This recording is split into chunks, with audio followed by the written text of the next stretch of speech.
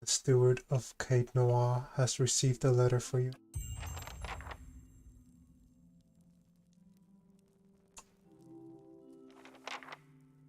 Well, My lord, you've received a letter, delivered with some urgency as it happens. I thought the messenger might swoon, poor dear. It's from Stalwart. Apparently the mayor, Renengild, has heard of your success here at Cadnua, and hopes you can be of aid to her people as well. that's a long way for a letter. People like you come few and far between. And in this case, I believe Renengild is correct in suggesting that your experiences here may give you an edge. It seems she's intent on gaining access to Durgan's battery. And she's offering quite the reward to anyone who can get inside. A reward, she says, for getting into the battery. That's a reward of its own, surely. Durgan's battery, as in the source of Durgan's steel? Ah, the very same. All manner of people have been trying to infiltrate the keep for years. Our own Earl was much taken with the story of the battery's fall. There are many legends concerning the battery. As the Earl told it, the dwarves fought amongst themselves, each seeking to use the battery to further his or her own ambitions. Greed and cruelty brought down the battery, and now the spirits of those same dwarves roam the halls. Thanks. Whatever happened, the battery has been impenetrable ever since. A shame. I don't doubt that there are great treasures still within those halls. Perhaps I'll pay Stalwart a visit. Oh, just think! The greatest of the dwarven strongholds, ours to explore! I should mention that among those rumored to have answered Renengild's summons is a certain group I believe you may have an interest in. Let me guess, the Leiden Key. Followers of Woodica, intent on reaching Stalwart and the battery. I do not know what they seek there, but I thought it worth mentioning, given your interest in the ruins at Defiance Bay. Now that I've delivered Renengild's message, there is also a local matter of some concern, my lord. A mercenary band has been sighted to the northeast.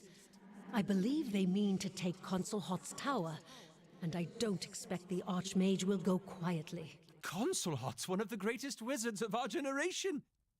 Aloft fidgets and flutters, vacillating between anxiety and excitement. He appears to be at a loss for words.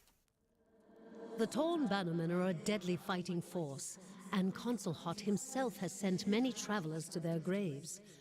I would caution you to stay clear of the region if you do travel to the White March. It is not that I doubt your courage, my lord, but Consul Hot alone boasts power of a different scale altogether to those foes you have faced thus far. Given more time, perhaps, you will match him. If the Bannermen succeed in their efforts, I fear they may turn their attention to Cadnua. I will keep you apprised of the situation, my lord. Who is Consul Holt? A famed archmage. I am given to understand that the Brackenberry Sanitarium puts much stock in his work, as regards the manipulation of the soul. His spells are widely circulated. But he is poorly regarded in many circles. Some call him a madman, or else cruel and barbarous. He must be very old by now. Perhaps that is why the Torn Bannermen believe they can best him. Do you know anything else about these mercenaries? Little enough, I'm afraid. The Torn Bannermen are well supplied and well organized, and there are rumors that they are backed by an unknown benefactor. They have proved remarkably effective in the past, and they are certainly a threat now. Farewell. Safe travels, my lord. All right, then.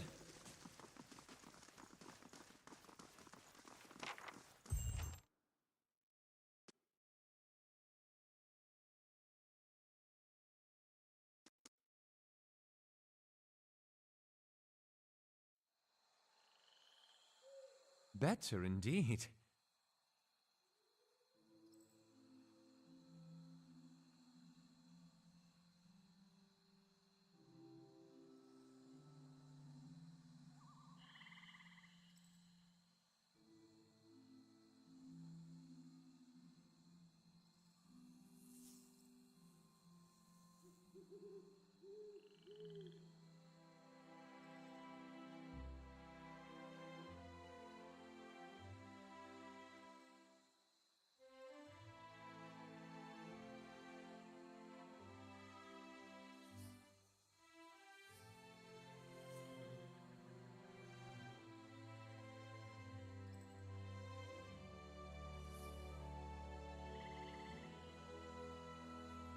I am back.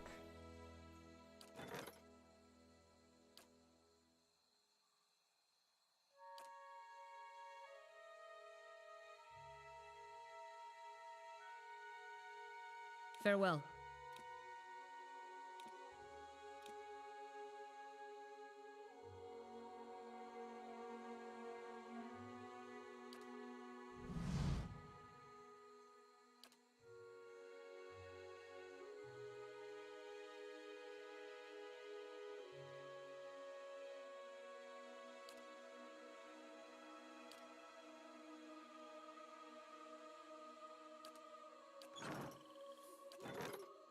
Damn it.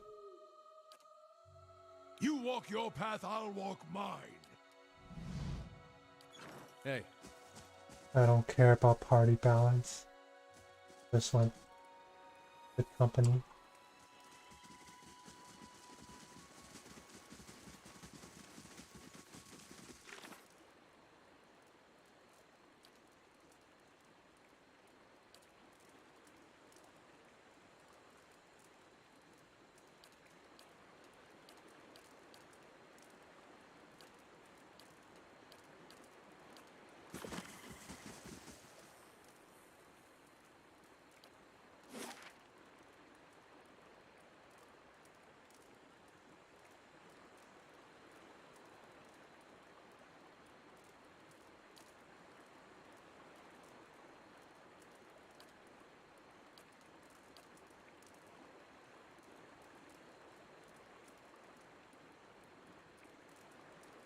Oh, wait a minute.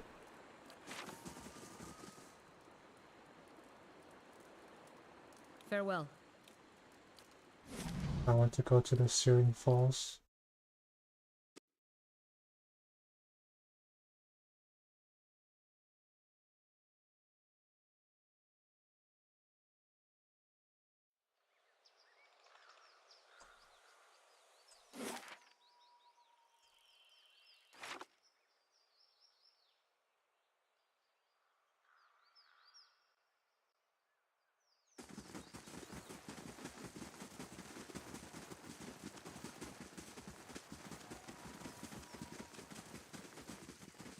yeah?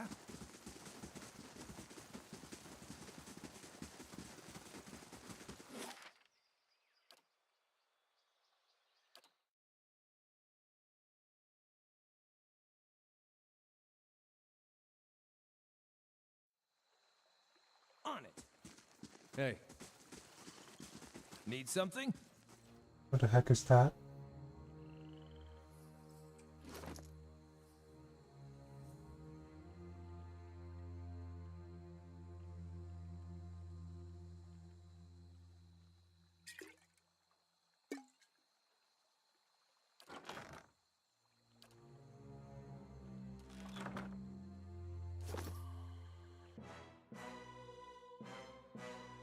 Fudge.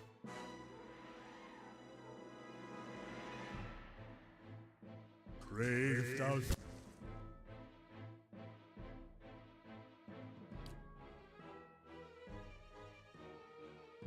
I can't see that percentage.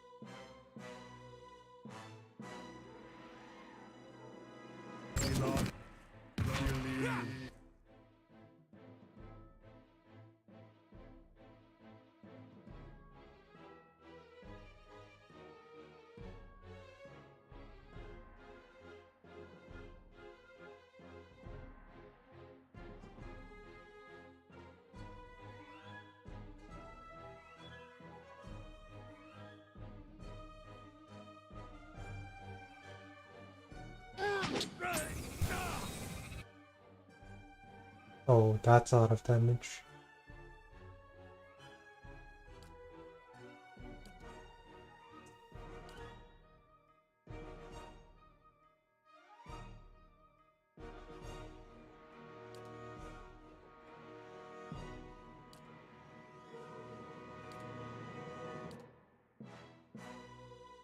That's not very helpful.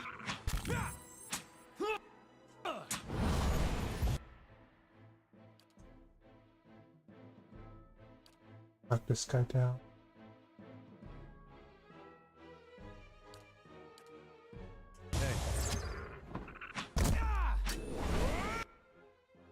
Another young Drake, what the heck?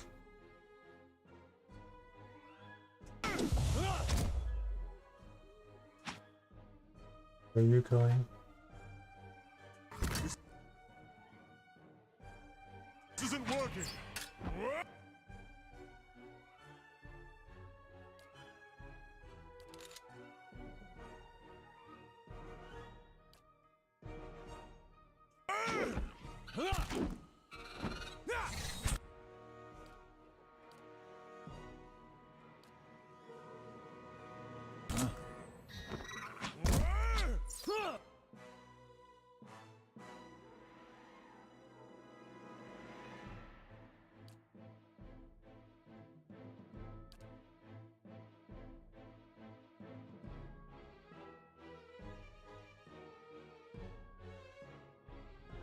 I'll try and charm this dragon.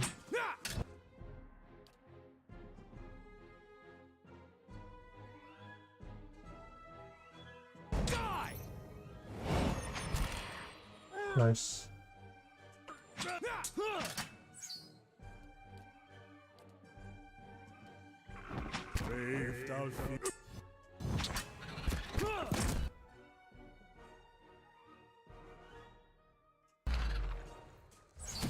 That's not very helpful.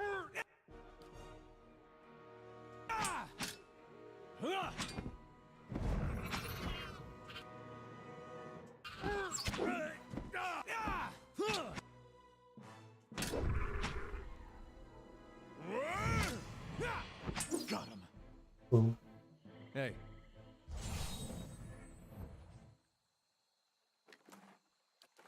Hey. I should have seen that one coming.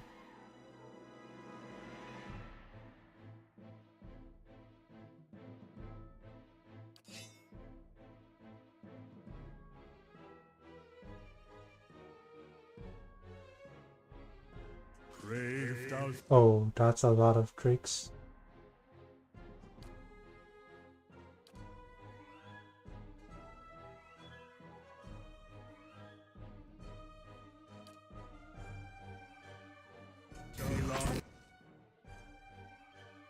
That's not very helpful.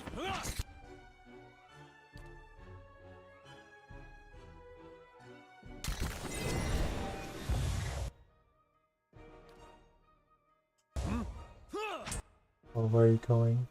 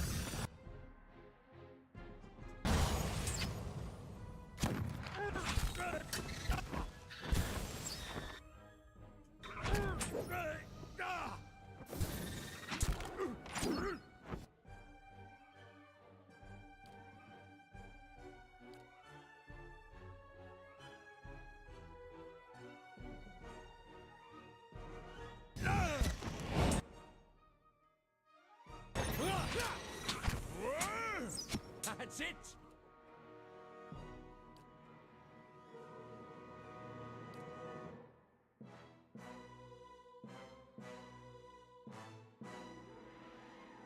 Lavaru here.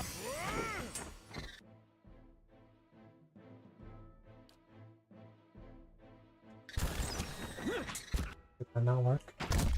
Nice. Stand still.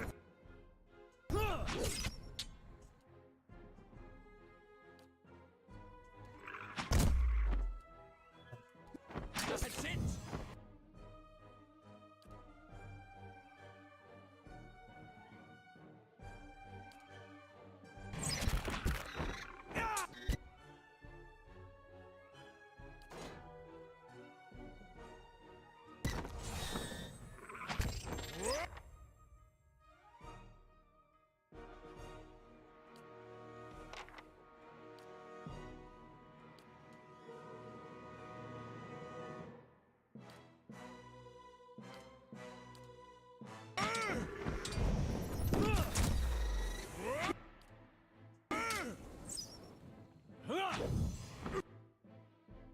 Knocking this young Drake down. Hey.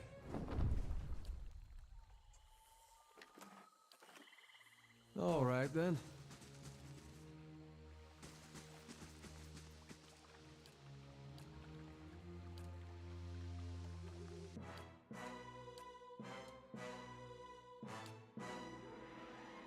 Brave thou shalt not believe.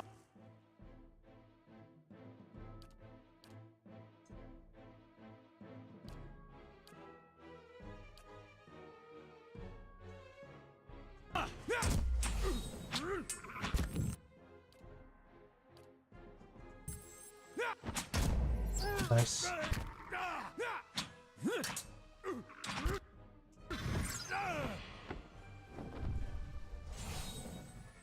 Control to uplift. Of course.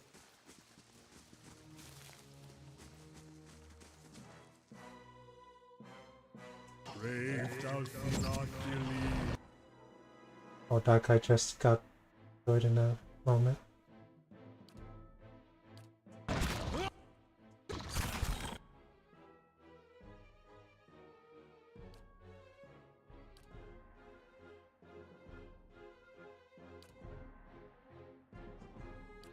Hey.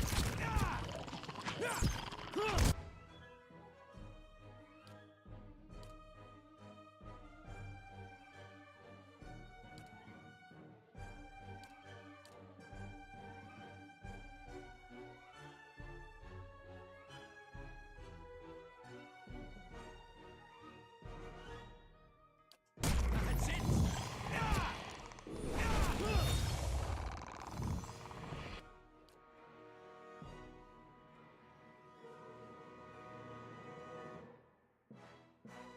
Following your lead.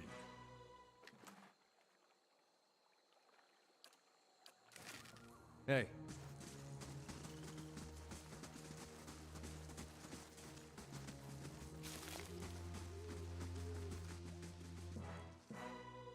Oh, that's a regular Drake.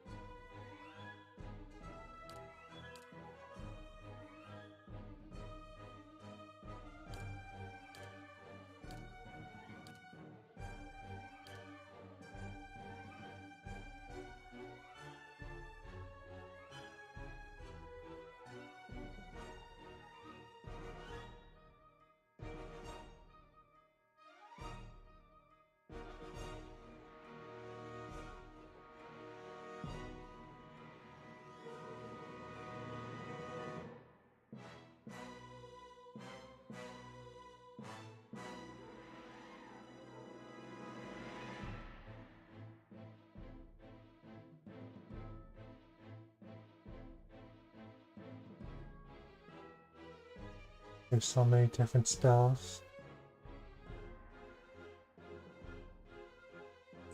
Brave thou shalt not believe.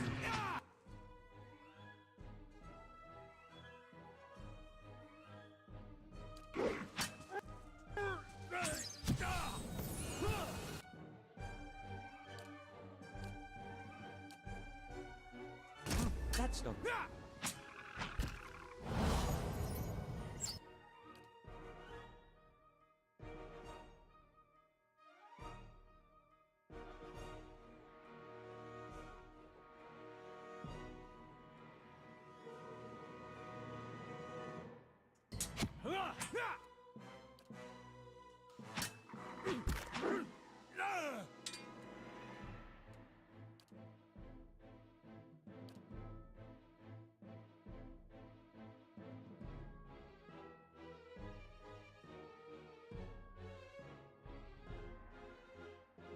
Hi?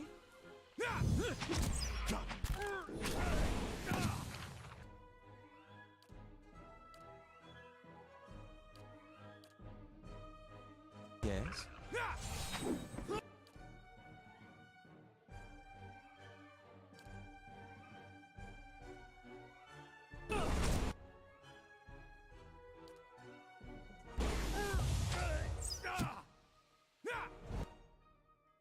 Yes?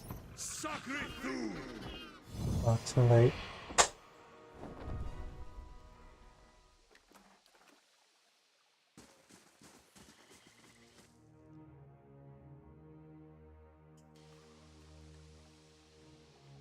Yeah? Hey.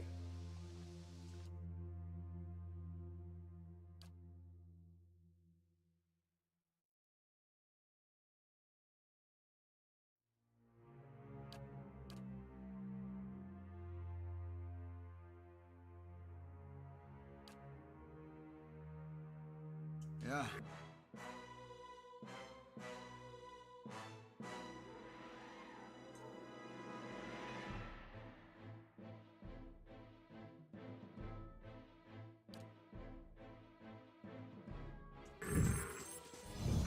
Oh, that's a lot of drakes.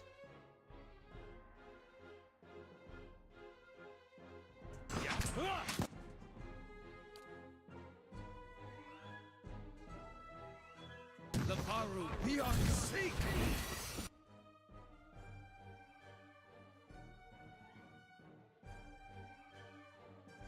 Hey, do you mind?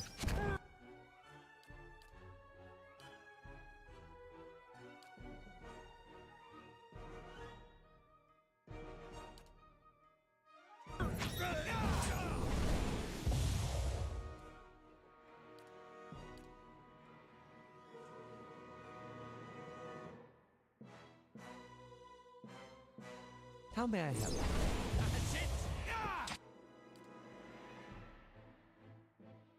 Keep the spells coming.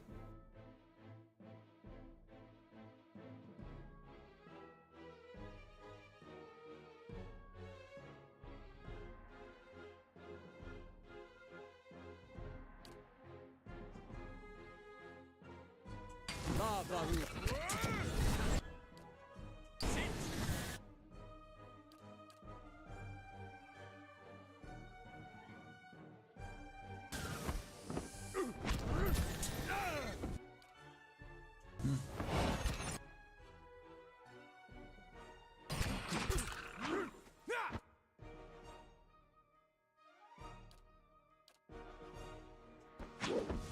Ray.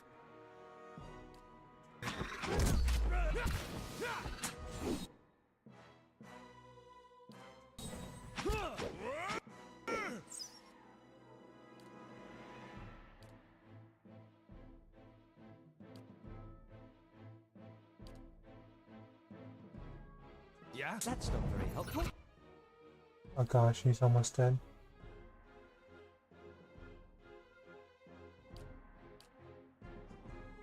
Knock that drake down, whatever it takes.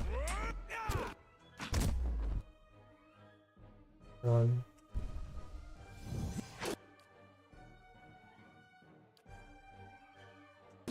Sacre tu! That did not work at all.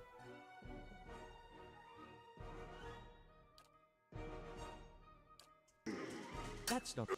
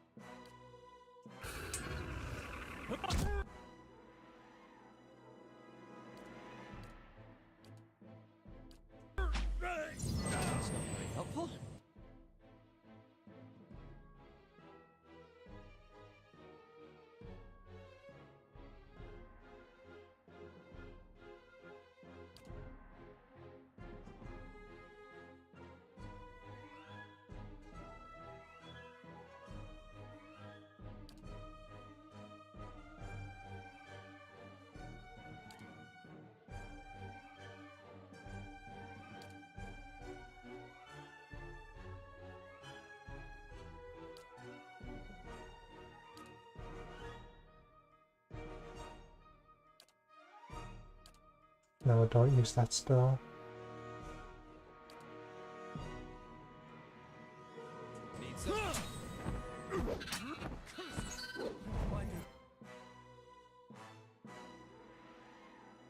Then a Horcock's bat.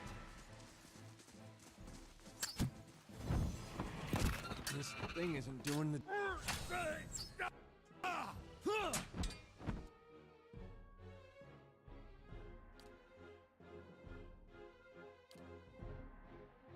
Follow it.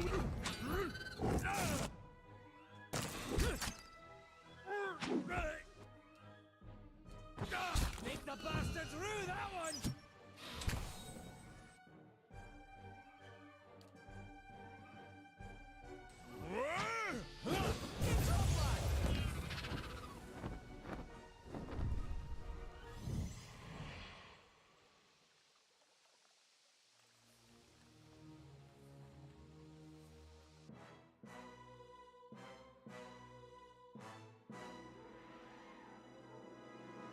Run.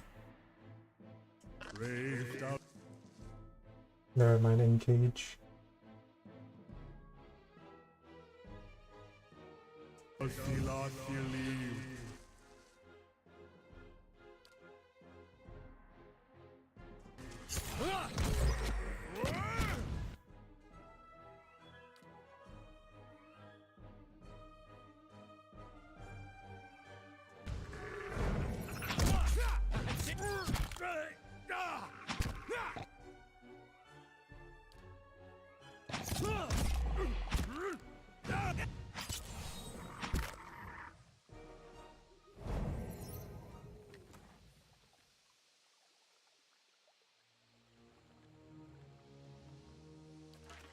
Hey,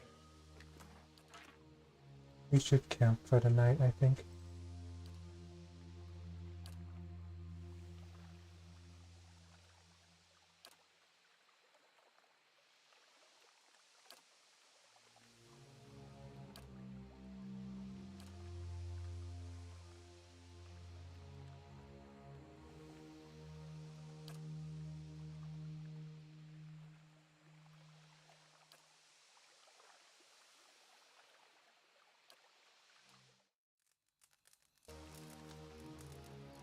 You awake to see Durance, his staff held in both of his hands before him.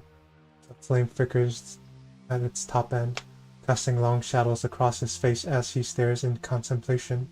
Still, for all the light of the fire, your eyes can't focus on him. Perhaps it is awakening from sleep, or a trick of the light, but he seems indistinct, blurred around the edges, everything except for the staff. The staff, he seems to be studying its engravings. As you watch, the engravings glow thinly red, like through the cracks of heat-suffused wood. The lines stream like molten metal, burning along the edges of his staff, then branch out in an intricate series of fiery veins, punching thickly where his hands clutch the wood, pulsing as if a heartbeat. As you watch, the veins spiral into a dozen separate circles. Circles that spiral again until they are arranged in a circle of their own. They pulse, wait, and all is strangely silent.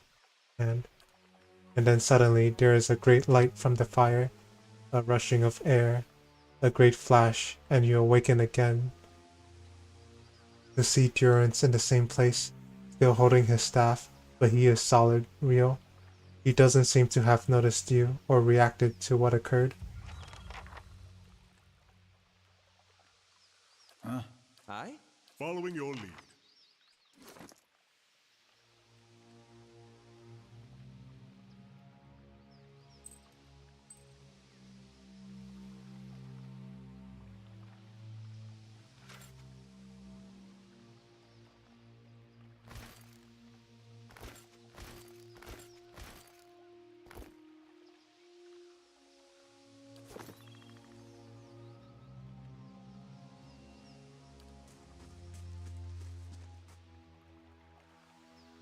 I had questions I wanted to ask you. If doubts and curiosity plague you, you're skinning your knuckles on the wrong door.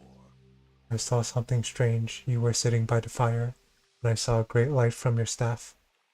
Tell me what you saw. There was a flash like an explosion, a rushing of air, incredibly bright. It is the light of the Godhammer you saw. The God Hammer. It was a weapon of Dyrwood's people, a symbol of their independence. It saved the Dyrwood. What do you know about it? It brought the Saints' War to an end, knocked a god from his perch. There are few that would deny Aothis overstepped. The Godhammer reminded Aothis of it. You saw its light because I helped shape it, give it life, and release it into the world. Once seen, its glory is almost too bright to be believed, and too bright to be forgotten. You helped build the God Hammer? There were 12 of us. We fashioned the weapon, drafted plans for it, prayed for guidance at Ashfall, and it came to me there. Each of us were given a staff made from the forest of black trees around us, glowing with embers and fire far greater than this branch you see now. It felt as if the staff was Margaren's own finger, guiding my hand, guiding the other 11, the shadows of the 12 who had come to stand on the bridge to stop Aothis. Shadows of the 12? Even in that stand, there was a ritual to it. For the 12 that stood on the bridge, there were a dozen shadows cast, a dozen faithful of Margren, her fiercest supporters and shapers of the Godhammer. Durance rests the staff in front of him, then the flame atop it curls for a moment, the light flaring slightly. It splits into a ring of flames, one after the other, until a dozen is met. As 12 held Aothis fast, we 12 unleashed our prayers and let the Godhammer fall. Then it blossoms brightly once and resumes its candle intensity. In the aftermath, the shadows seem sharper in the vicinity, as if they would have edges, and you blink to clear your vision. Durance is still staring at the tiny candle-like flame intently. Shadows cast by the fire of the Godhammer, perhaps. And we shared their fate as well in time. Now the spine of the Dyrwood is marked by the Godhammer, marked by Margaret. What do you mean, shared their fates? Not all deaths come with stilled breath and stilled heart, or other stilled passions beneath the waste. Some deaths come from silence. The connection we once shared with Margren. After the light of the Godhammer, it was not the same. It was as if we'd lost our senses, and sense of purpose as well. Instead of victory, being welcomed, there was silence, within and without. Not many can claim to have killed a god. It is less a heroic tale than you would think. And such a death, it changed our faith. All faiths, I expect.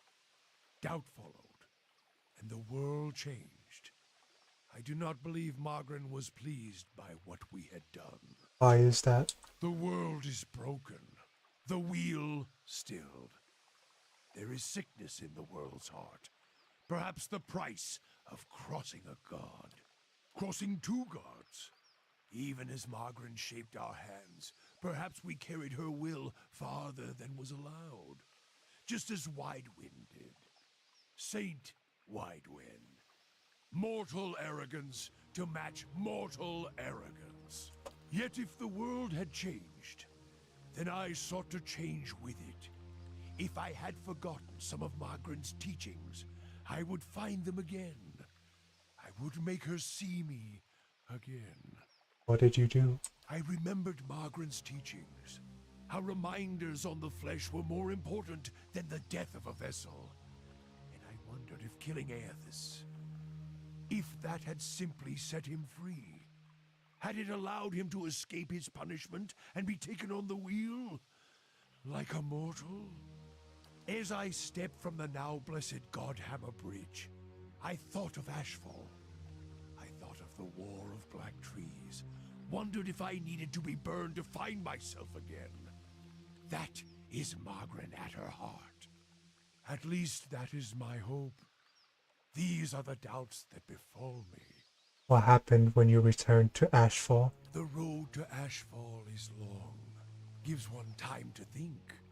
And if you think long enough, you do not go home.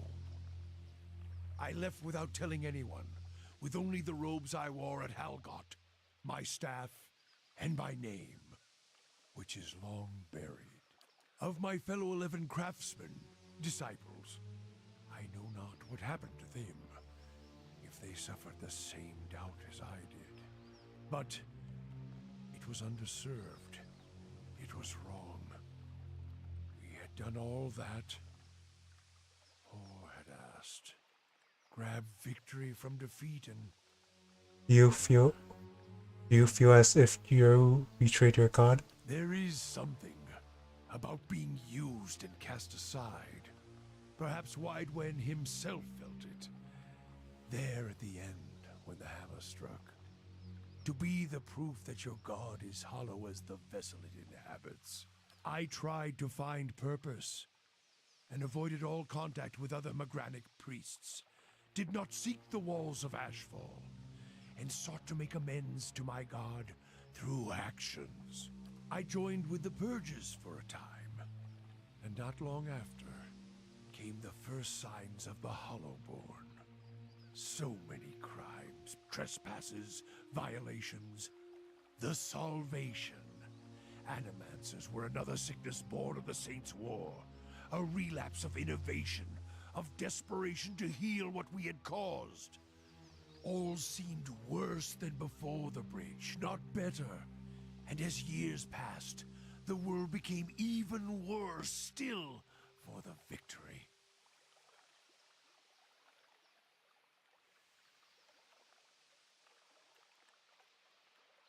Maybe the purges weren't what Magron wanted either. Sweat collects in the sooty creases of his forehead and runs down his ruddy cheeks. It drips from the tip of his nose. His mouth moves, but his utterance makes no sound. He is, for once, at a loss. Feeling your gaze, he quickly composes himself, wiping his forehead with the back of a dirty hand. Huh? Worship the whims of some fickle bitch, and you'll never be more than dirt beneath her feet. Worship what she worships, on the other hand.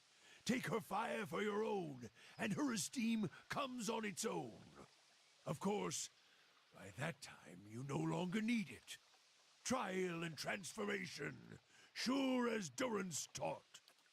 Durance glares at you, and staring into his eyes gives you the feeling of peering over the edge of a great cliff. You think to put the coals to my feet, but what's burned once will never burn again. These talks are your trial, Watcher. You cannot deflect the truth to one who has already been purified by it. Tell me what happened on the bridge. We chose the bridge because we could control it. Durance's hands tightened at the top of the staff, as if holding it by the neck. It was a place where we could choke Aothus in his own footsteps. Where we knew his feet would fall. A narrow neck of stone. But it was more than that. It was a spine of the Dyrwood, symbolic of its backbone. Such symbols are important in the construction of a weapon. Durance studies his staff, his eyes traveling along the etchings. Any weapon. Durance's face hardens and his eyes burn, his eyebrows narrowing. I suspect Aothus knew that as well, and so did his vessel and its arrogance. His hand tightens on the staff. He intended to walk upon the bridge as if walking on the backs of the Dyrwood. And we intend to burn him with the light of our faith and his, 12 on the bridge, 12 in the shadow, and gave ourselves to it. Gave yourselves to it? We put much of ourselves into the Godhammer. Such a device is not simply a machine. There are elements of the spirit in it. Even Widewind's spirit. Elements of the spirit? Each of the 12 who brought the Godhammer forth would have done anything to save the Dyrwood, save its people. It is why we were chosen. Each of us hated this pretender. That rage, that spirit, that rebellion went into our work, and went into studying him as well. Widewind. Why? We all studied Widewind. He was our enemy, and he had provided the flesh the god wore as a cloak. That flesh made him vulnerable. I knew what fields his hands had tilled, his family, what he had harvested, where he had been born. We sought to know him, what had led him to fight us. Why was that important? You don't kill the god. You kill the man it inhabits. And you leave that man a ruin. Burn him to ash. The weapon was meant to not only burn his flesh, but it would burn his soul. And it did. At the cost of our own. And at the cost of our goddess's favor. That whore be damned. Is that why your image was blurred in the dream? Durance frowns, glances at you with a sharp look. Perhaps your eyes were blinded by the Godhammer's light watcher. He snorts. I may feel half a man at times, but even that is twice that of most others. If you fear for my spirit, your fears are baseless. The Godhammer, seeing its light, only fueled my anger and made me stronger. Made me re-examine the teachings of Margren. Put them in a new light.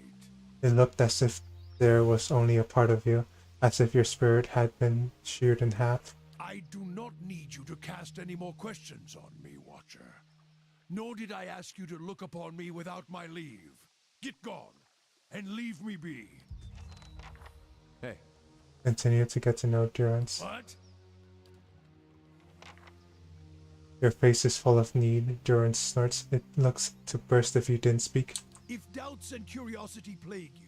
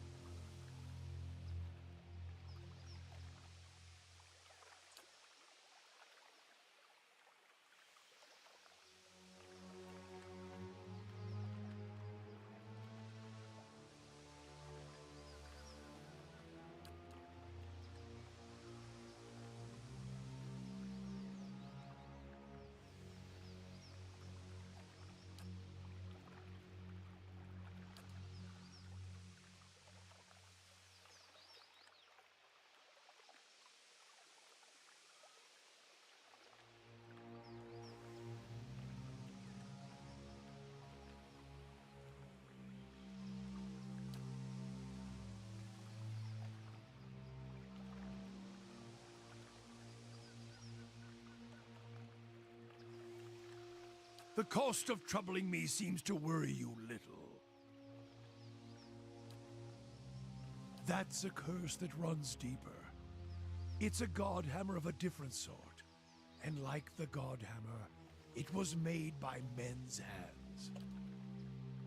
All things have a price, left unchecked. Faithlessness, virtues, leaves marks on souls, until souls don't have the strength to enter bodies that are pure. Animancers, ciphers, all who play games with the fabric of souls are to blame for the barren field they leave behind. Durance glares at you. Even watchers can do the same. Some simply watch, others try to weave souls, guide them as surely as Waidwin cross across Ivandur. He turns away. That is why I correct the Hollowborn when I find them, and the ones whose hands have led to this seed being spilled on the ground. Correct the Hollowborn? There are fewer souls. There are more vessels. It is simply equaling of the process. That's murder. I feel more remorse in putting down a slathering hound. A wict? Less than a mongrel in its misery. Murder is a kindness, not a crime. Always has been. I would sooner put the blade to those who are to blame instead. If any spirits should be punished, it's theirs. And who's to blame? The fields of the Dyrwood are filled with weakness, ripe for those that play with souls' minds. His face wrinkles in a frown. Animancers and their kind, watchers too, they bear more of the burden than their victims, and more of the punishment. Every ear has seen the new crime. The saints swore the Hollowborn and the salvation. There is no proof watchers are to blame for these events. There are few who can shape a soul in such a fashion. Durance stares at you, and any watcher, any true watcher born in the Dyrwood, would be able to see the crime even if they did not cause it. Silence itself is damning. Why don't you end me then? Murder you? I would not grant you any of them. The mercy I grant the Hollowborn. You would not be deserving of it. You would equate murder with mercy? Murder is an old word. Mercy is letting a soul fly free to the next body. True punishment? Ruining someone to their soul. Crack their spirit like you would crack their skulls with a staff. Beat them. Hurt them in mind and body. So their souls become shards. But you leave it inside the vessel, like a bag of glass, to either choke on it or pass it through their bloody stool. Then, leave it in the body to think on it, like planting a new field with the right seed. That sounds like you've committed it into memory. Many marks may I make upon your flesh, but flame leaves marks that cannot heal. Magran doctrine dictates true punishment is one that remains in memory, in the soul, in the flesh. Even should the victims die, slowly or swift, sometimes by their own hand afterwards, the lesson lingers, burned in their flesh. That seems harsh. Have you seen a man branded by flame? He remembers it always, in every waking movement. It is a lesson writ in the only ink and vellum that matters, blood and flesh. One can burn the soul as well. It is an art, and I do not take pleasure in it.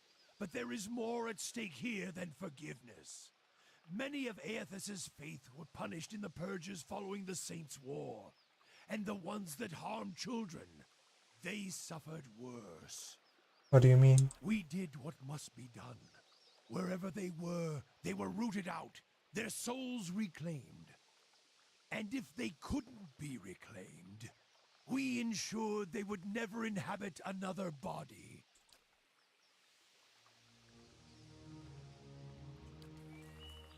Hey.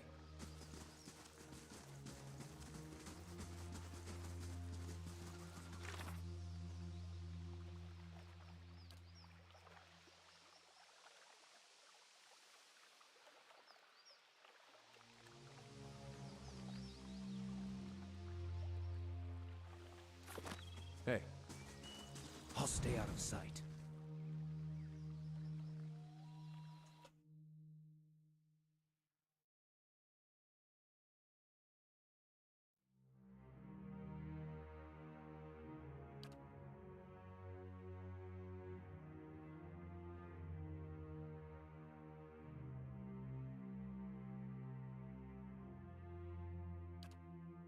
Hey.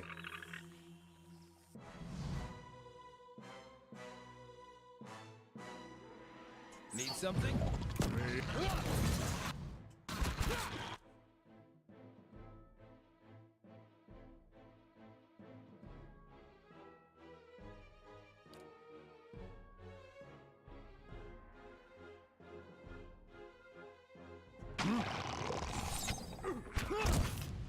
Well, Hey.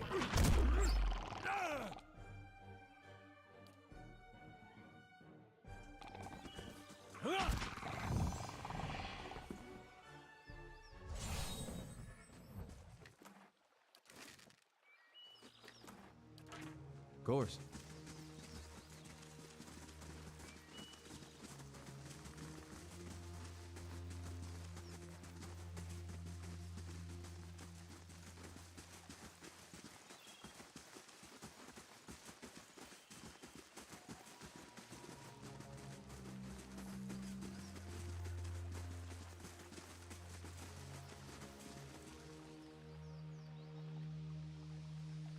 There's Durance. What? Hey,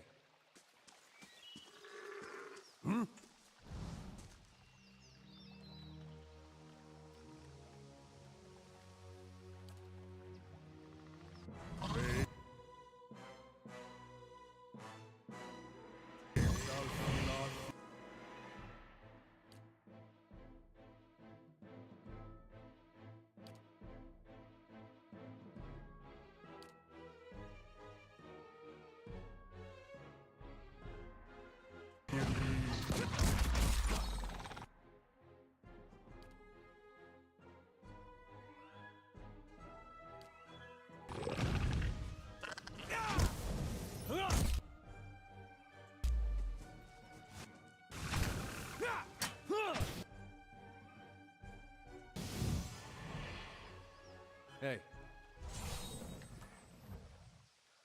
What is this? Primal flame? Uh-oh. Hey.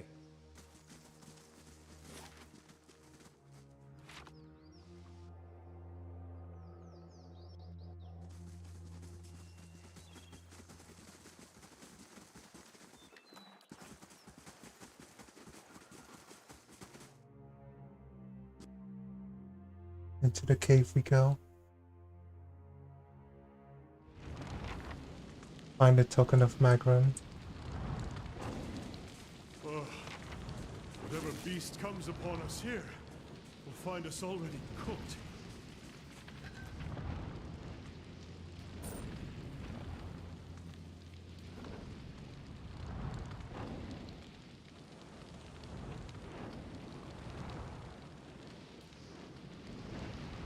Hey. Oh shoot. Head back.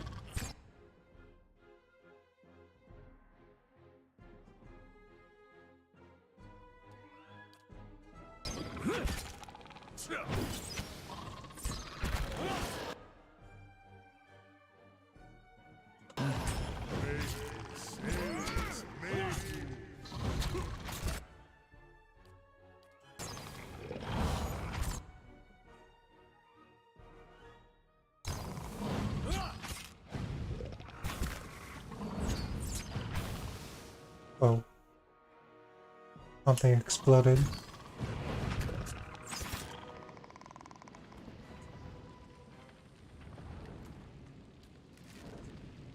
Hello? Hello?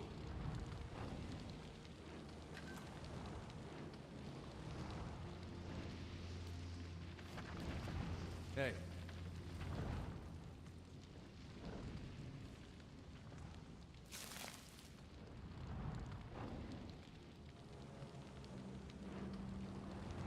What?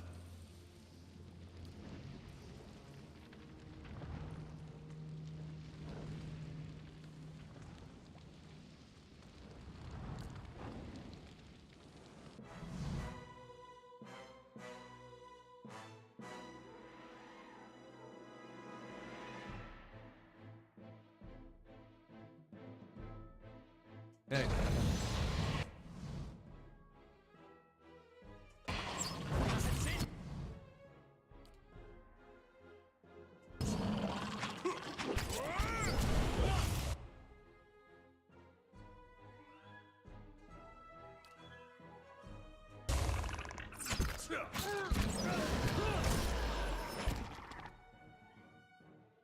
Move in and attack.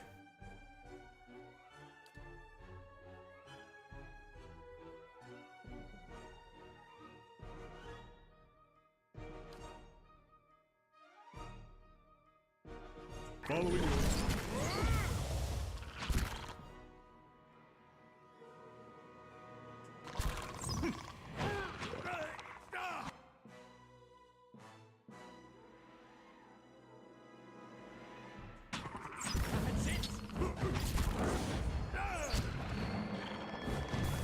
What was that? Flame bright something? I don't understand.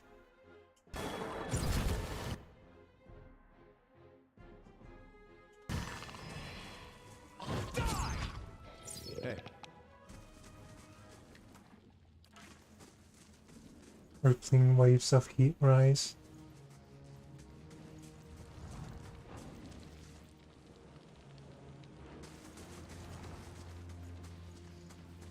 I had no idea that was a path.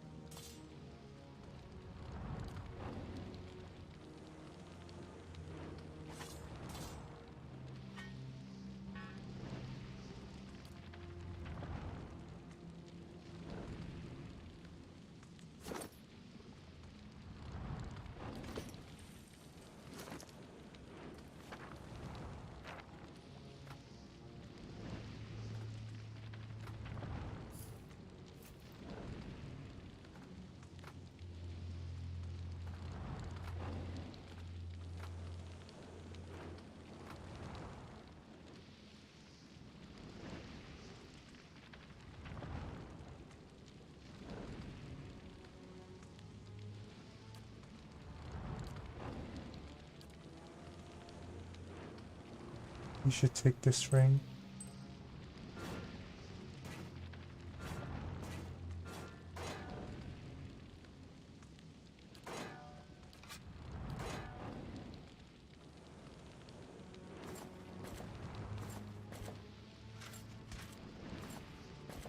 Nice hat.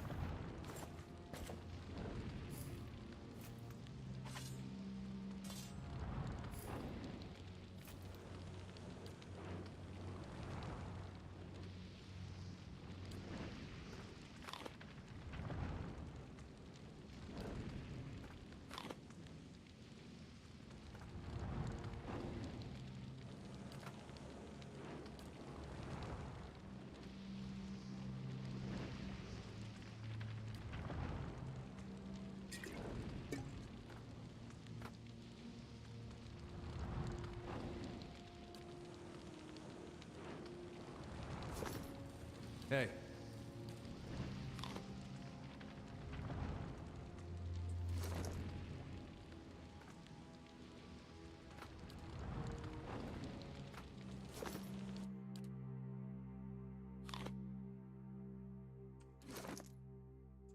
Following your lead.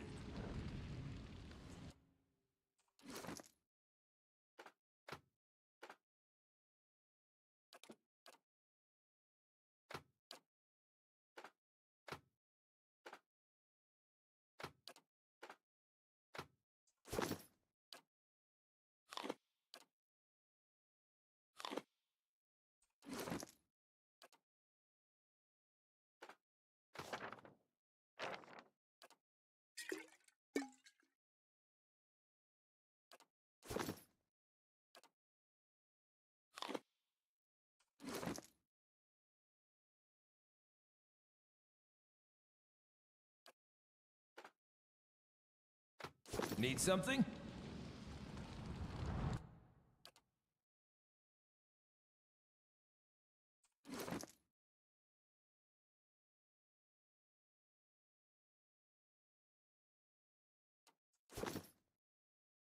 Of course. I shall be discreet.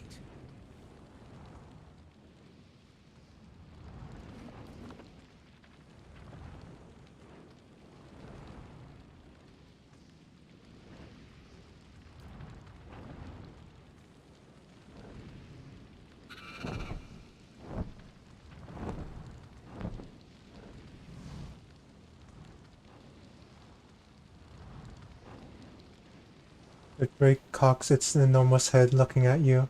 It issues a stream of words directly into your mind. Glowing, burning spark. You, human thing, you come to take my spark. Yes? What's the spark?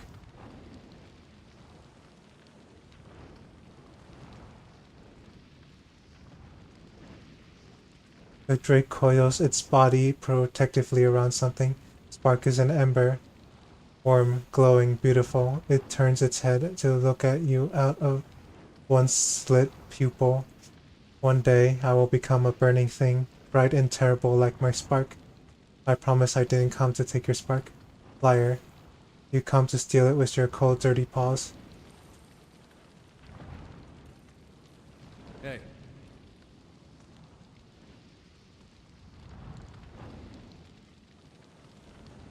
Hey.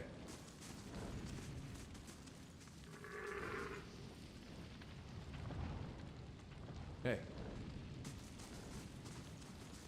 Quiet.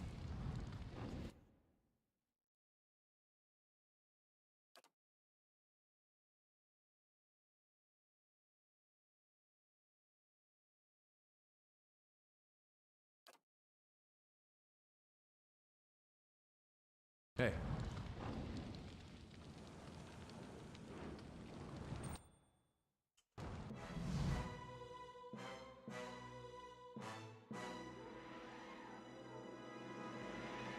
Pick out everyone else.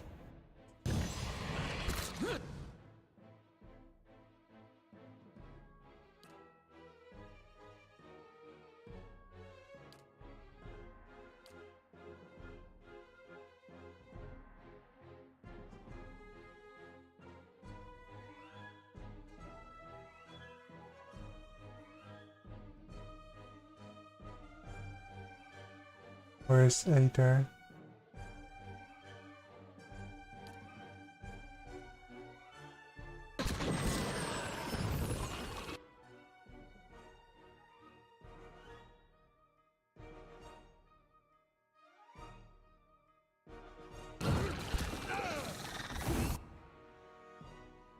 Nice. Oh gosh, what the heck?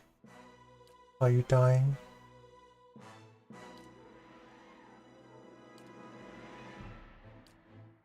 Need something?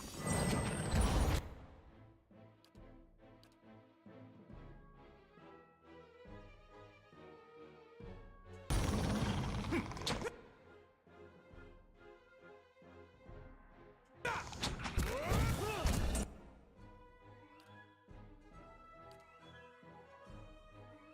something?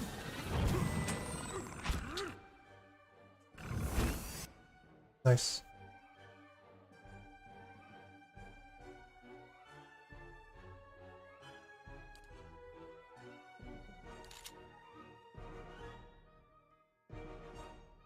Following your lead.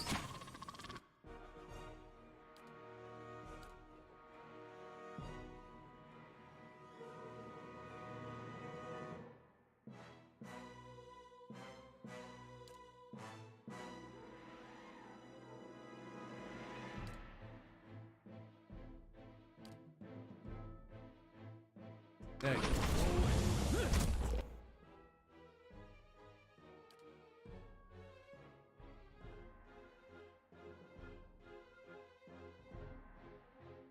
Yeah.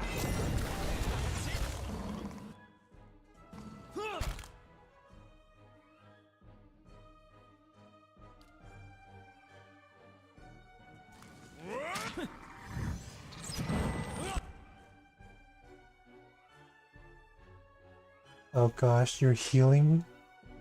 Die. Healing is cheating.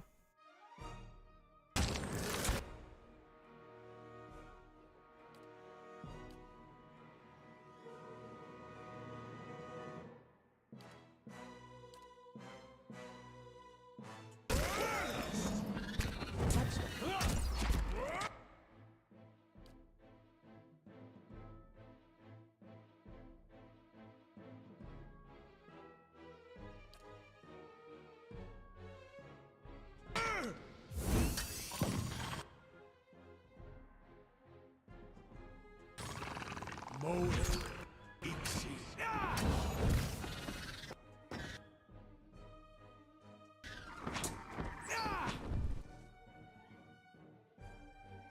Uh-oh. Marked prey.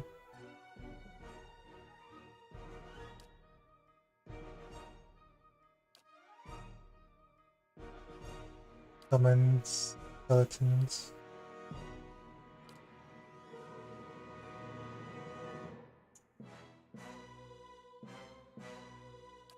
Knock this guy down.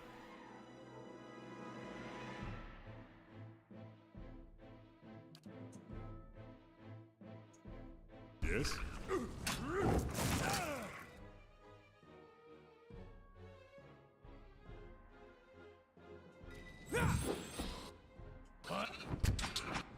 Wait.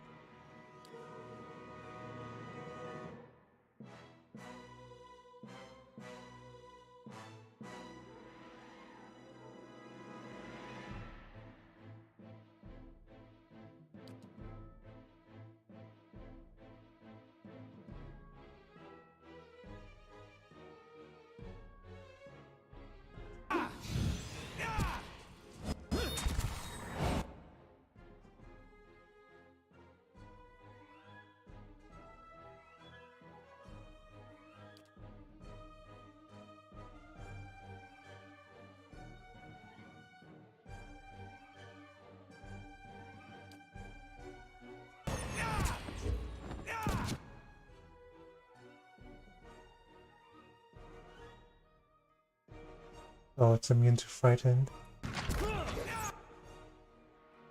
Oh, that was a waste.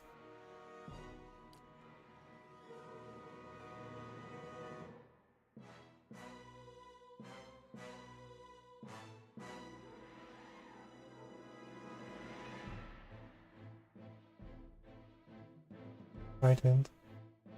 Oh shoot, I need to suppress frightened.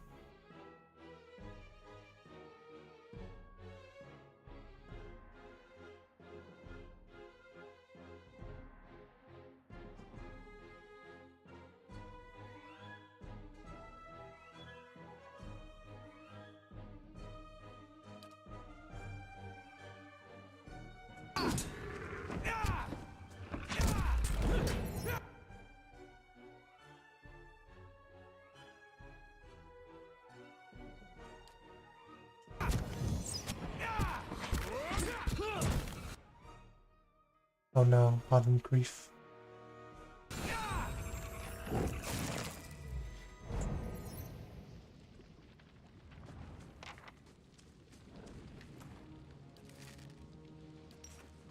Hey.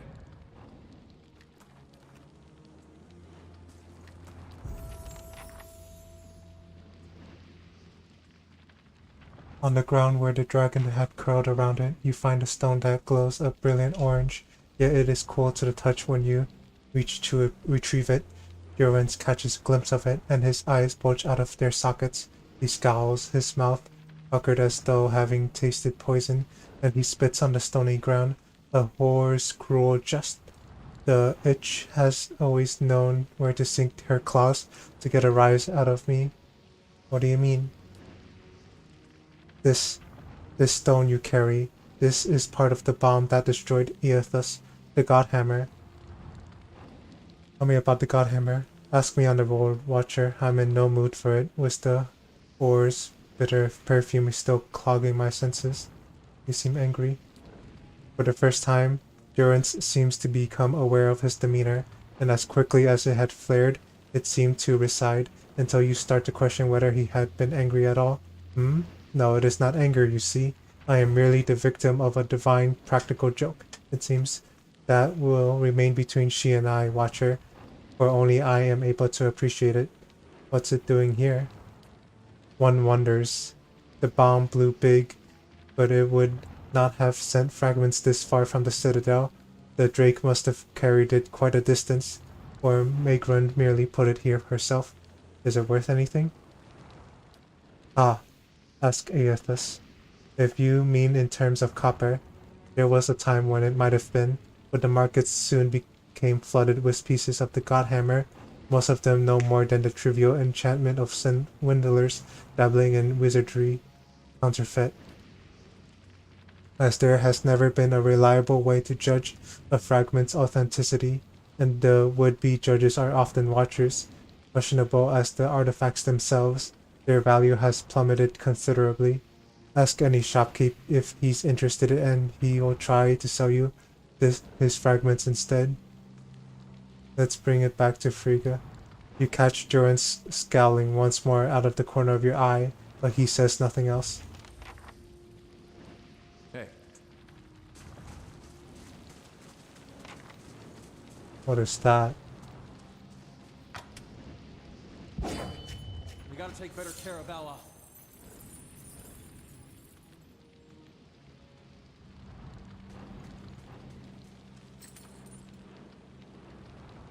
I should have seen that one coming. hey.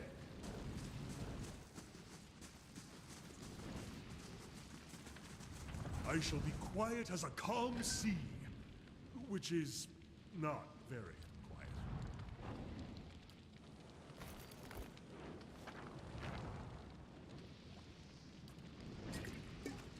Hey.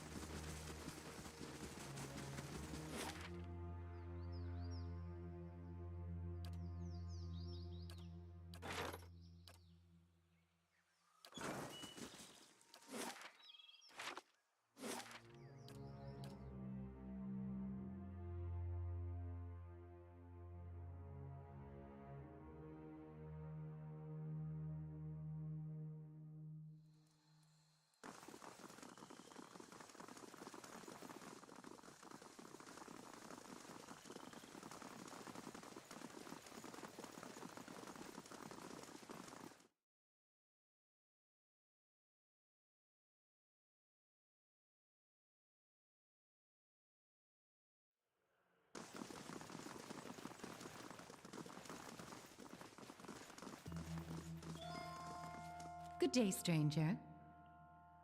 May you be guided and tempered by the flame. I journeyed to Searing Falls myself. This is what I found there. She takes the stone in her hands and gasps by the flame. Do you know what this is? It's a fragment of the Godhammer bomb. Yes, she turns it in her hands. The very weapon that Malgrin herself helped us build to defeat Waidwin in the Saints' War.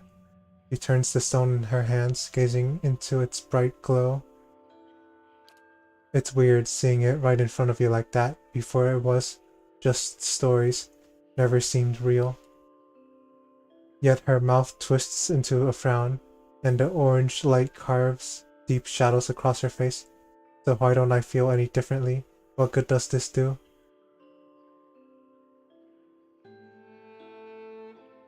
Her knuckles whiten as she tightens her fingers around the stone.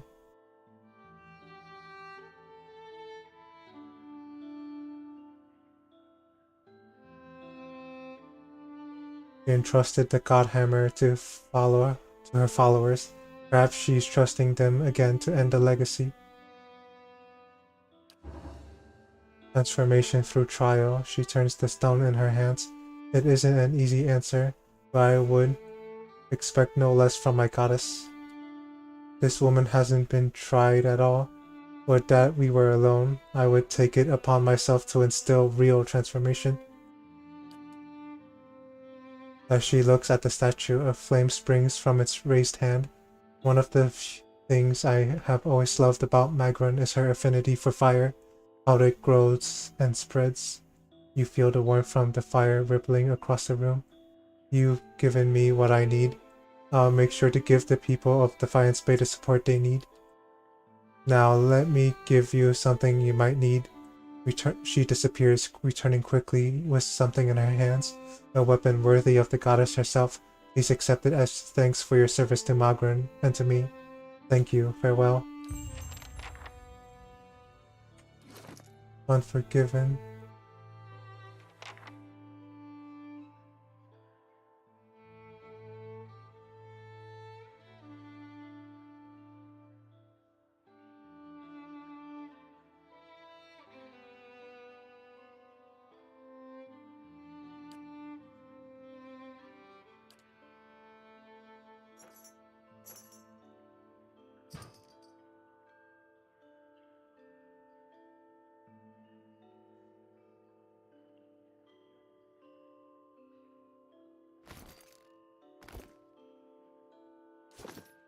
Hey.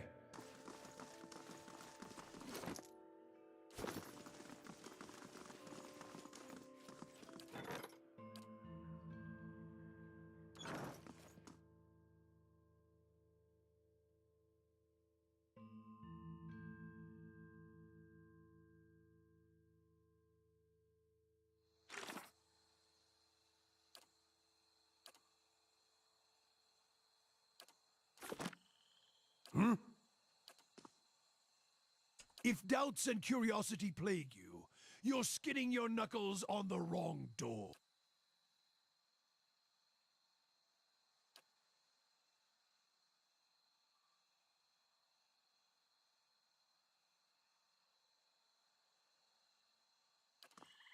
Hey, been a pleasant surprise traveling with you, Haravius. Nice of you to say that.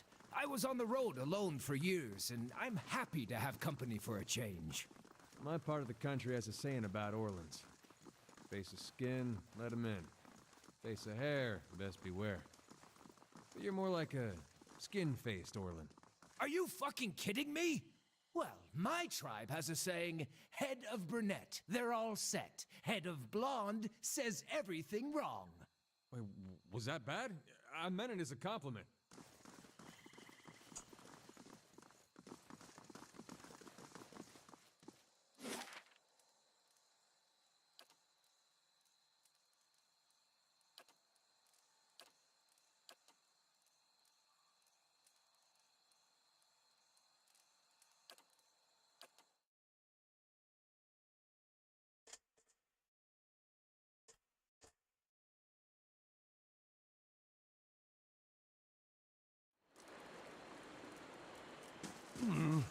Looks a little healthier than...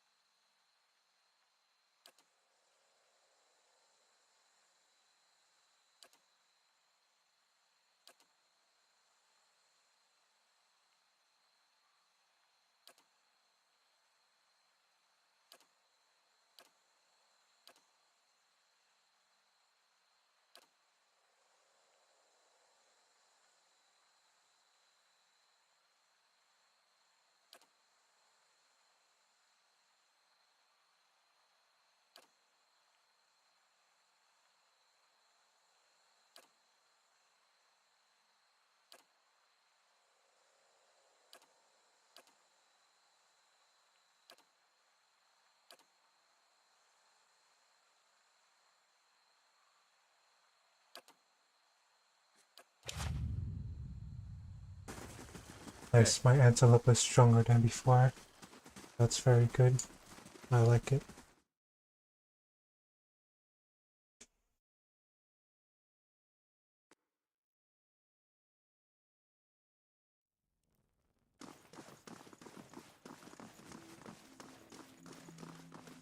Where do I find the dungeon?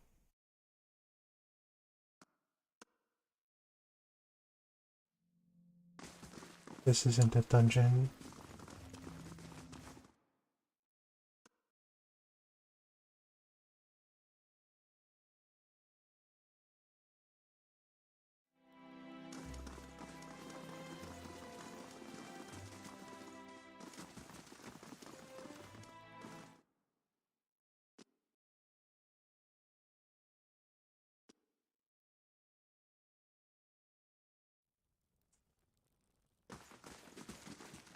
Hello.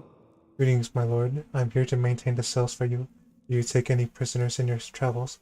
I will make sure they are attended to as you see fit. Do you have any instructions for me?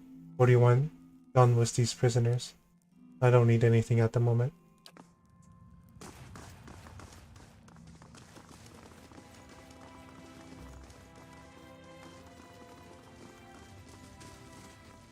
Making a little collection for yourself, I see.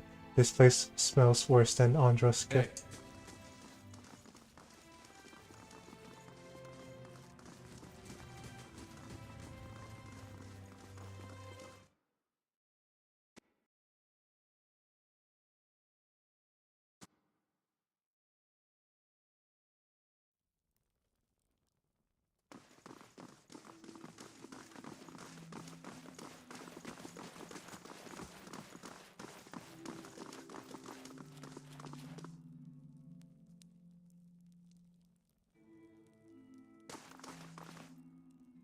I really want Sagani back in my party.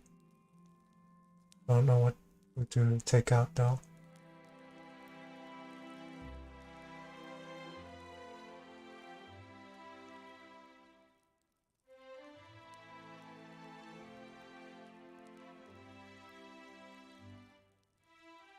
Yeah?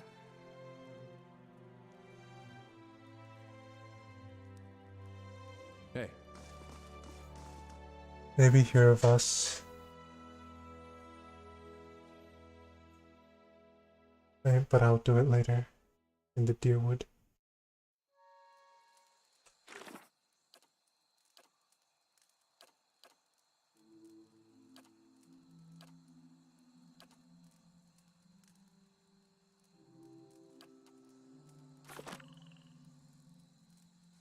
Here than before.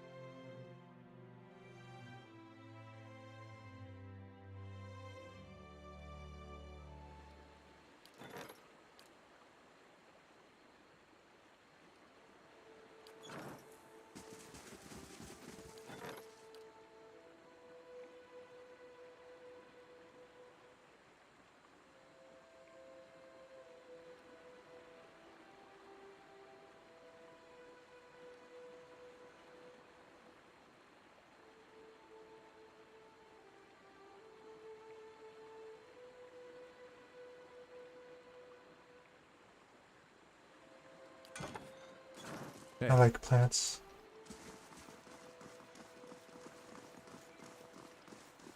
A word traveler, I only require a moment. Good day to you.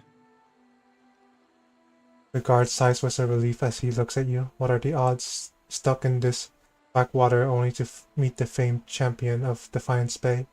Where Wrath's wheel brings mercy today indeed. His demeanor grows serious. Perhaps you could help. I don't suppose you saw a young elven noblewoman on the road. I'm stuck in this wretched place with the rest of my unit until we find her. I haven't seen anyone like that. Same as everyone else in this blazing village, he sighs. Perhaps you could go speak with the Lord around at the inn anyway. He'll be grateful for the assistance, and it could be the locals will open up to you about his daughter's disappearance more than they have to us.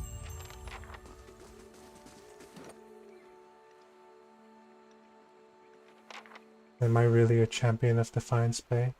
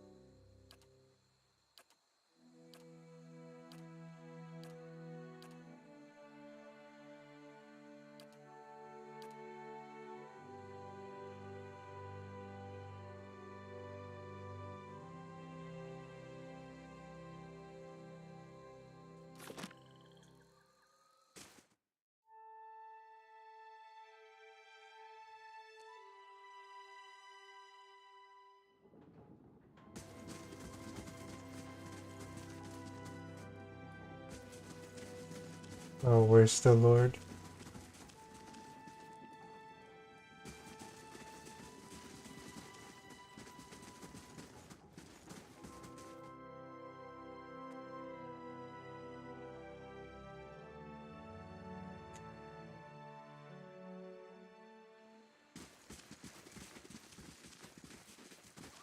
So, Kana, what do folks in Rawatai do for fun?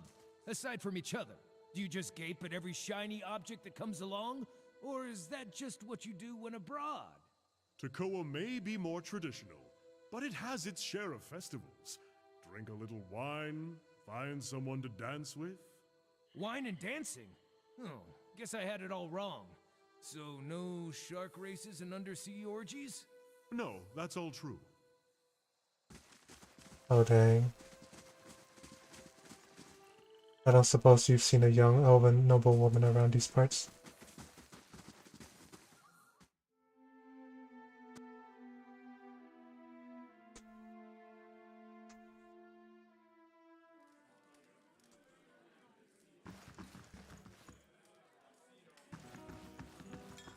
Who's this Sid person? Hail and well met. A redhead stands by the fire, tuning her lute and plucking its strings. She hums snatches of a melody as she goes. First time at the Draco Gen? Normally, I'd have a song ready, but I haven't quite worked out this tune yet. I'm writing some chants about the finding of this inn.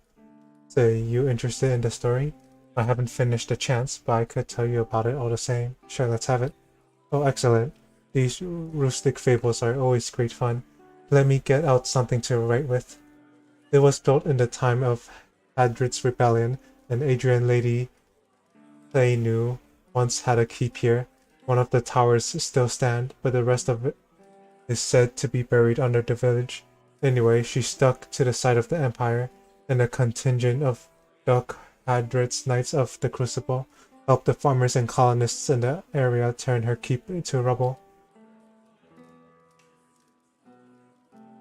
This inn was the first building that sprang up from the ruin, built with some of the same bricks the colonists had pulled from the Lady Thainu's castle, they say. Supposedly, the quarterstaff of her chief wizard even got lost in the construction, mortared into a wall or nailed under a floorboard. Anyway, the inn was supposed to be a haven and a meeting place while the locals built their new town. What do you mean, supposed to be? Oh, what's a Lady Thainu? A Than or Thainu is a man or woman who's part of the military elite. A knight, if you will. Typically, the position is inherited. The Lord Thane or Lady Thainu owns land and also commands several unlanded thanes. The woman who last held the keep here came from a long line of landed thanes. What do you mean, supposed to be? Dyrwoodens are an ordinary lot, and the more these new neighbors meet, the more they argued. they realized they didn't agree on much beside ousting the old lord. The biggest divide was over the Glenfathans and their nearby ruins. Hadred's knights and their supporters wanted to keep the peace, but a group of misfits with more anarchic leanings that had formed in town wanted to go after the tribes the same way they'd gone after their lord. Soon, the villagers were fighting with each other over as much as was the Adrians. In the end, memories of the Broken Stone War and the War of Black Trees were fresh enough that the Ducks soldiers won the day. Most of the other villagers came around eventually, but some of the core troublemakers left to join the front lines of the War of Defiance, and others I've heard found their way into the Gilded Compass, the most forward-looking of the Glenfathan tribes. I don't know if I believe that part of myself, but it makes a good story. She points to the east wall. There's a portrait of one of the chief rabble-rousers and his rival in the peacekeeping faction. Someone's idea of a joke. I don't think they were particularly amused. I want to hear about the Broken Stone War. That was the first major conflict between the original Adrian settlers and the Glenfathans. It happened 3 years into colonization when some farmers knocked over an Adra manir that was part of an Ingwethan ruin. The war didn't last long, but it spread quickly and claimed thousands. In the early weeks, most of the colonists didn't even realize there was a war going on until the Glenfathan raiders hit their villages. There had been small, spontaneous skirmishes between the colonists and the locals before then, but this was organized, and it was the start of decades of violence between the colonists and the Glenfathans. As you can see, Dyrwood's full of history, even in little villages like this. Tell me about the War of Black Trees. It started back in the colonial days, almost 30 years after the Broken Stone War. Even though isolated conflicts still broke out between the settlers and the Glenfathans, both sides had officially agreed to peace. Edrang Hadred, Edmeth's father, was Gref at the time. As part of peace negotiations, he had signed treaties prohibiting Adrian colonists from looting Engwithan ruins. However, he'd been unable to outlaw the use of captured Glenfathans as slaves. What's a Gref? A Gref is the governor of a colony and is subservient to the Adrian Emperor. The early leaders of the Adrian colony in the Dyrwood, including Edrang and Edmeth Hadred, were Grefs. At the start of the War of Defiance, Edmeth Hadred declared himself Duck of an independent Dyrwood rather than Gref of the Emperor's colony. It was the same term used for leaders of the newly independent Valian republics. Anyway, we hadn't had a Gref since. I see.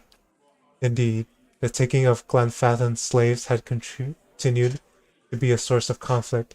It came to a head when Imperial agents, aided by certain heirs in the Dyrwood, began looting the ruins again.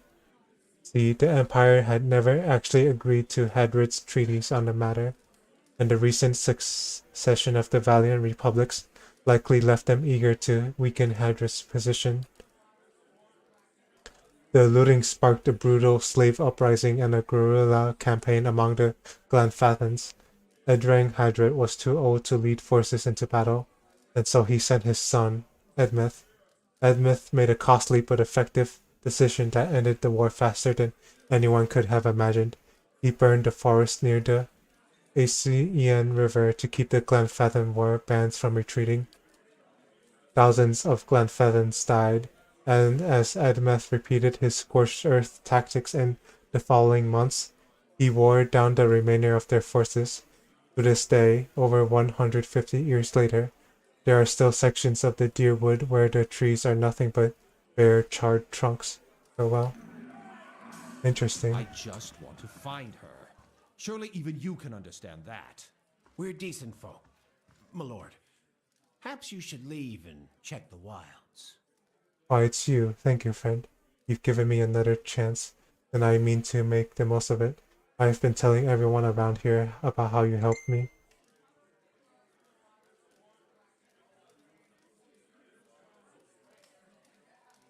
Who are you again? The person I helped in the catacombs of Defiance Bay.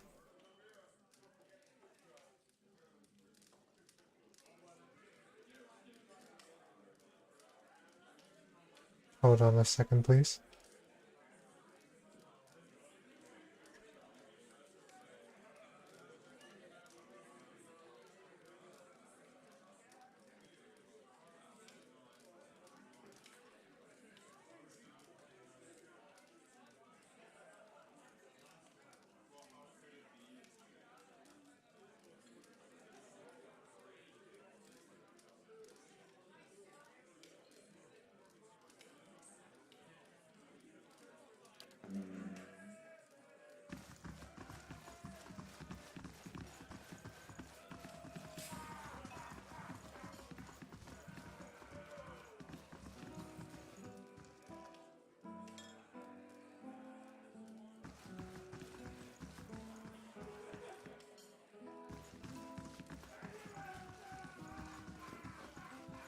Oh, where did the Lord go? Good day, stranger. The innkeeper digs inside a mug with a dirty rag. His eyes under his thick brows are tired but watchful. He gives you a quick nod as you approach the bar. Don't see many travelers these days. Something I can do for you? What was your exchange with the nobleman about? He looks up from polishing his tankard and glowers at the Lord.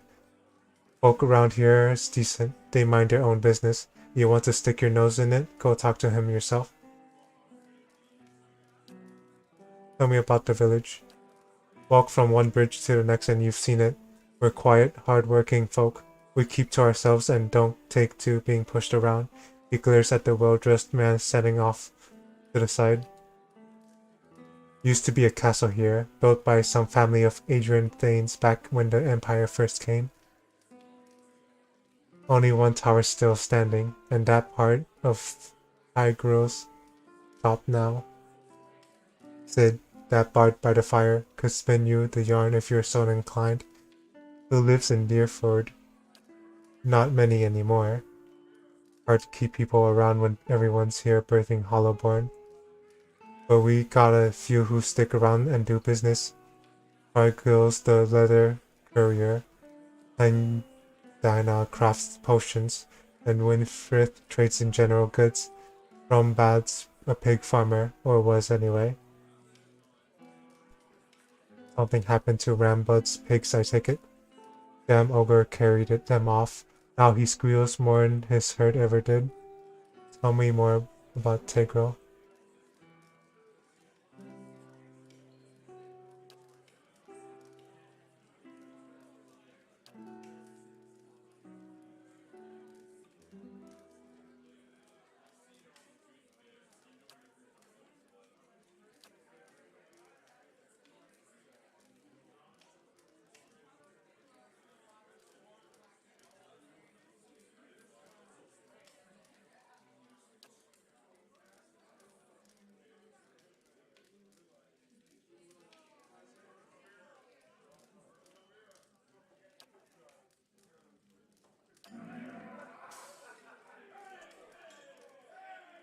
Oh, there's the Lord. The man wears Adir-style robes, simple but elegant. His fine leather shoes look like they were made for padding around indoors, yet they're caked with mud. He yanks at a lock of hair twined around his silk gloved finger. His fine features are etched with anxiety. My child is out there. Do they not understand? My lord, we're doing everything we can. Unfortunately, these villagers... Beasts take them all. I don't care how you do it, but find her. I heard you arguing with the innkeeper. A petty, small-minded man, just like the rest of them around here. I've been paying him an honest fee for board and bed, and yet he can't be bothered to stir himself to concern for my Alice. Actually, he seemed angry at you. People from these backwater villages take offense for sport. You have to but show up with a full coin purse and they'll hear insult in the jingle of your step. They forget that Duke Hadred came from the privileged classes. as did all of the other earls and lords who financed the rebellion they're so proud of. I've asked around, but nobody in this mud hole has any concerns beyond their swine. They turn my men away like beggars and seem downright pleased to be of no use. But you're not one of my soldiers. And you look like you're used to getting your hands dirty, if you don't mind my saying so. This guard leads in, my lord, Aaron raises a hand to silence the man. If you find her, he nibbles the thumb of one silk glove. Tell her I won't be upset with her. You can come back and all will be well. I just want to make sure my Alis, my child, is safe. Nothing in the world is more important to me. I'd like to ask a few questions about your daughter. Elise. Of course. Describe Lady Elise. She's a striking young woman, bears more resemblance to her mother than to me. She has auburn hair and delicate, well-bred features. She must be, 28 or 29 by now. Tell me about her disappearance. We'd stopped in Dyrwood for a few days. On our fourth evening here, I was making plans to continue our journey. Lady Elise was feeling unwell and went to bed. When I retired a couple hours later, I found that she had vanished. None of my men had seen her go, and no one at the inn knew where she was. Since then, my people have been combing the village, but we've yet to find a clue, and the locals have been no help. Why did you and Elise come to Dyrwood? It was merely a stop along the way to Aina's Rest. However, she took ill shortly before our arrival, so it seemed prudent to allow her a few days to recover. What's in Aina's Rest?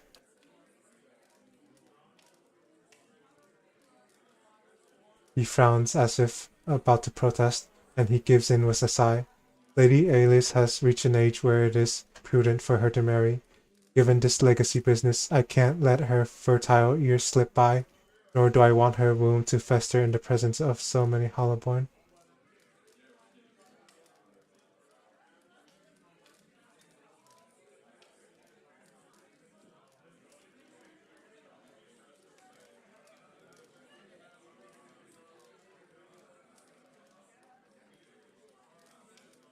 There are better roads along the coast. Wouldn't it have been easier to follow them to Aina's Rest? If I thought that, I wouldn't be slogging through the forest, would I? He waves a hand. The main roads are clogged with people fleeing one way or another to try to escape Oidwin's legacy. It would be difficult for a caravan like mine to pass without incident. At the time, it seemed prudent to move quietly along the back roads. It seems there would be more potential suitors in New Heomar or New Yarma. You think I haven't considered that? Arranging a suitable match is difficult. The best prospects for my child lays in Aina's Rest. Where's the rest of your family? Surely they wouldn't want to miss your daughter's betrothal. Lady Harond is ill-suited for travel, I'm afraid.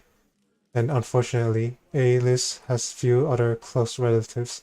My sister and her husband, Elise's aunt and uncle, of course, have been visiting Aedir these past months. And as for siblings, Elise has none. My wife has only given birth to Hollowborn, since Elise, that is.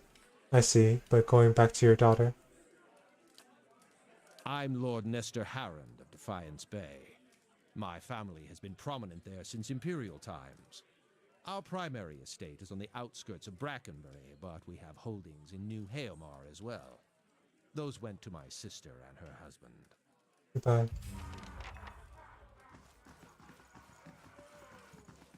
Good day, stranger.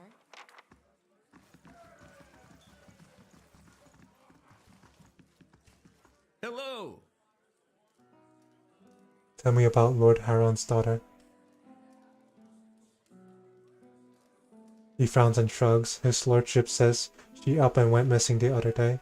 He wipes the tankard with his rag towel, twisting it with swift jerking motions. I don't know any more than that. However, these lording bastards handle their affairs ain't no business of mine. You look agitated. Something about this doesn't sit right with you, does it? He slams the clean tankard down on the bar. Damn right it don't. That lord saunters in like he's cut from cleaner cloth than the rest of us, and yet...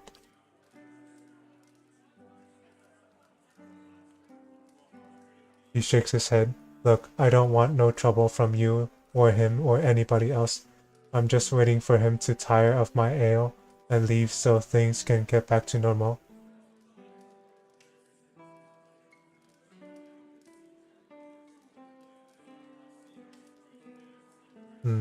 One or three. I won't stand by and allow an innocent girl to come to harm. Help me find her. He leans on the bar and sighs. That girl, Elise, he was looking to disappear. You should have seen her, watching the door like a sheep at slaughter. All the same, she didn't hardly speak to no one.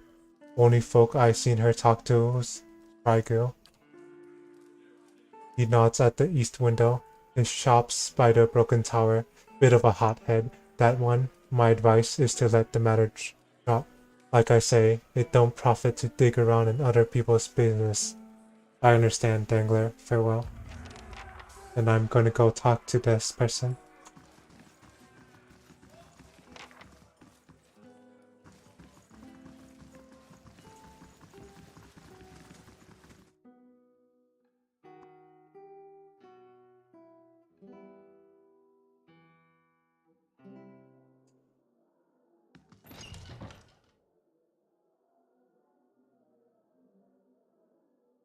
Orland hovers by the window, peering out of it every few seconds.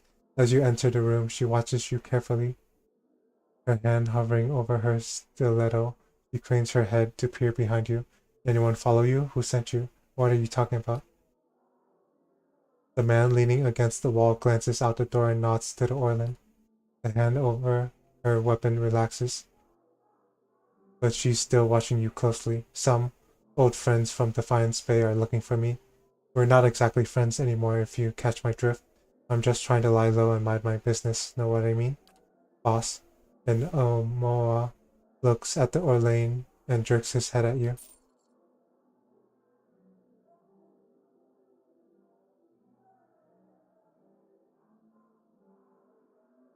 Alright. She raises a hand to the Omoa before turning back to you. My friend here thinks you could maybe help us out. Now, I'm sure you're a busy man, so I'll make it worth your time. She flips you a few coins. Just go take a look around town. Come back and let me know if the coast is clear or if you see any suspicious figures. You're pretty suspicious. What's this about?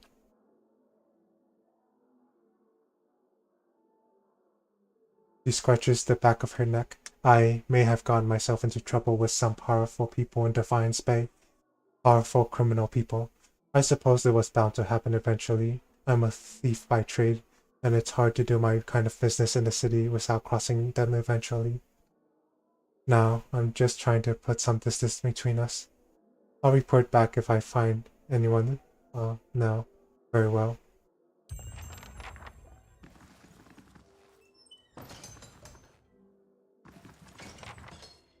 I'll have it in no time. The work of a moment. Honey. I'll see what I can do. The work of a moment. My money. Hey.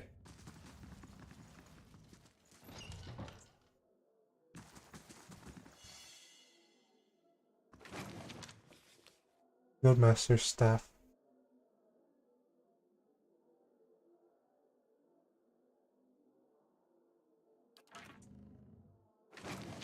Oh, this is stealing.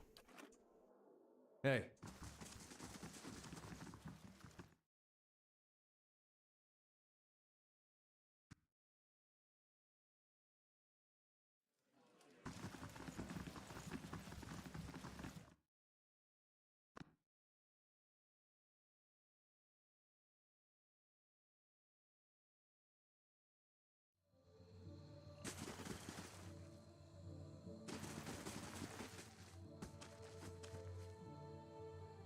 Can you smell the oily notes of brain fat in the air?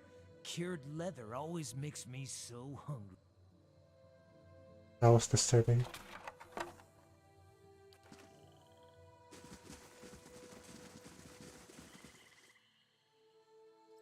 Welcome. A young woman leans against the wagon. One arm and one side of her face are covered in bandages, with raw, boiled flesh showing underneath. A minty, tangy scent wafts from her dressing. She smiles painfully. Just ventured into town. I'm about dry on some of my stocks, but you're welcome to have a look-see. All your stocks limited. It's the damn roads. Can't reach none of my suppliers, so I'm stuck with whatever I can scrounge up in the wood. Deer cap, river reed, and the like. That's well and good, but most potions require something stronger too. Full skin, vessel bone, and what have you. And then there's the really rare ingredients, things you'll never be able to afford, let alone find on your own. What did you find? And Dina winces as the rest of the story comes tumbling out of her. I've been keeping an eye on a drake's nest east of town at Dyrwood Crossing. The beast stayed just long enough to lay a clutch and moved on. Thank the Sky Mother it wasn't a full-grown dragon. She looks at her bandaged arm and grimaces. Fresh eggs are much more useful than the ones that get passed between merchants or left in nests for weeks or more. And that clutch looked to be at its peak. Thought I'd see about getting an egg, but I didn't realize so many of them had already hatched, or that young worms were so territorial. I don't know about getting the egg. Gods keep you. How did you get burned?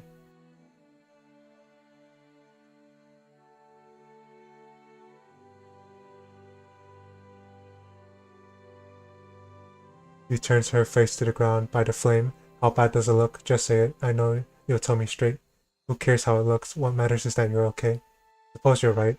Good thing I know my policies. Besides, I told you about my run-in with the worms. I reckon you put the rest together already. Actually, I'm looking for the missing noblewoman.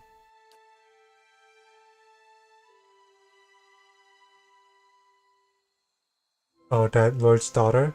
She was a new shade of green when I seen her the other morning, chatting with Tyrgo. She was just outside his shop.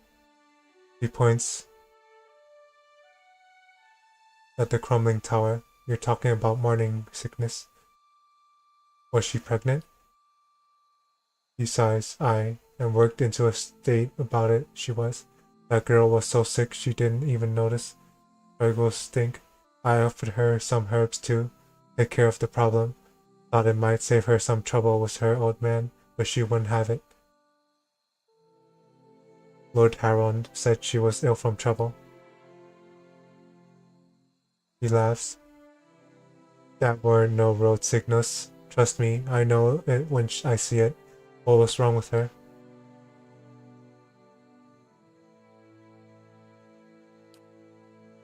Thanks for the information. Farewell. Well, I guess I'm getting a dragon egg.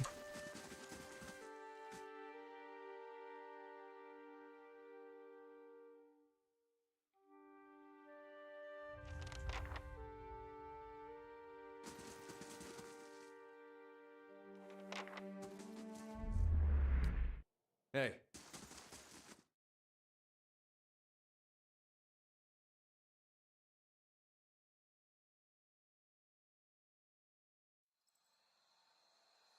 Hey, I'm sorry about what I said before.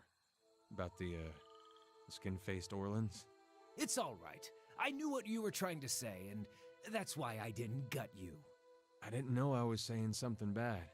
I get it. Let's just put it behind us. Now that we're friends again, is it okay if I pet you?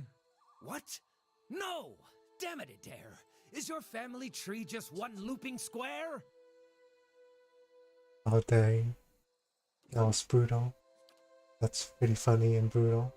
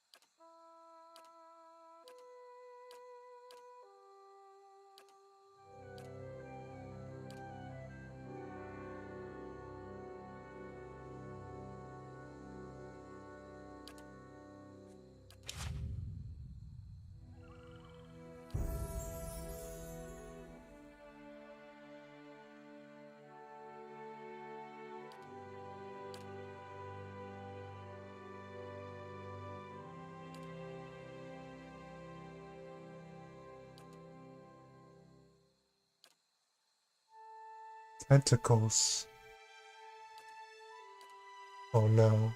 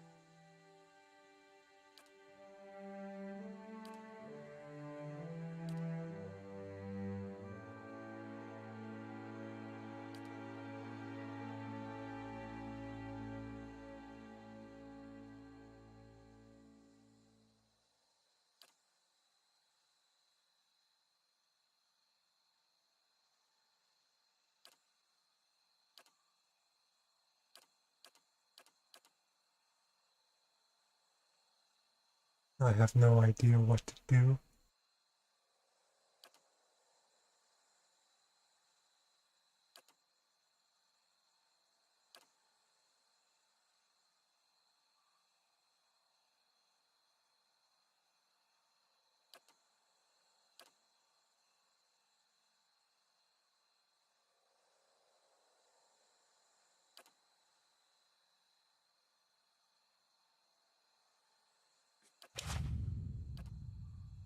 Let's see which spell slots are most important.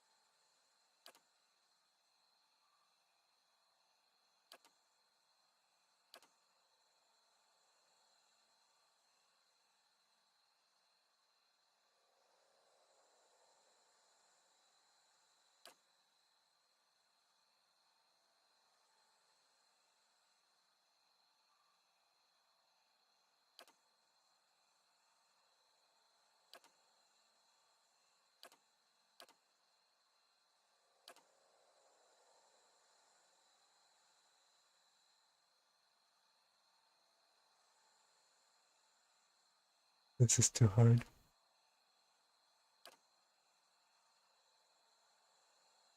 I can't think of what to choose. I'm so confused. My head hurts.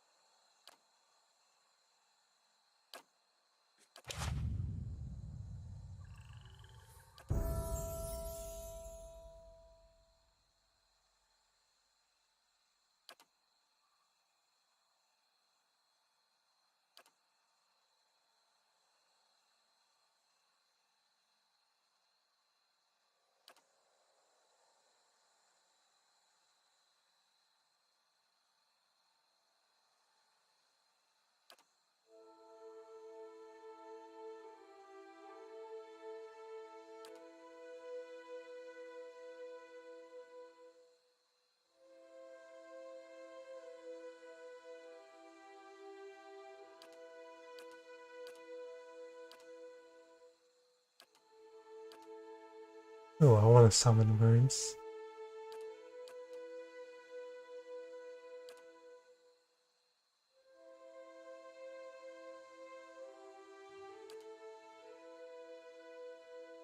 Or Wise Will and Will-O-Wisp highlighted.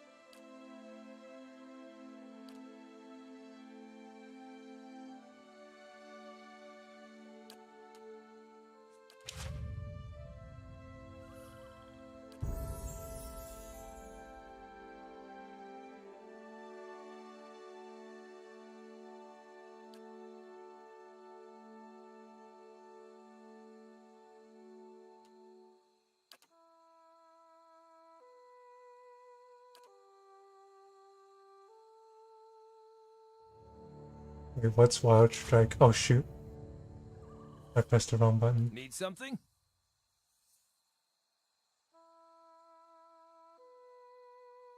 Oh well, I can always retrain.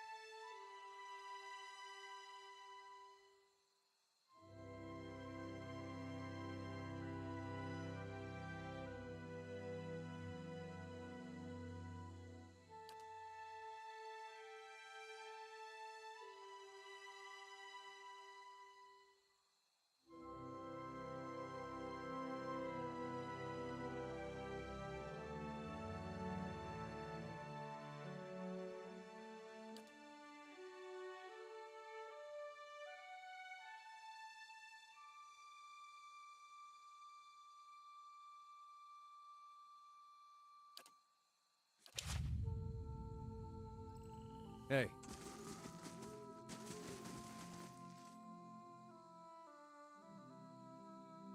This middle-aged peasant woman is dressed in a brown leather cloth, draped down to her knees. Her hands are working as separating stringy, colorless vegetables in a pile before her. Ripping the heads off the long fibrous stems with a paring knife.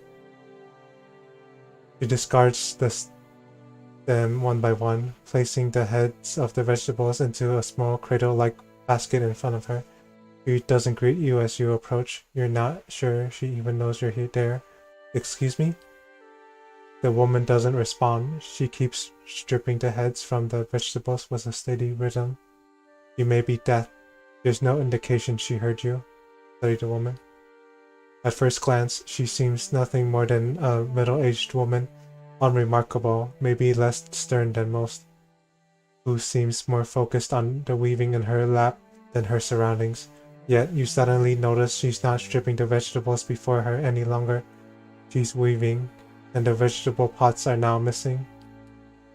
She still pays you no mind, her brown locks torn and snagged from lack of washing. Like many of the townsfolk you've seen, there is a strange blur to her. Even the motions of her hand seem to be playing with threads that lack color, in a shape that lacks interest.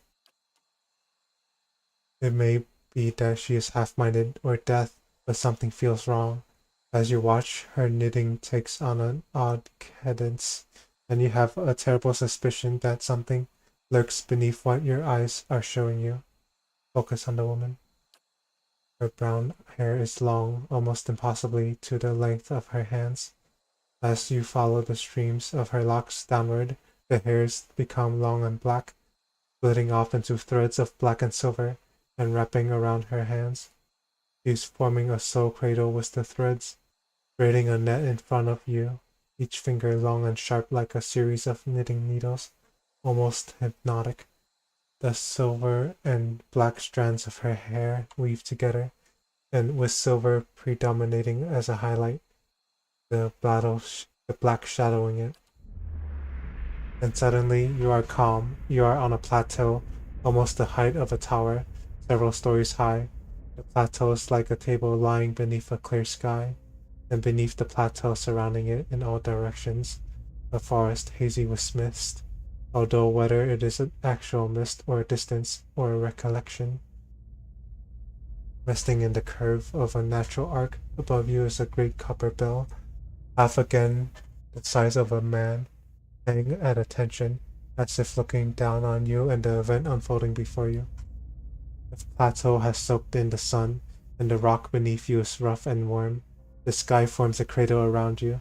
You feel different, not disembodied, but you feel your body, your physical contours have changed along with the surroundings.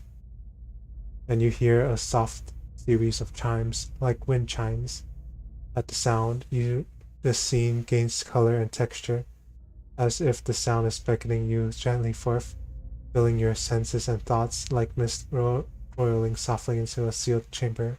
And focus on the chimes. The chime coaxes you deeper into the memory, and you're certain it is a memory, a warm one. You are on the stone of the plateau, your knees on the warm texture of the ground, silver, white, shimmering like Adra.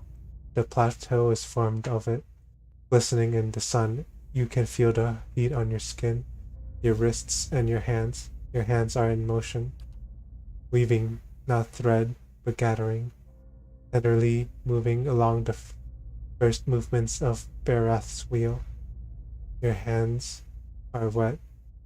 Your hands are upon the flesh of a newborn child, and you can feel the crowning of a tiny head turning in your grip, its head slick, wet from the womb. The hands you are wearing, inhabiting, have done this many times, and they are practiced and confident.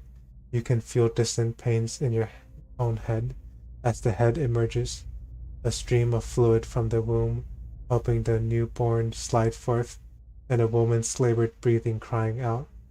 Focus on the child, the movement of your hands. As your hands move, you hear the sound of chimes, clear, cutting through the haze of memory.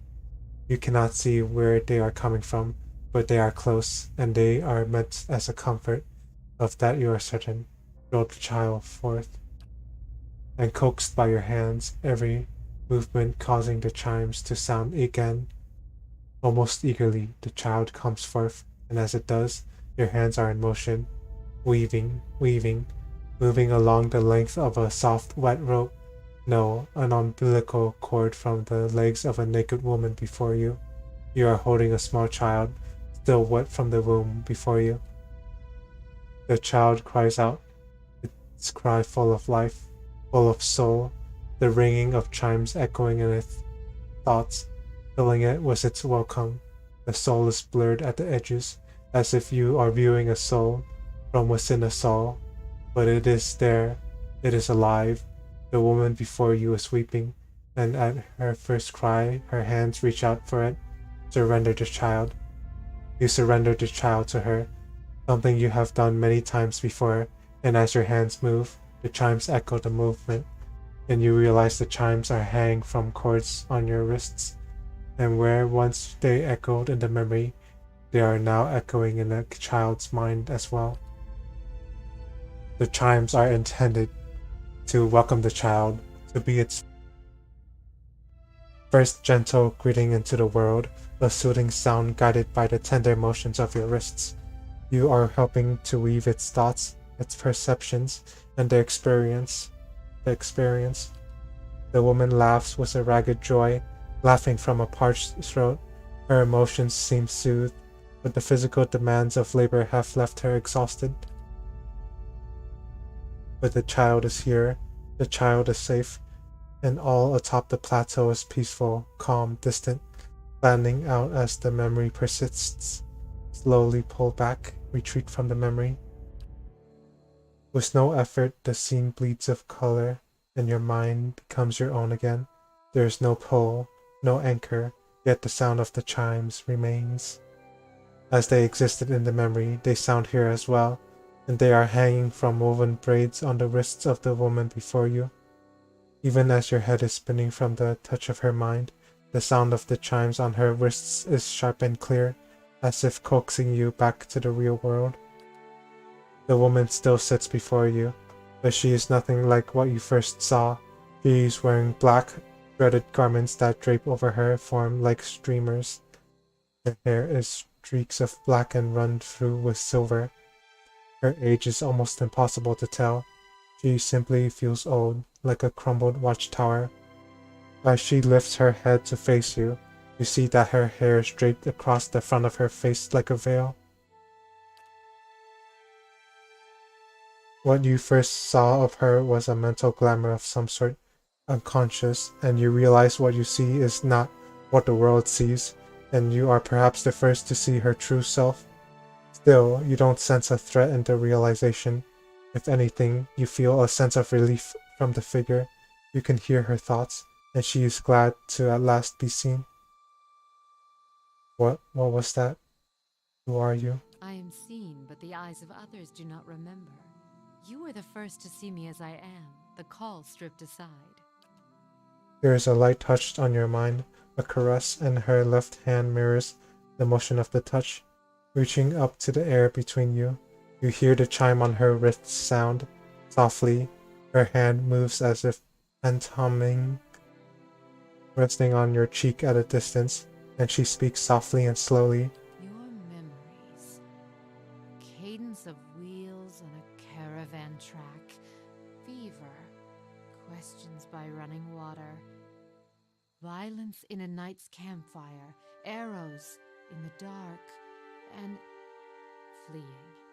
Falling rock and cracking stone. And a storm. The storm. The storm that brushed you. Did its screaming wake you from your mind's cradle? Your memory of it is painful. Its cry is difficult to ignore. It's like a child. Many children crying out. I encountered a bivouac, yes, and it did something to me. Her hand withdraws shyly, the chimes sounding softly once again. The woman stands, uncertainly, as if she has been sitting for some time, or is too weak to bear her own weight. You notice her cheekbones are tight, her face gaunt, yet while her stance is weak, she seems determined to stand before you. You are able to see me. It is almost a question. You suddenly realize she doesn't seem to know what you saw when you looked at her, the image on the plateau, yet the image was so clear, so sharp. You're surprised she didn't feel you there. To see me is a rare gift, a watcher's gift.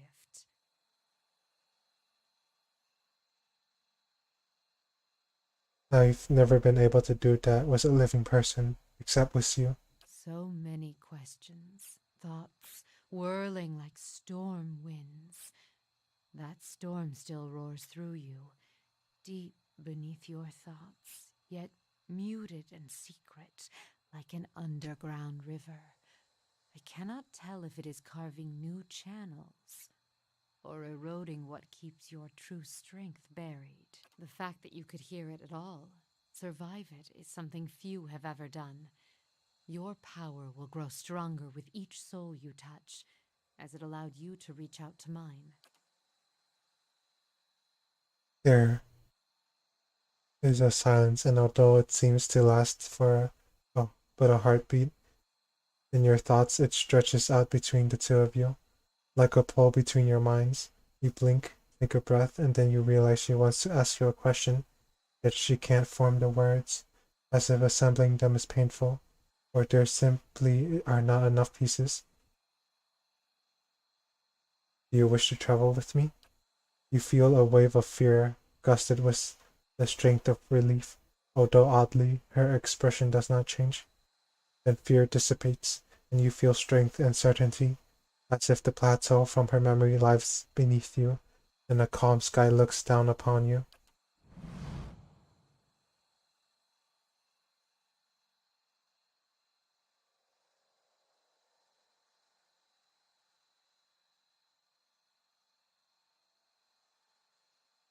Farewell.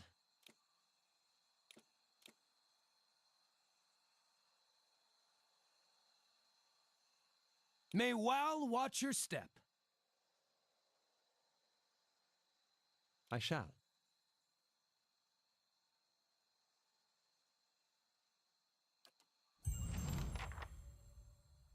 Please hold on a moment.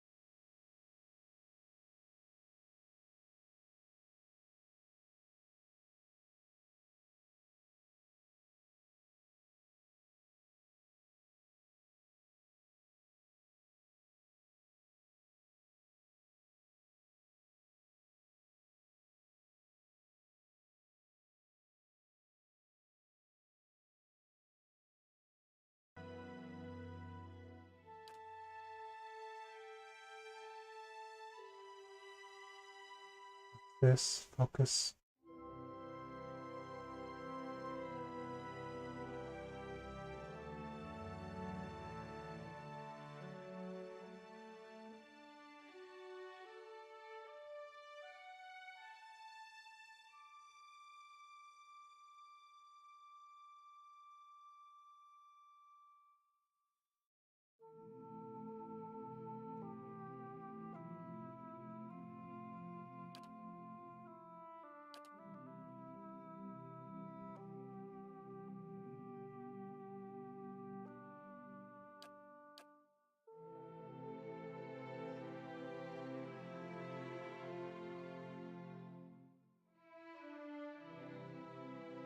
Requires 40 focus.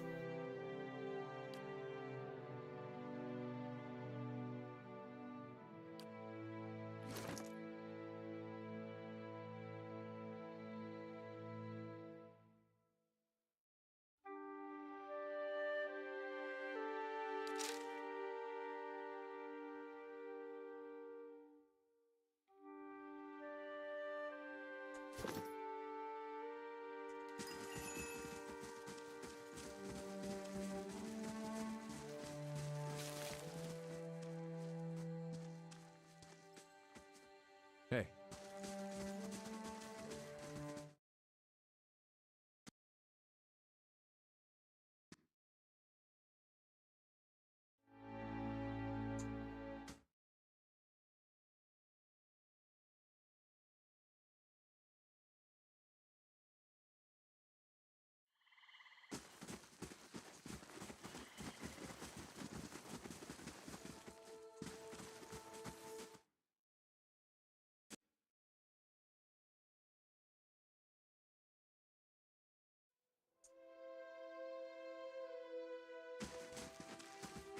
Good day, stranger.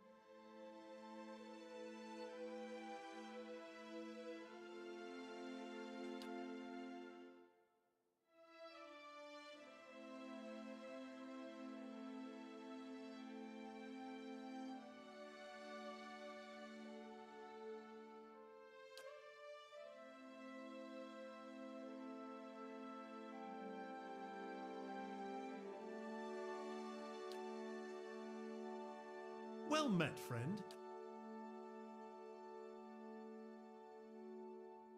Too expensive.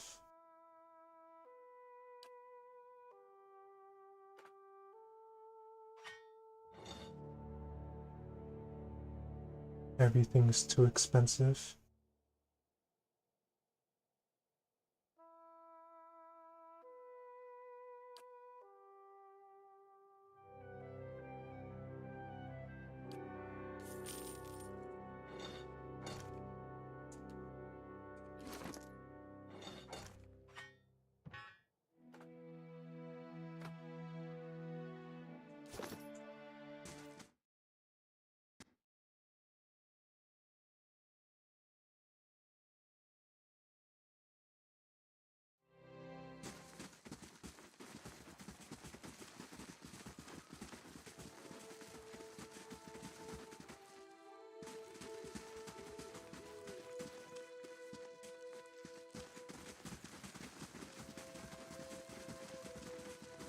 Damn Galawans for monsters like that, and damn the rest of the gods too.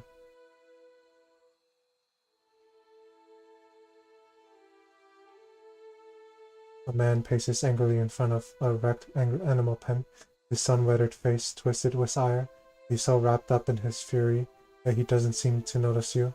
Galawan's slobbering beasts, blazing bloody effigy, rice damned salty wench and her soggy.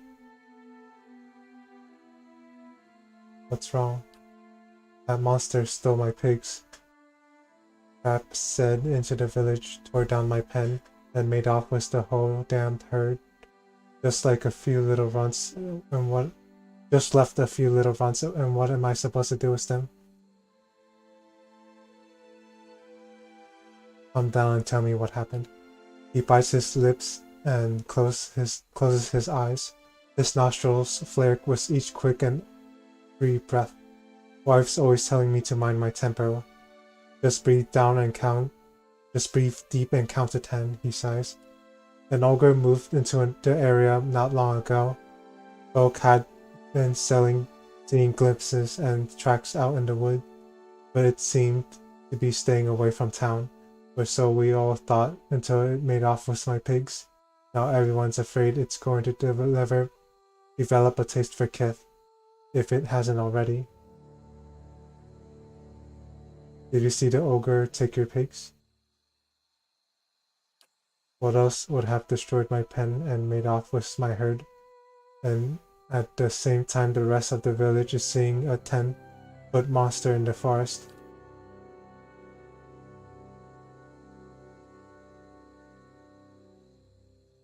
I know it's too late to get my pigs back, but it set my mind at ease to see that thing's head shorn from its neck. In fact, you bring its ugly pat to me, and I'll trade you for something that's of less use to a farmer and like me and than to a rotting looking sort like yourself. What do you know about the ogre? It's the same as any other, I'm sure. The big ugly son of a itch with a nasty temper and an appetite to match. Rigel could tell you more. He claims to have seen it in the wood. You can find him in his shop, right by the broken tower. He waves a hand, but it's got to be tiny compared to the sorts of beasts you see up in the living lands. Anything else? Has seen any sign of Aedis Hanron? His hands curl into knobby fists. How many times do I have to repeat myself? I already told those snooping guards I haven't seen her, but that hasn't kept them from nosing around my property.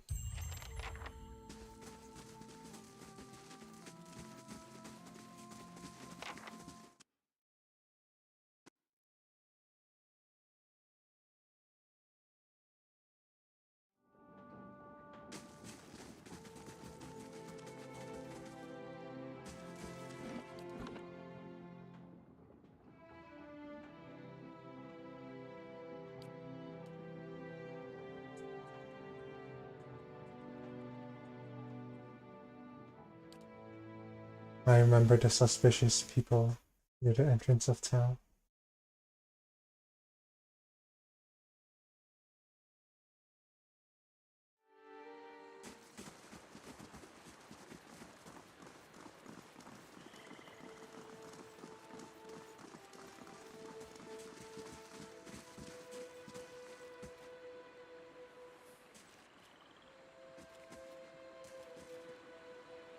My Dref and elf idols by the road, watching the village across the river. He nods as you approach, and the cowled figure standing near him falls silent. How do you do?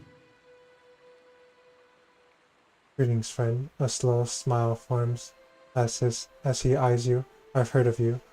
Word has it you've been busy in Defiance Bay. He draws closer. I'm busy too, and eager to finish my business and get back to the city. What business is that?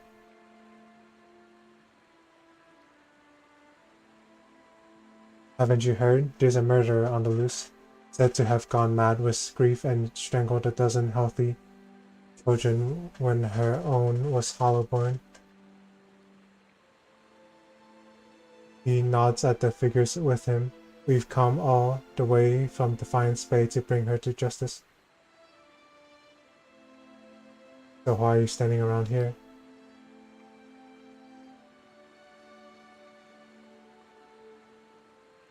He nods across the river. She's hiding out in the village. We'd go in after her ourselves, but the problem is, she knows our faces. There's no telling what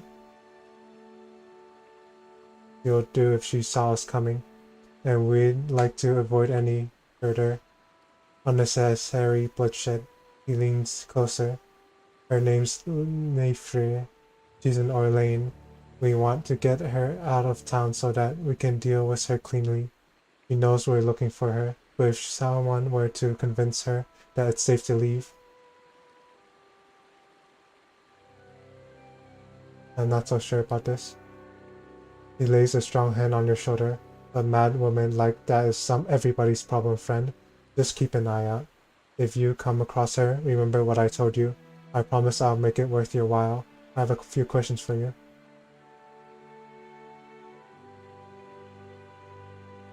I'm also looking for a woman named Alice Harround. Have you seen her? Afraid not. I'm just watching for Nifre. Welcome. What did Nifre do exactly?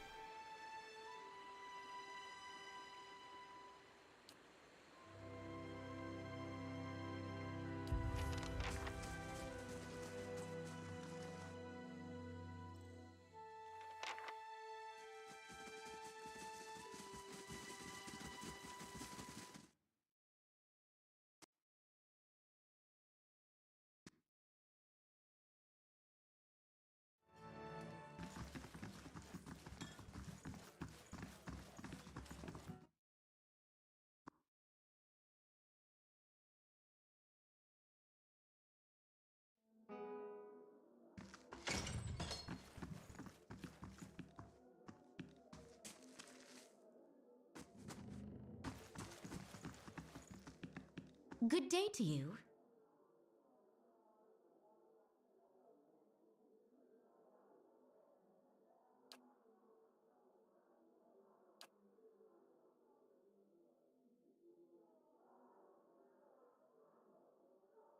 Someone told me you were responsible for heinous killings in Defiance Bay.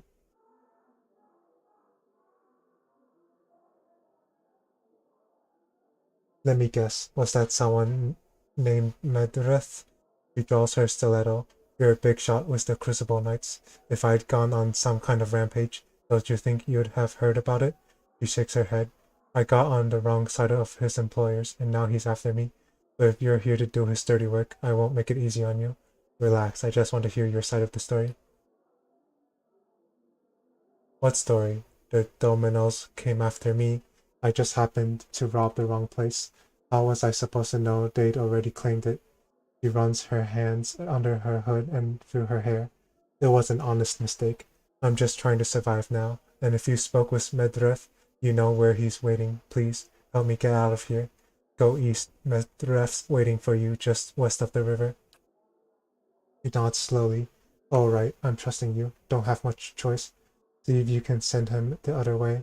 That should buy me some time. She follows the hooded figures toward the stairs, giving you a final uncertain glance as she passes through the door.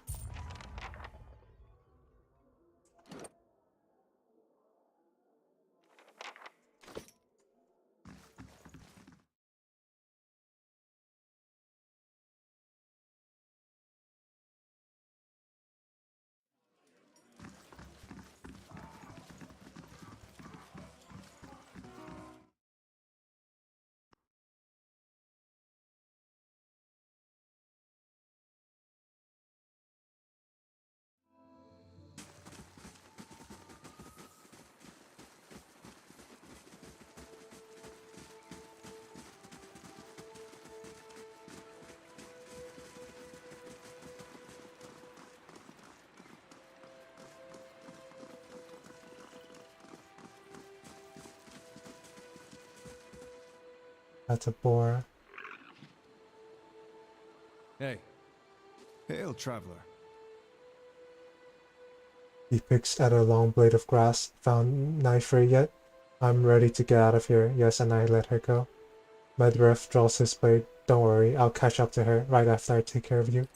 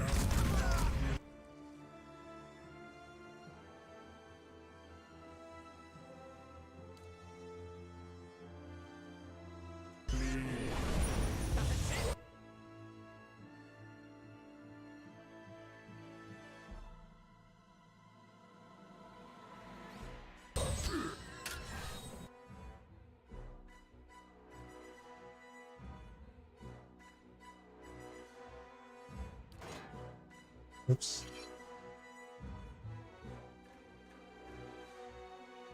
Up and down.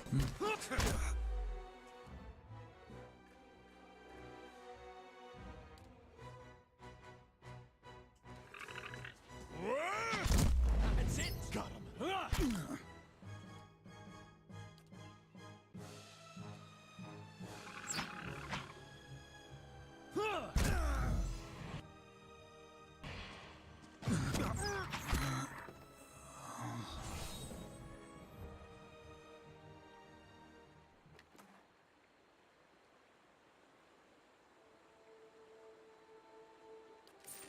Hey.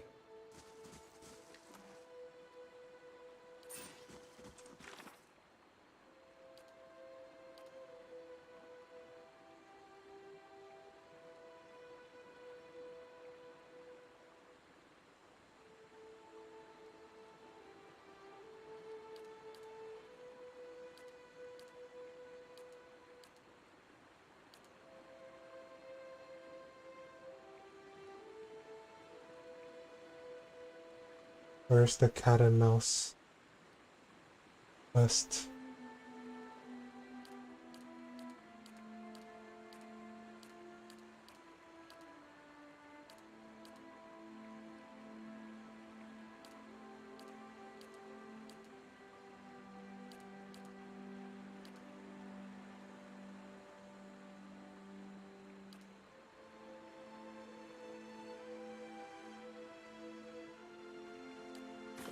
Hey.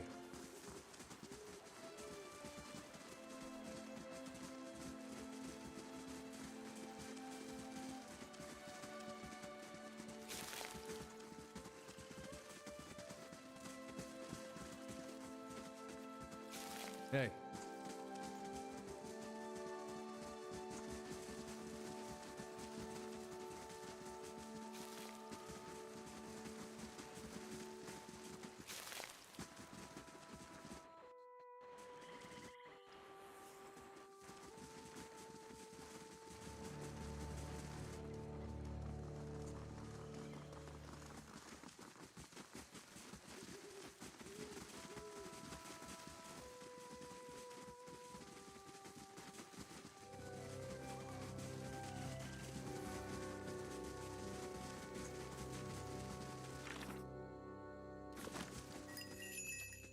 Your mind comes bearing question.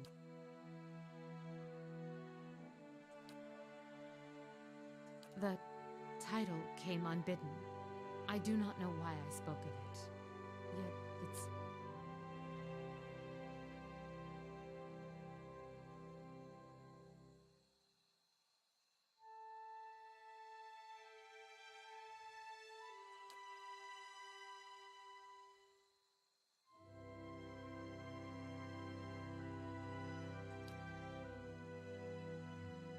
Their eyes see me, but their minds will not remember past the call. My face is like the call of a newborn, hiding the face beneath, and for my body, I am able to wrap myself as a mother cradling her child. I am here, as you see me, but to them, their eyes see only the cloak that I wear, a peasant mother, dirty, shabby, not worth knowing. As a watcher, you see more than others.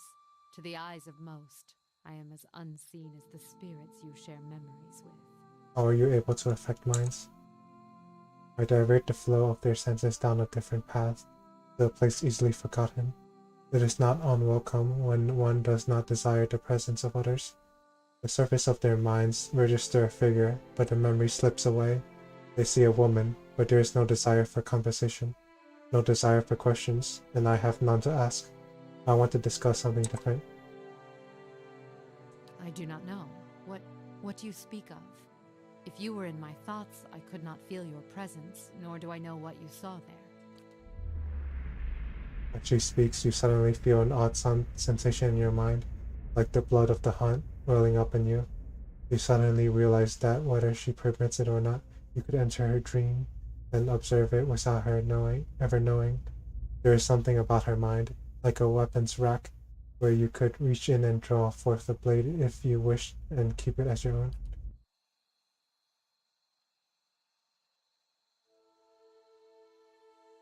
and suddenly you find yourself back in your present thoughts. Though you were away for but a moment, you seem unaware of your diversion of thought. It may be one of your gifts, an ability to walk in memories as easily as someone walks upon the ground. Perhaps you would like to hear what I saw in your memories. A mixture of curiosity and fear wells up between you. She raises her left hand, the chiming at her wrist, feeling the rise within her. She is frightened, but curiosity angers her. And what did you see in my memories? I would hear you speak of them. The dream, the memory I saw upon meeting you, it was you helping give birth to a child. There is silence, and as your breath falls still, you hear the faint cry of a child in the distance, a newborn child, almost exactly like what you heard in the dream. As you listen, the grieving mother raises both her hands, as if weaving, her wrists chiming as she does so, in a semblance of the gentle turning she provided while the newborn was crowning. To your surprise, you recognize the motions and the words from the memory, even as they are new to you. As she weaves her hands through the air in front of her, the child's cries grow still, yet the sound of the chimes weaves almost hypnotically into your thoughts. The sky seems sharp and clear, and you feel as if you are towering over your surroundings, as if kneeling atop a great pillar, just as she did in the memory. To your surprise, the grieving mother falls as if her strings were cut, and her knees crack hard against the ground. Her hands never cease moving in the air, the chimes echoing her movements. In a ragged voice, you hear her speak. The voice is that of a much older woman than the one before you, harsh and almost desperate. Tell me what you saw. Show me what you saw. Where were you?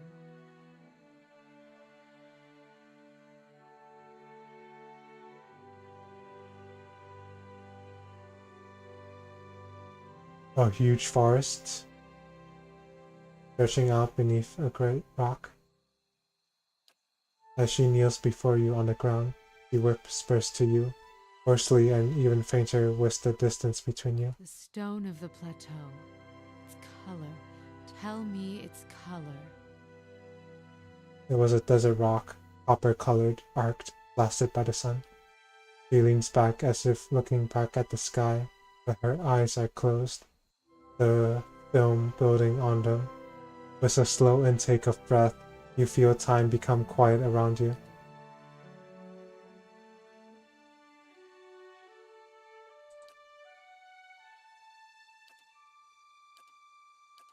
Tell me what you saw. Show me what you... The stone of the plateau. Its color. As you watch her hands rise before her, she clasps them, then cups them, as if feeling them for the first time, and she stares down into the cradle of her hands, and the chimes sound once, twice as they swing with the movement. And what did these hands hold?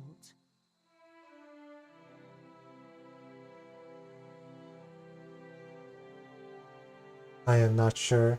There was a child you were bringing forth in your hands. I don't recall. There is a sudden intake of breath and then a release. Her eyes blur closed, forming into slits, but in the brief glimpse you have of her changing expression, the rippling pain in her features seem to have smoothed.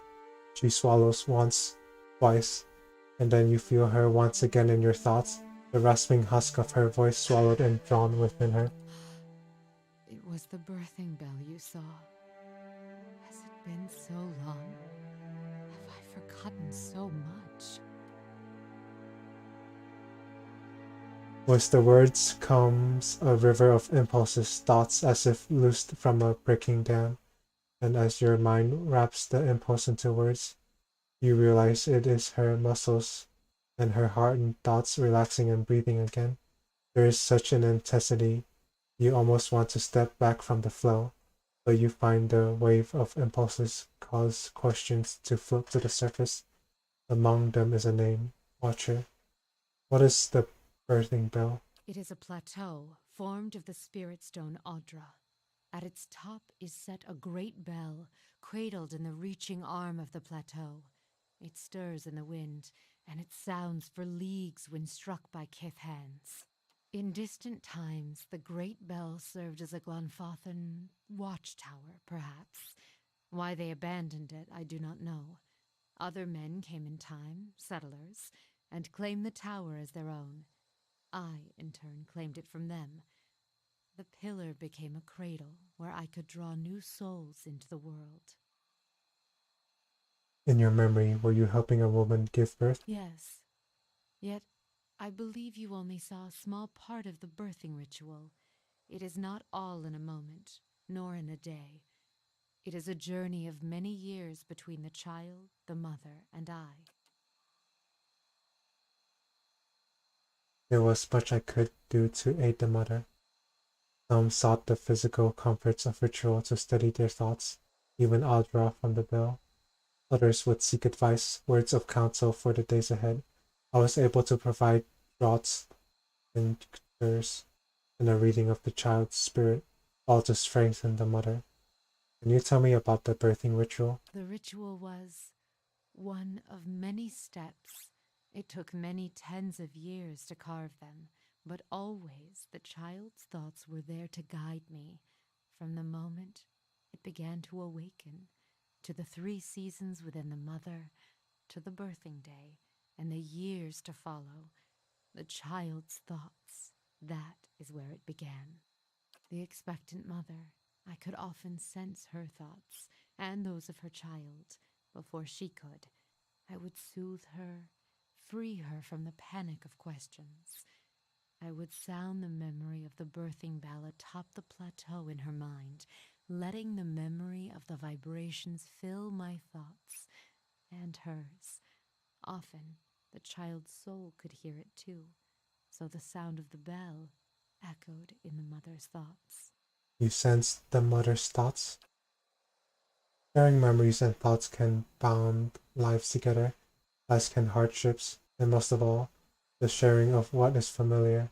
The bell itself provided shelter for such thoughts, opportunities to see deep into the crevice, hollows in the rock where one could find shelter, clefts where you could feel the Adra all around you. As she speaks, you feel her legs, bent, crossed, and the warmth of walls around you, and blankets woven thick beneath you. Such shared images can bound souls ever tighter, even tighter, and allow them to draw strength from each other. You mentioned the ritual lasted years. What would happen after the birth?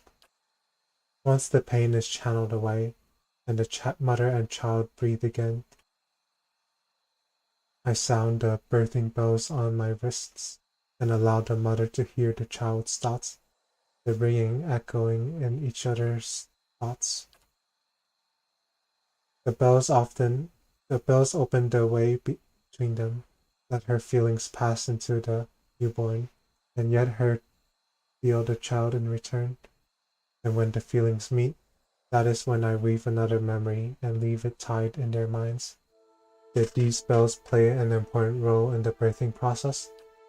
Yes, and 4 years after, I gave a set to the child after delivery. It is a reminder of the memory the mother and child shared. You feel an odd sensation of warmth, and you can feel a smile being shared. Then it flickers and it's gone. As the bells coax the child forth, so they accompany the child onwards, fastened about the wrists to care for him in mind and body. There is no magic in it except the magic of practicality. If a child sought to leave their cradles or escape their cribs, the mother could know through the warning of the chimes alone. At times, if the bond was strong, so would I. The sensation of a smile comes again, slower, more knowing between you. If not watched, children may be had from tiny hands. Much trouble may be had from tiny hands. The chimes are kept until the child needs them no longer. When I no longer can hear them sounding in my mind, I know their spirit has changed, and the bonds we shared are long gone. This shedding may last many years, or but a few, but it is necessary. You watched over these children for years after their births. Children are fragile things.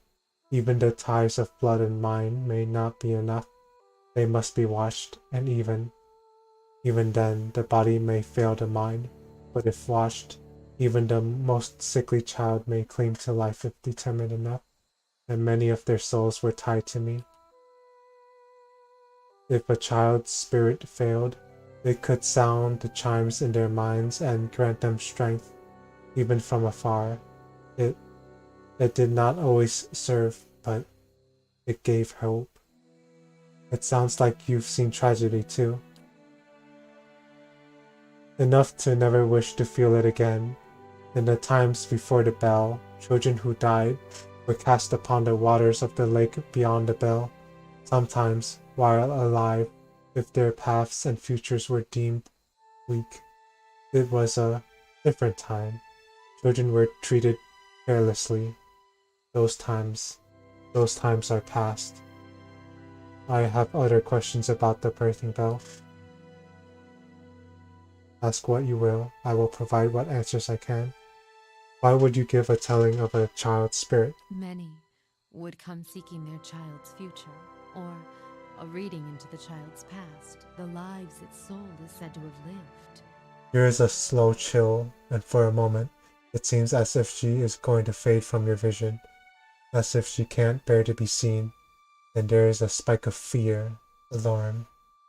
Such things are not mine to see. I meant no offense. Oddly enough, it feels like she's not speaking to you. It feels like she's speaking to an audience. The air takes on a curious edge, a chill, which persists for a short moment, then fades into a dull fear. You feel the word watcher resounding in her mind. You're frightened. Something about watchers. As the thought of watchers crosses your mind, you feel a sharp pain, stabbing, and the sudden burn of flashes across your back and shoulder, and then it is gone, and you feel the grieving mother before you, silent, almost fearful, worry. I was something else, but because the title Watcher was cast on me, the word carried a weight I had neither earned nor deserved. The world seems filled with such titles. They distract, I think, from the actions of the person, from their strengths.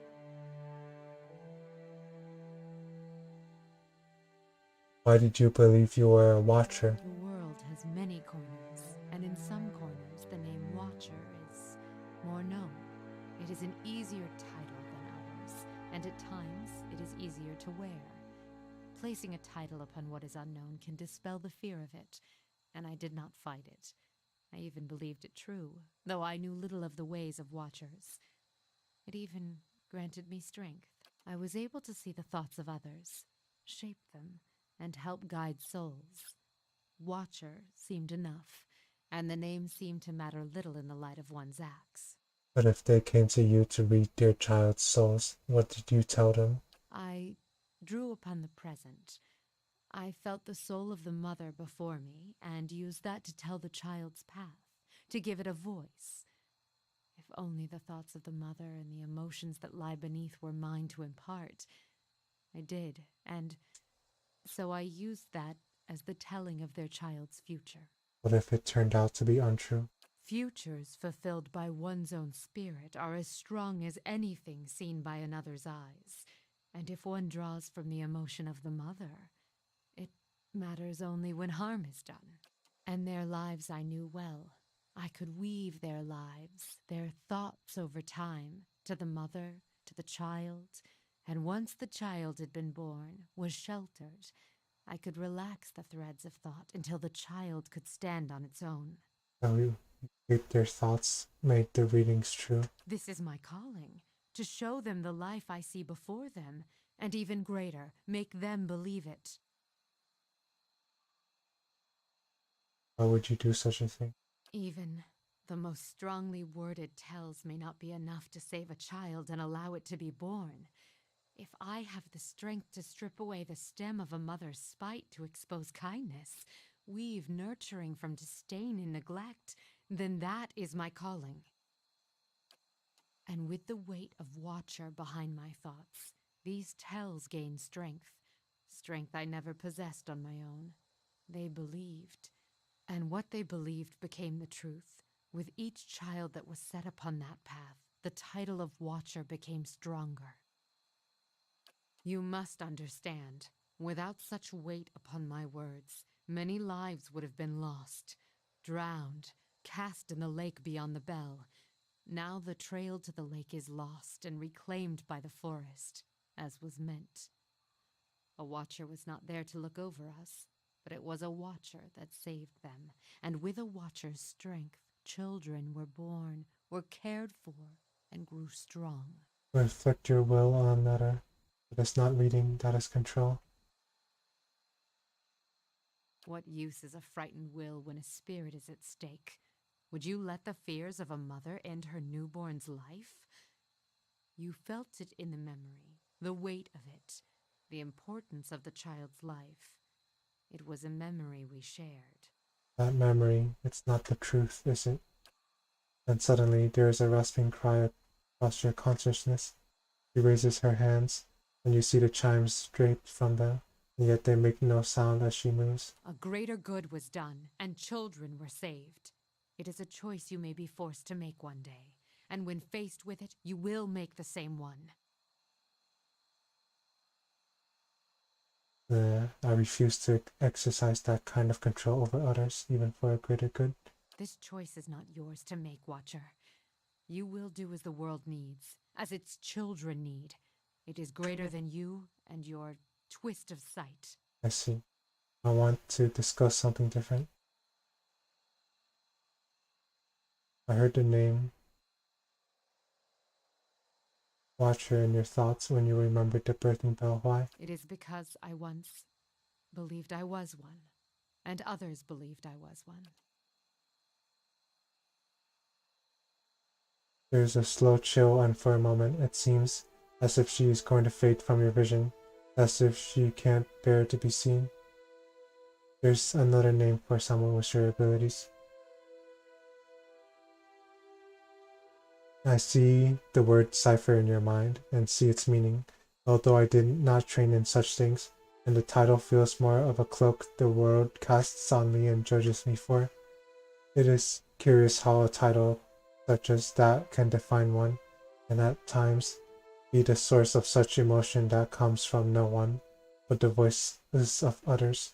It is a curse of the world. Why did you believe you were a Watcher? No.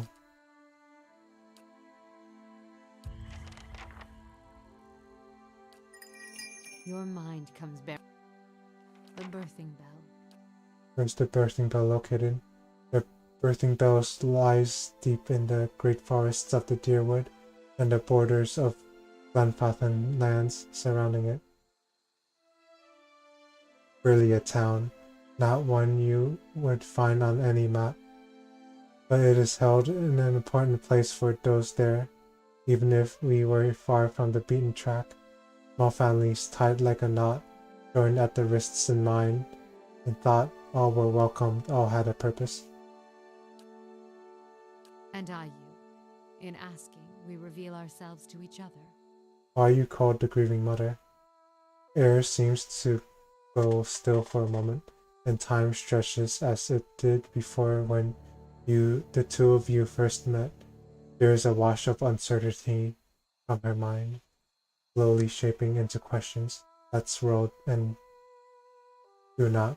Oh, alas, she does not move. She seems paralyzed, as if you have just wrapped her in a cold blanket. That is a question for you, not I. That is not my name, although if you wish to hang the title on me, I cannot stop you. Is that what you see when your eyes fall upon me? So I named you? As a Watcher, you may see what I do not, or your mind shapes the thoughts I project into a new meaning. There is truth in that title, but it is not all I am. What do you grieve then? You must have felt it, seen it. It has as many names as the pain it has caused. As the words take shape, they seem to tumble from her, and the wave is great, rushing into your mind.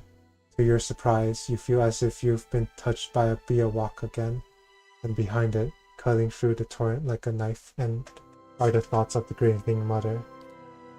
There is a wound cut across the belly of the world, a jagged knife that has stripped the stems from men and carved furrows across the wombs of women. There's much I have forgotten, but I can feel the wound all around me. It will not let me rest, not let me be. The children have gone silent, yet their voices may be heard again. Are you speaking of the Hollowborn? The word. There is slowness of thoughts, as if the word is being waited, accepted. It doesn't feel natural to her. You can sense it. Was once unknown to me, as was much of what unfolded in the outside world. When the curse came upon us, I thought it a smaller thing, a thing of communities and hearths. Her thoughts seemed to stumble, as if on weak legs. It was only when I walked that I feel it stretching out around me. In all the cracks of the world, children have been cursed. I do not think it was something they caused, nor something deserved. That which is inside them has been torn away. I do not know how, but this wound must be stitched closed. The world bleeds forth from between a woman's legs. If this blood is not stemmed, the world will die and grow quiet. Do you know its cause? There is a desperation, a whirling fear. You can almost feel her thoughts shivering, and you realize she is as lost as you are on the matter, and then a sudden sharp clarity. I shall know it, through you. Your eyes will track the cause, find the path, and I will be beside you. There is no wound that cannot be healed, and if you are truly a watcher, then this wound may be seen for what it is. You saw me where I hid. Whoever's hands have stilled the world, you shall see them too. And if there is no way to heal it, what then? I will be there, and you will do what must be done. You were given your sight so that you may watch the world, and you will tend to it. The children shall have their voice again. If your will is weak, then I shall strengthen it. Lean upon me. You feel a weight in her words, as if her hands are on your shoulders. You feel the questions in your mind lose her edge and become merely words as I lean upon you. You shall be my eyes, as I shall be your hands when the time comes.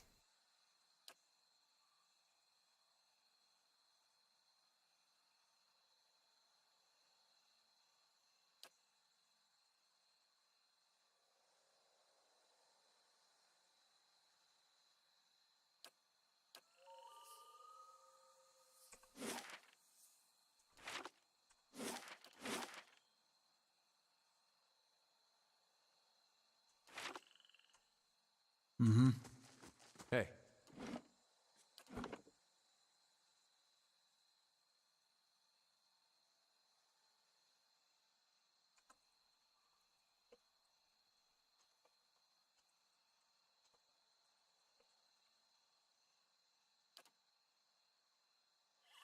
Hey.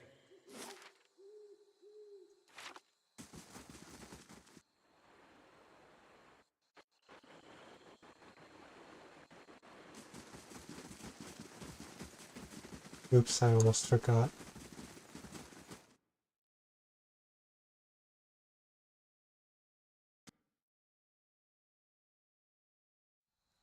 I can't find it anywhere, IDev. We'll talk about this later. Get back to the dice. I'll take care of our customer.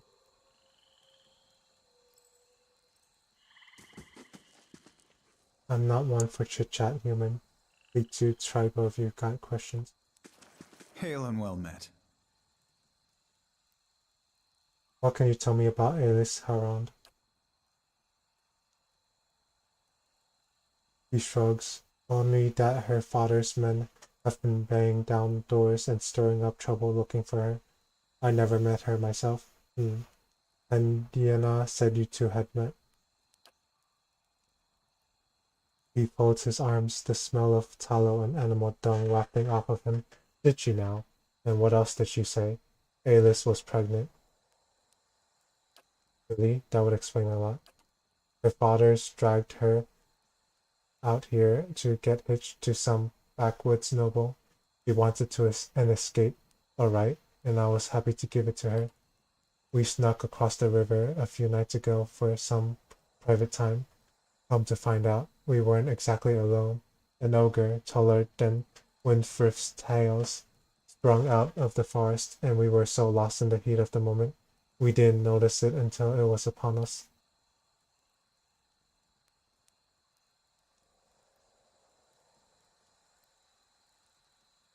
It grabbed Alice and disappeared into the night before I could even pull my breeches up. Don't take this the wrong way, but this shop smells like an outhouse. Am I really to believe that a lord's daughter snuck into the woods with you? Igo scowls. Curb that clever tongue of yours. I'm afraid there's no right way to take that, stranger. I meant no offense. I'm just trying to find her. Just tell me what really happened. I don't repeat myself, not for you, and not for some noble's toadies either. He wipes his dye-stained hands on his trousers and turns back to his work.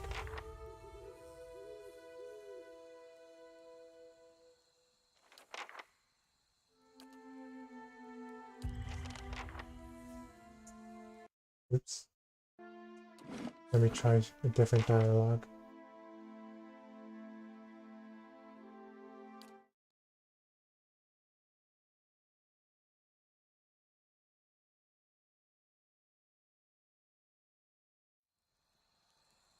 Of course. Gods keep you.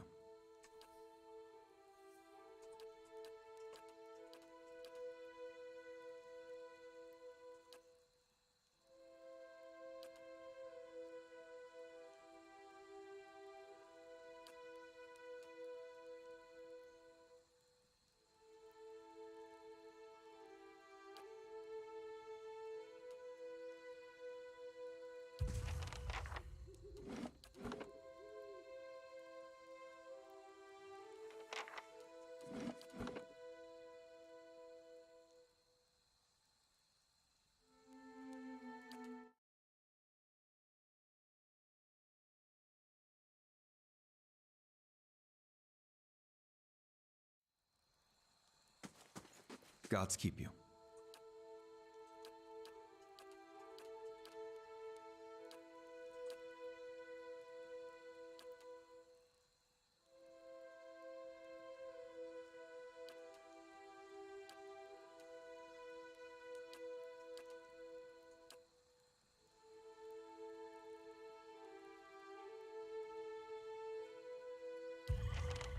Hey.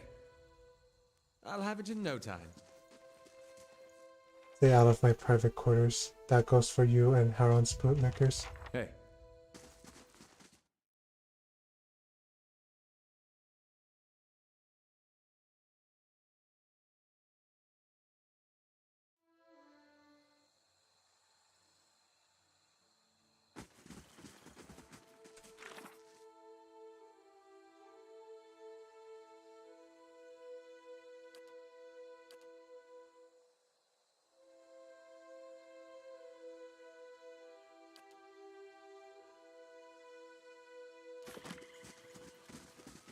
Alright, let's go.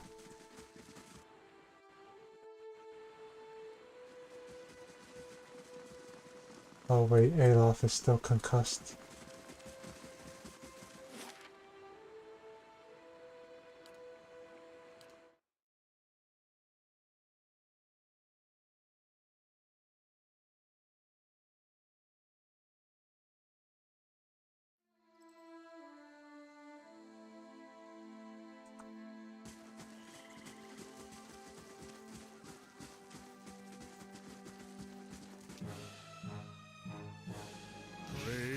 Oh shoot, that's a lot of stuff.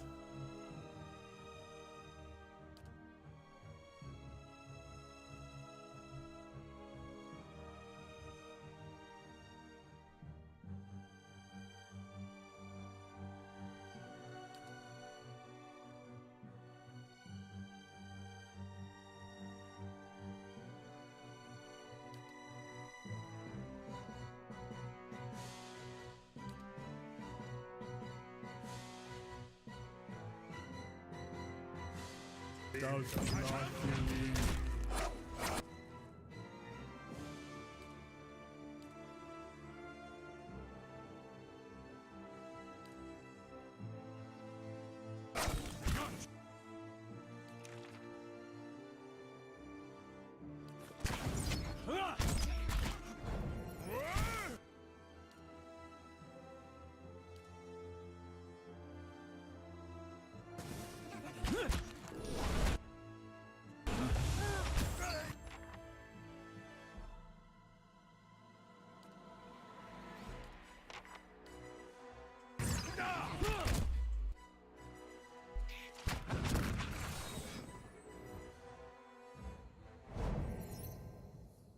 Hey.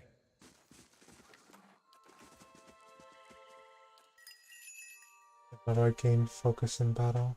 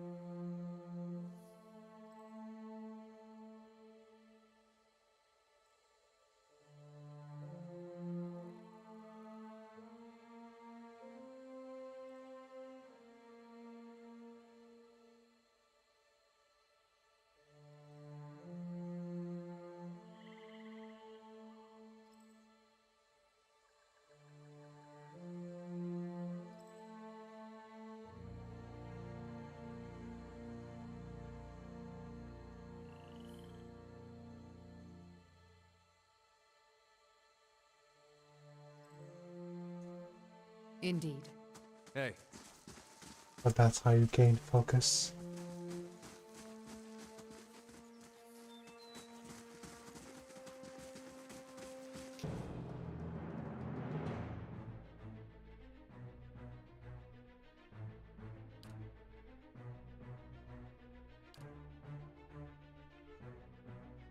Brave thou not believe.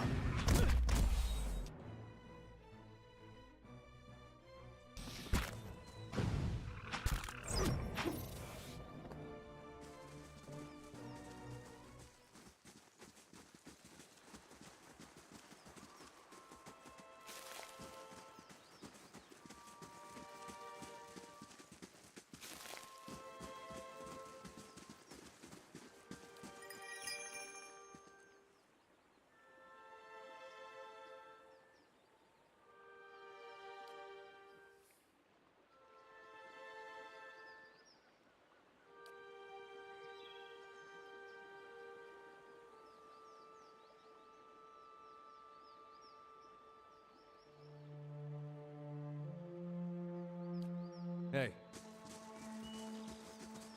Your thoughts must flow deeply indeed.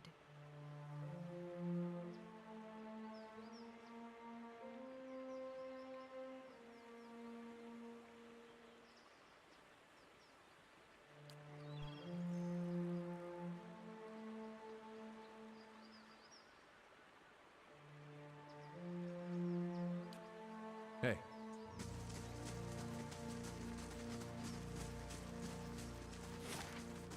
Okay, that's it.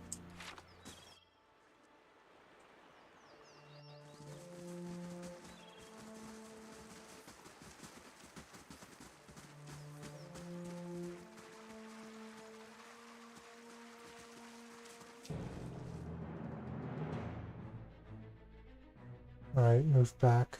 Brave thou not believe.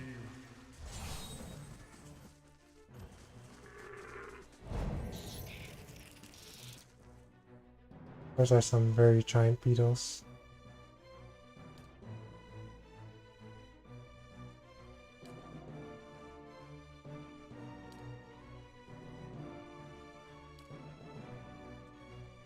Hey. My mind.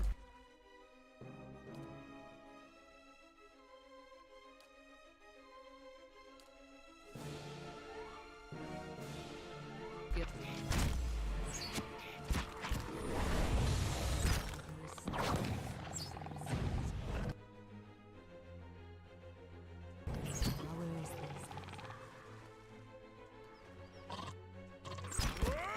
Yeah, Francis!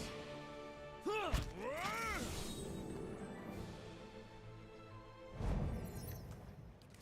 Hey. Braved out Elon.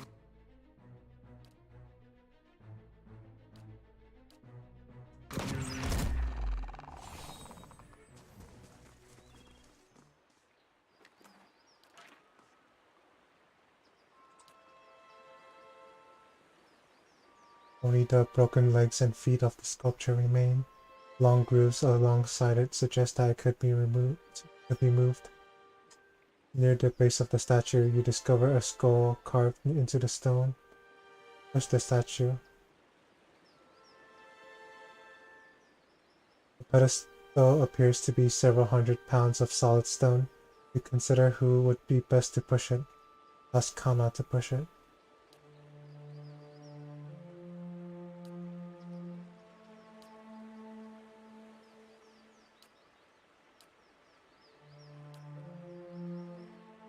A skull is carved into the stone in intricate relief, its mouth agape. Peering closely, you notice a rusty keyhole between its jaws. Pick the lock.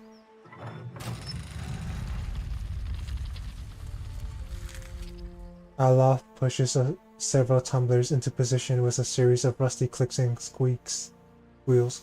Suddenly, the ruined statue begins to move. The displaced pedestal reveals a dark passage descending into the earth. Aha! That's done it. And now we need only descend these treacherous steps into murky darkness. When you say it like that, doesn't seem like a good idea.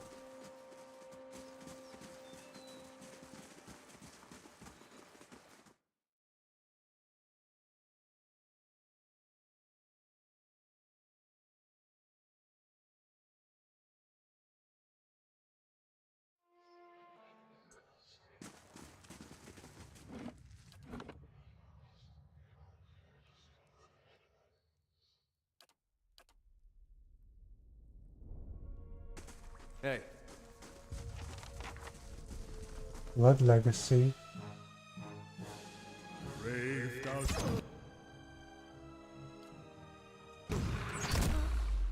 Hey. We'll fare better if we get some sleep.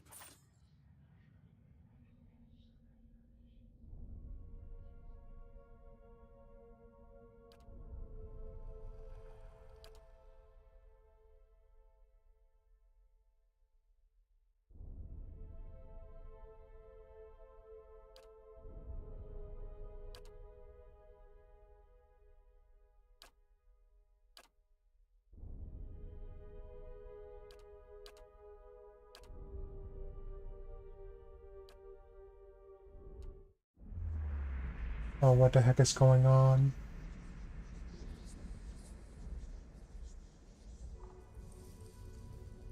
I see a naked woman in here.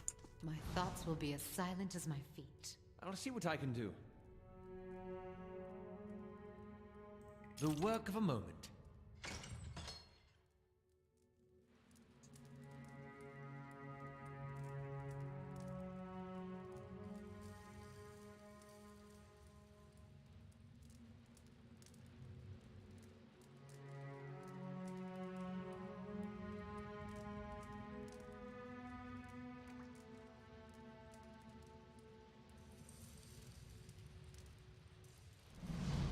As you approach the blood pool, the vicious liquid churns and bubbles. You feel essence rising to the surface, reaching out to you, whispering. Someone should clean that up. Some strange power seems to be animating the pool. I'm going to hazard a guess and say that, whatever it isn't benevolent. Grotesque masks and pools of blood. They aren't half-hearted in their madness, are they? Hana wrinkles his nose. A place of death. We should not linger here. A bubbling cauldron of Gaon's hateful seed. He may be sniveling and cowardly in his ways, but he has never lacked for focus. Retreat from the blood pool.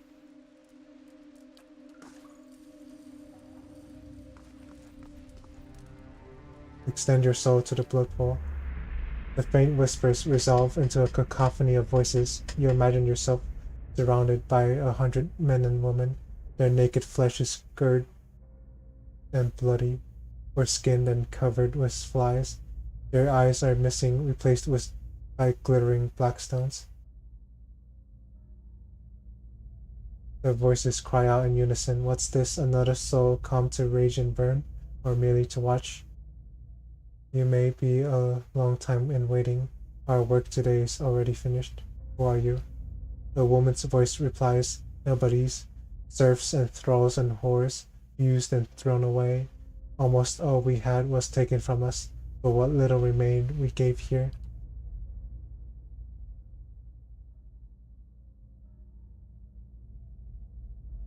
They hover at your soul's edge, feeling you out. Our fury burned within us, unquenched and unfed, but hate can be fashioned into a weapon by those willing to pay the price. Another voice speaks. In life we were weak, but in death we made a choice. Choice carries power. To defend innocents like you. There are no innocents, even we, mistreated and downtrodden, gladly forfeit our innocence for revenge.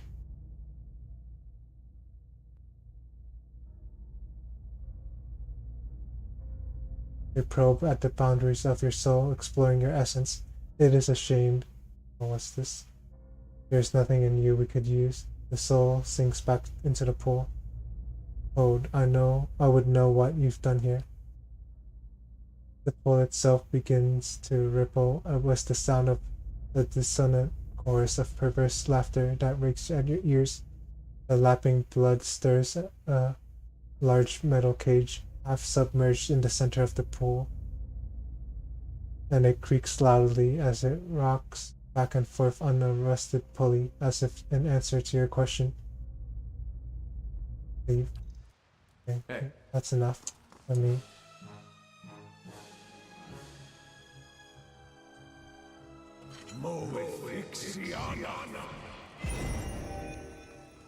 What just happened? Your thoughts must flow deep, indeed.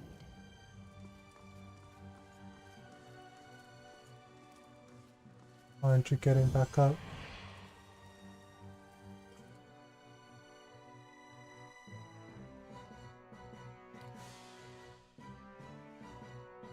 Yes?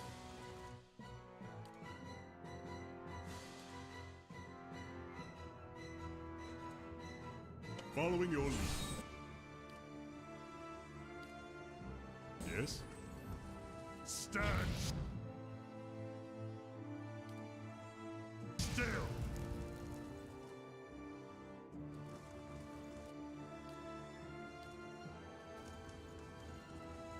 Brave Dalfilar. I'll have it in no time.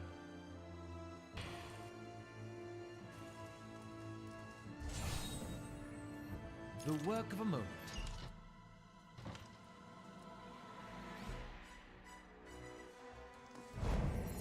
Of course.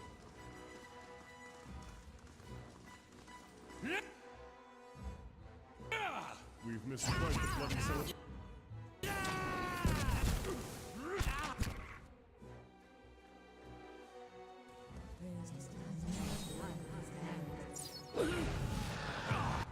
Oh shoot, get back.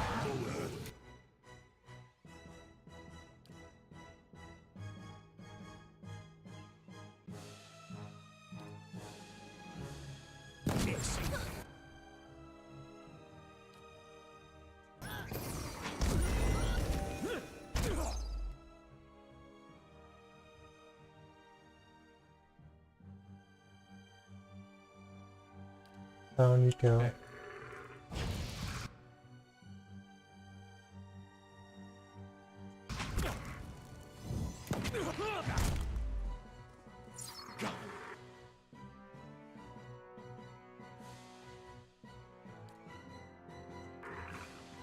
My mind feels sharp as steel.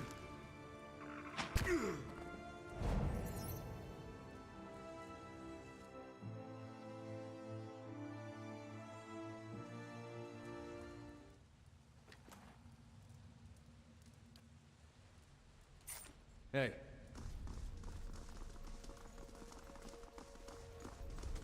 They shall see nothing while I see much.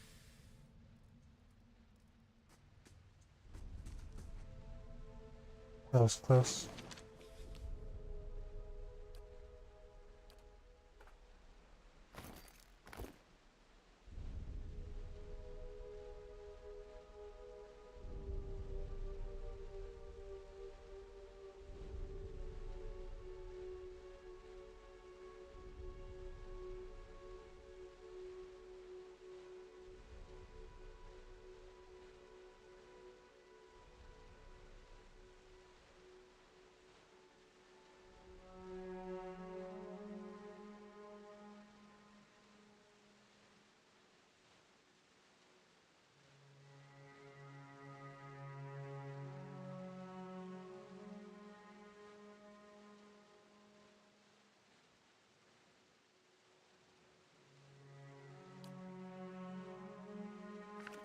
Hey.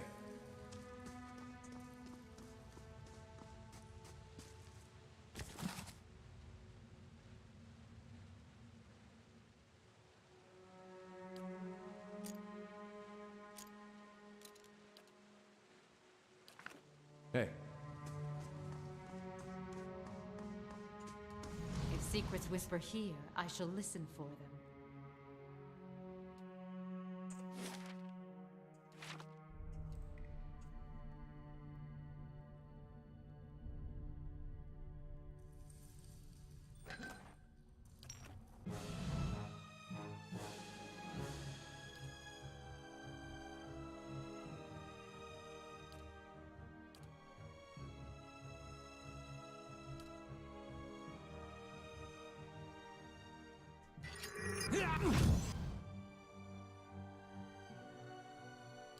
Your thoughts must...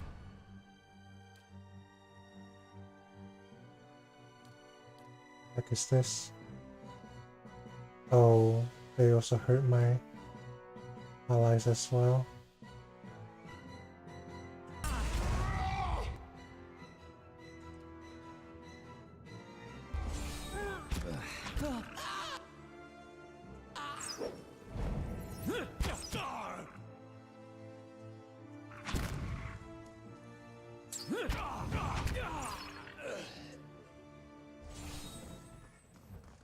Hey.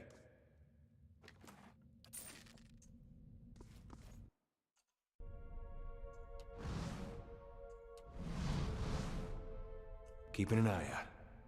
Of course.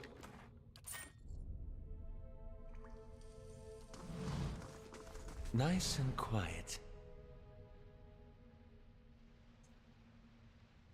You might find this interesting.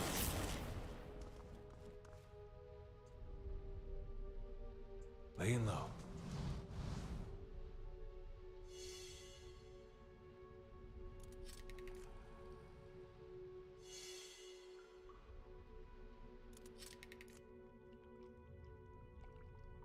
You should see this.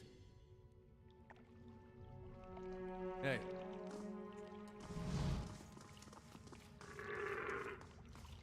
Hey.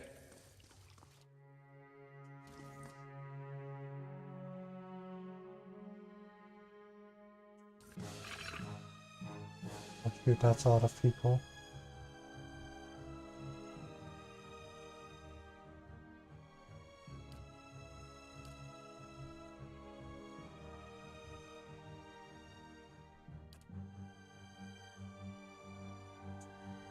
Hey.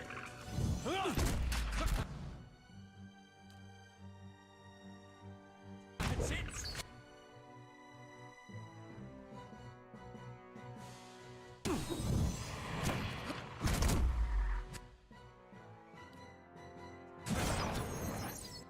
Paralyzed? What?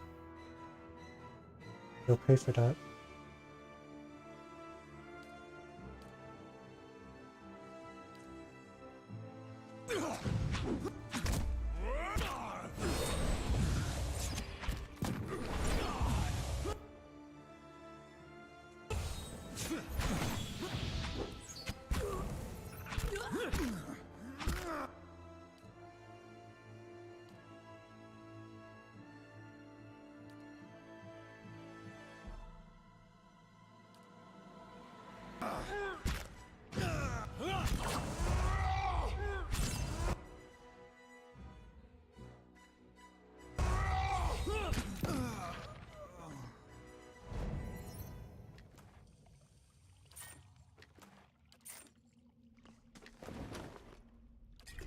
Hey. My thoughts will be as silent as my feet.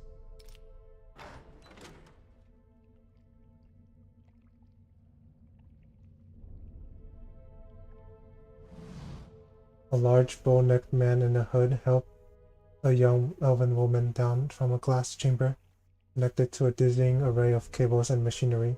Her skin and clothing glisten with fresh blood. You may feel a little lightheaded for the next hour or two, but that will pass. Have a meal and get some sleep when you return to town. The transfusion.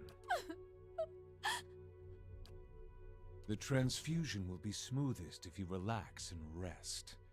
The implanted essence already has a hold on your mind, so fighting it will be useless. And I hope our new visitor does not complicate matters overly. What's going on here? Subversion. The black sheep cousin of justice. Or haven't you heard Lord Heron's tale of woe about a missing daughter and an impending marriage? He's sent his soldiers to scour the village while he bides his time at the Dracogen Inn. I don't expect you to understand what I'm doing. Neither the rituals of Scan nor the labors of Animancy meet with much approval in polite society. But unsightliness reminds polite society that there are limits. When no one pays attention to the excesses and debaucheries of a lord, you give them something they can't look away from. Alice Haron is pregnant.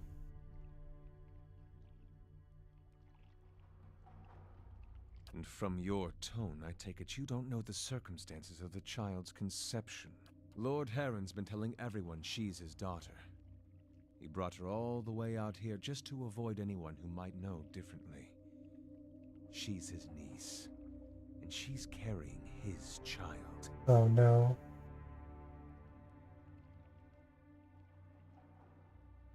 What the heck? Such evil this crisis has wrought. To force a child on the daughter of one's own blood, unthinkable. You can't be serious, that's horrible. It is the product of a corrupt and degenerate system of nobility.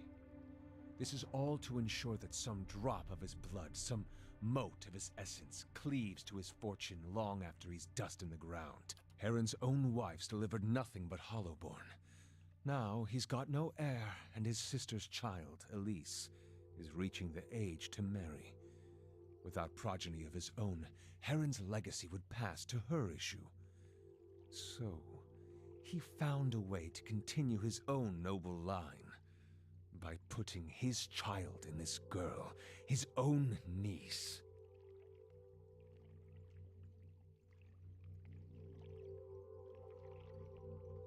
And he have gotten a child by some other means? Not a highborn heir. Even if he disposed of his own wife by some means, what family would marry their fertile daughter off to him? You can see the problem with this foolishness about blood and birth, I hope. And you didn't have to resort to violence. Someone would have helped Alice. And yet, no one did. Not that innkeeper who wasn't above taking his lordship's coin. Not Heron's attendants who must have known. Not even his wife, the poor girl's aunt. Depravity like this doesn't happen, but that people allow it. This is the truth that decent folk don't want to see. Sometimes you need excess to fight men like Heron. This isn't just about Heron or the girl. It's about the corrupting influences of power and wealth. How people of privilege, people like Herond, are so often insulated from the consequences of their actions. The charged essence of dozens of maltreated slaves and underlings is already taking root in her mind. Once it's established, it'll drive her to murder her uncle, her aunt, and anyone foolish enough to get in her way. People won't be able to look away from Herond's sins then. Leave it to Scan to go to such lengths to avoid confrontation. How will this lord learn if he is not directly punished? Break this lord's body, bestow on him 100 red gifts, let him know why he must suffer. Only then do you correct the problem. I do not wish to destroy Nestor Herond. I wish to end his entire rotten line. His name will become a curse among strangers. The deeds of his house will be eclipsed by his ruin. Foes will hear his name and shudder with pity, and any relatives who should survive him will abandon their fortunes just to rid themselves of the association. You're hot-blooded, willful, but there is no room for mercy and vengeance. Watcher, do not let this girl and her child become fodder for revenge. Let me touch her mind. I can free her from this snare, as well as from the memories that held her captive. Do it. The grieving mother bows her head. Thank you, Watcher. You feel her reach out, persistent yet gentle. Elise does not move, but the grieving mother trembles with exertion, and the air around her rings with the sound of chimes. At last she collapses, her energy spent. The strength throbs in her mind. For just a moment, Ellie's eyes close. When they open again, her expression is blank, but as she takes in the scene before her, you, Wymond, and the machinery in the strange, dark room, her confusion turns to fear. She lets out a choked cry. Kill them. All of them. If she can't destroy Herond, then we can destroy his legacy with her.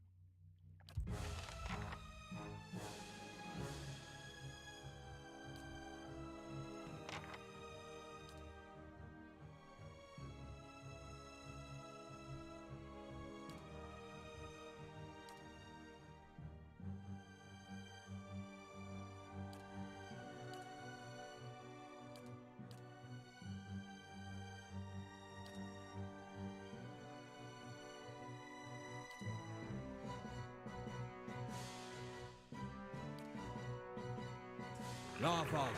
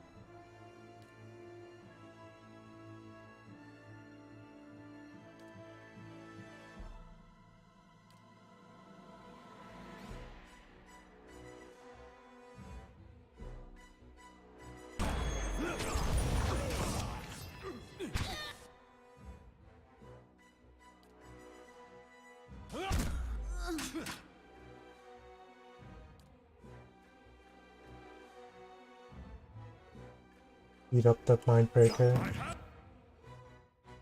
Oh, so many are dead.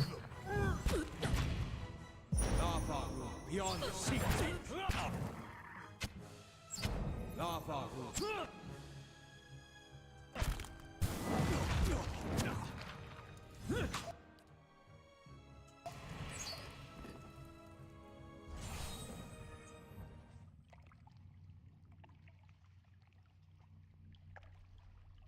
The young woman blinks at you and takes a few steps back.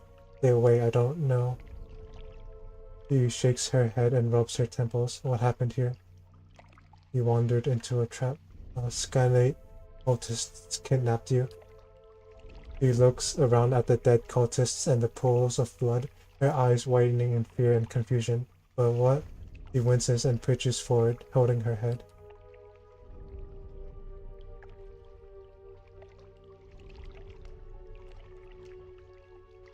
Aelia's wings. I can hardly remember a thing. She pauses, her brow furrowing.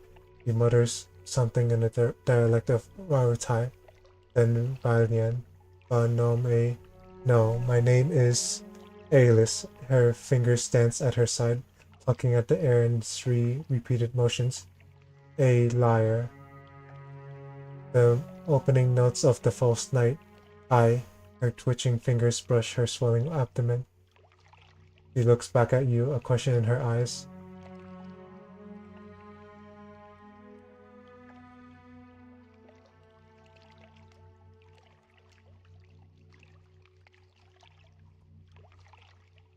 You're a young lady who found herself in trouble with powerful people. Oh, you're a young noble who was taken advantage by unscrupulous relatives.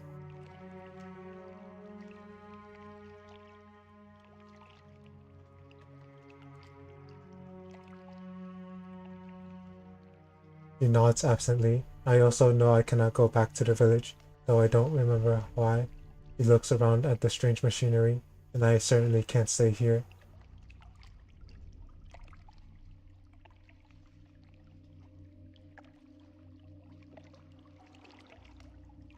There's a temple on the edge of town. I'm sure the clergy will help you find someplace safe. The suggestion sinks in slowly, but it seems to take root in the nearly barren places of her mind. It's good advice. She takes a final glance at the blood-splattered chamber. I won't look back, she hurries away.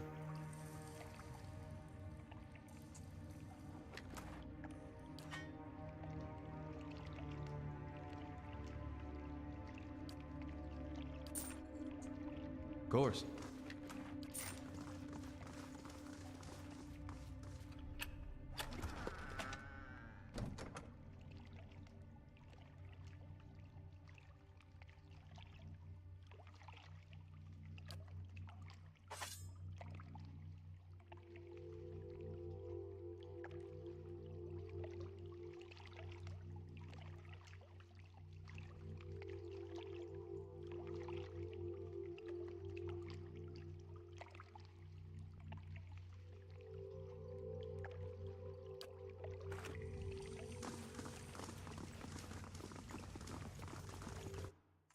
Darn it.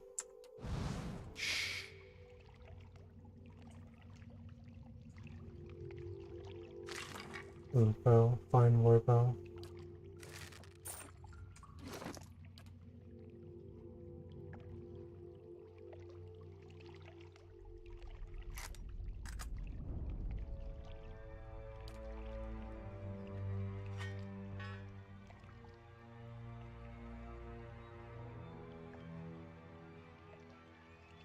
Giant miniature space piglet. I have no idea where this piglet came from.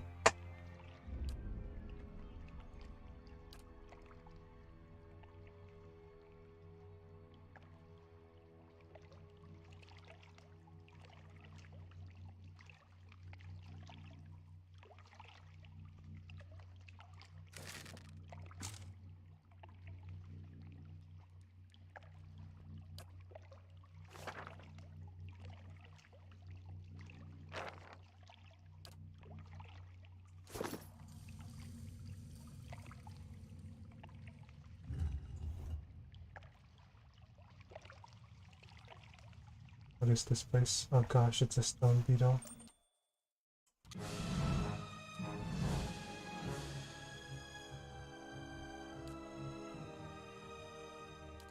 Hey.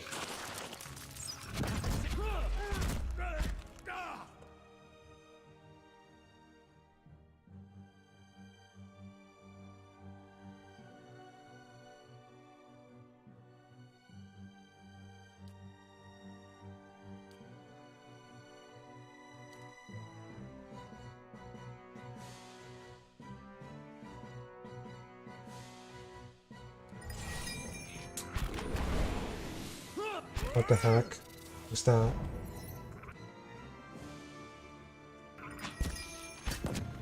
Oh,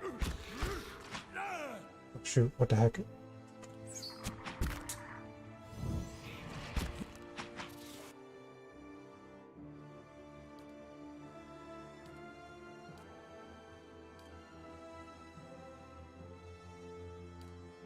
Hey.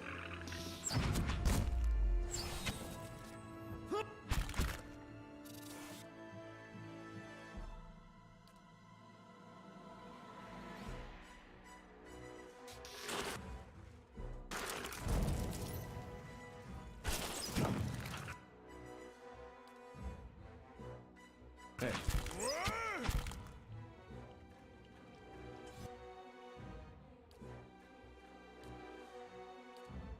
How may I help?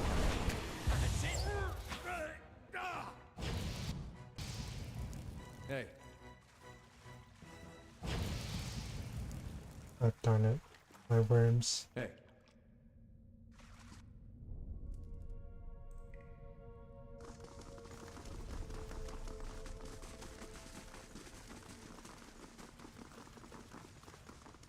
Keeping quiet.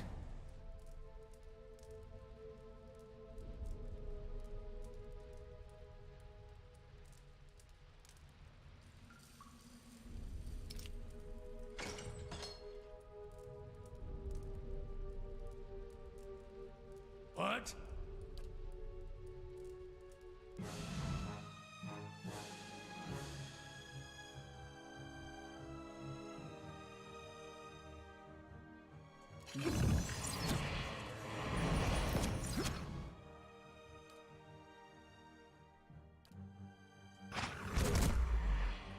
That's it.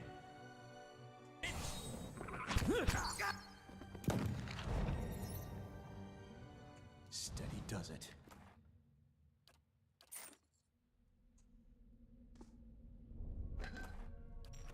Hey. That's unusual. Are you kidding me?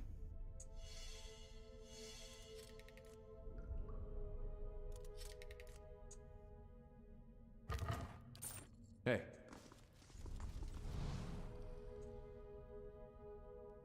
You might find this interesting.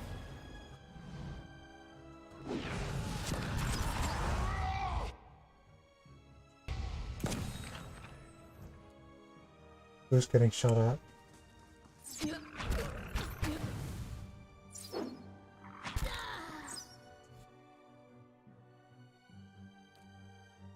Aye? Nice and quiet. Following your lead. Aye?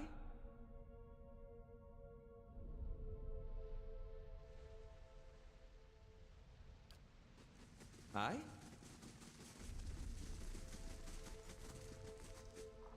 What?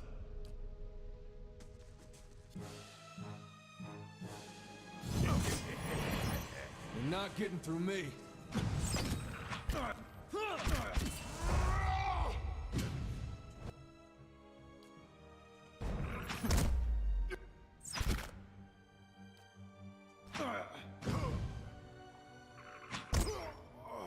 Hey.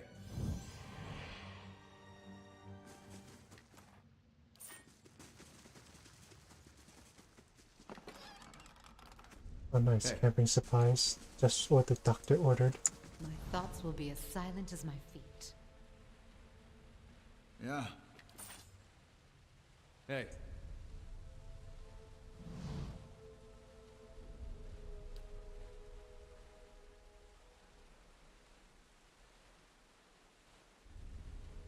Oh, whoops. Two posts stand firmly in the stonework and broken ropes falling into the dark chasm of a large cavern. On the other side, there is a slight opening of where the bridge may have led.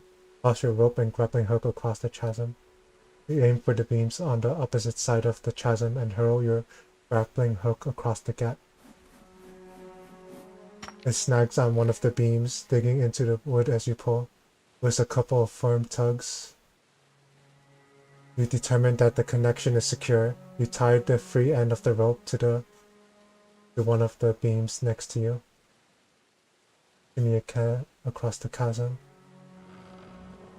Oh yikes, that's dangerous.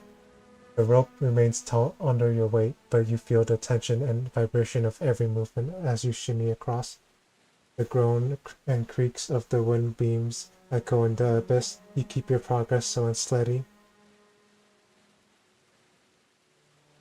The sound of labored breathing echoes across the chasm. Alaf and grieving mother are tiring. You reach the other side safe but exhausted. All right then.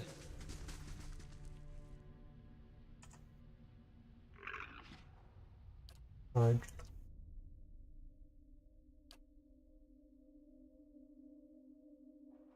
Hey. Oh, that's a lot more people than I expected. Way more than I expected.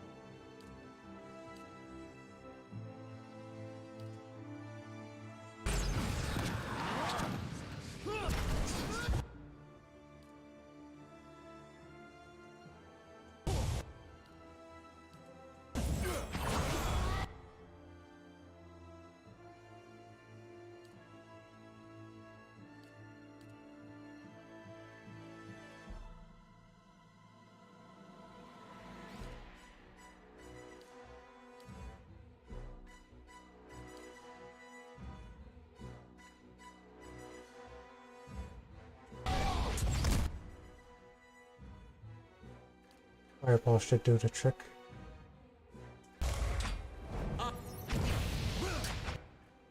Nice. Or not nice, I think. Didn't deal any damage at all.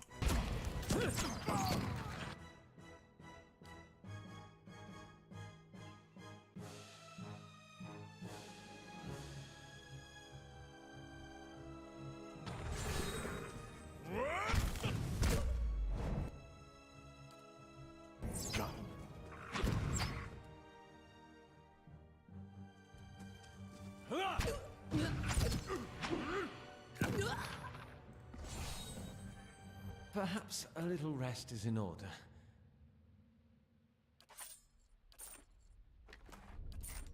Hey. And what does the flame reveal? I'll see what I can do. See what I can do. The work of a moment. Oh, I got a refund on my grappling hook.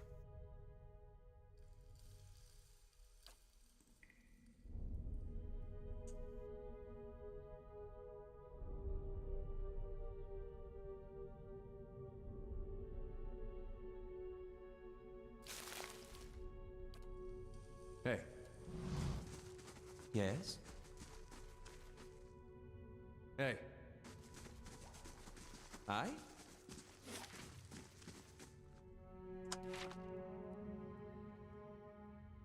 Hey. Run.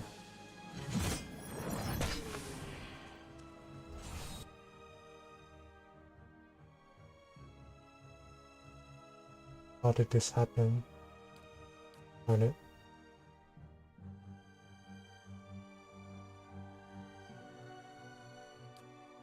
Hey.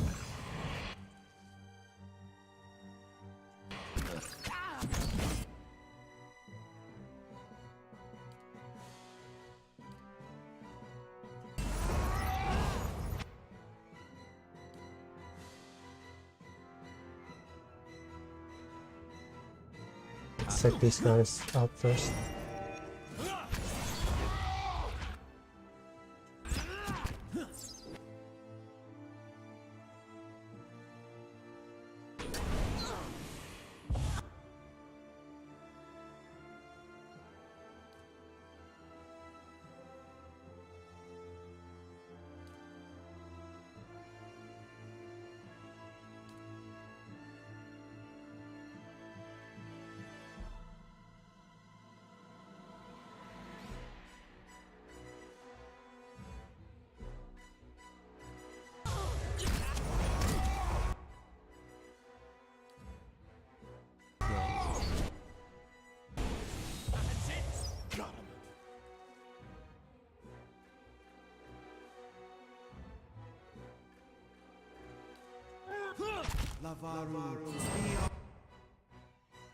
Why won't you die?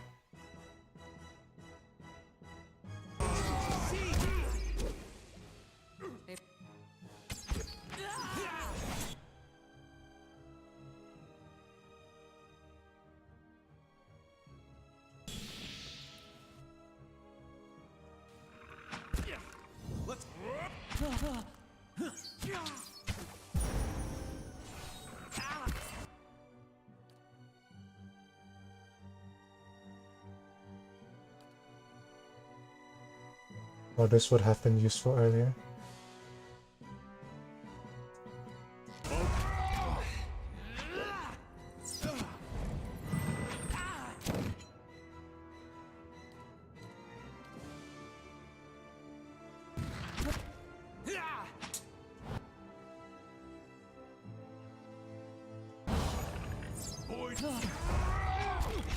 My whelps.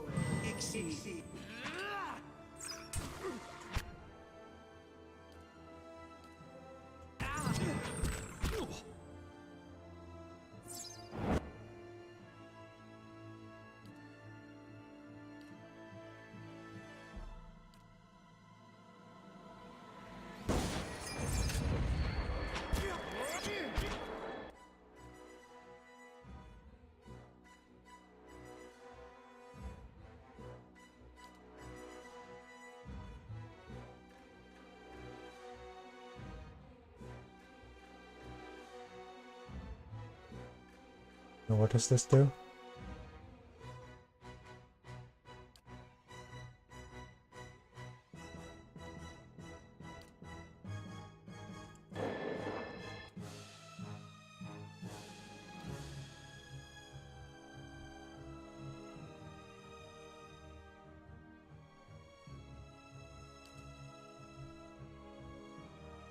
Your thoughts?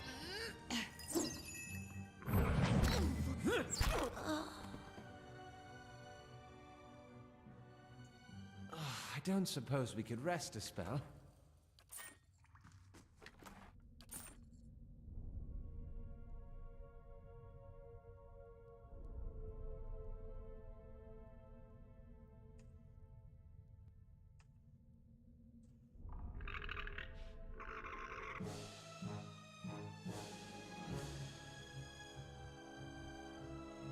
Hey.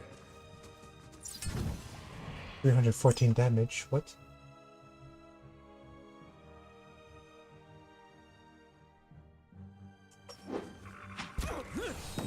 That's it!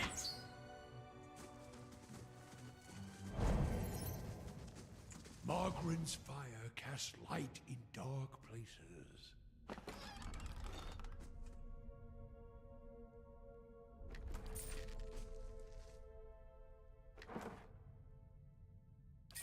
Hey.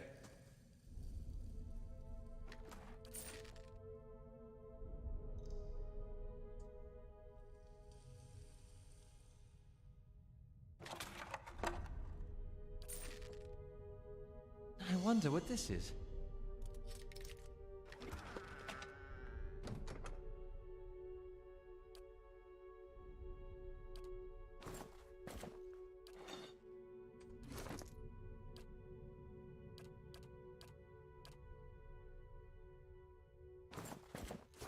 Hey. Great.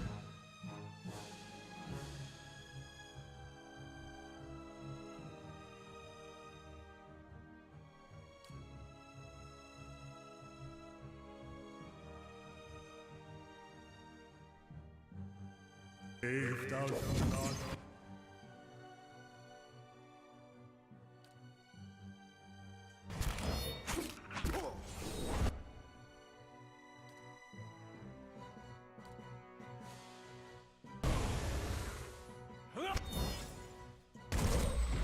I shall end this.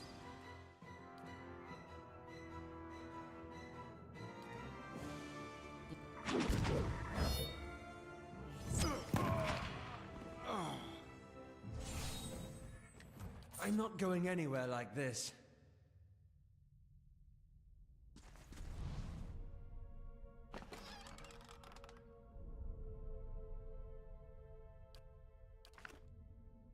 Hey. This place They is can huge. see nothing while I see much.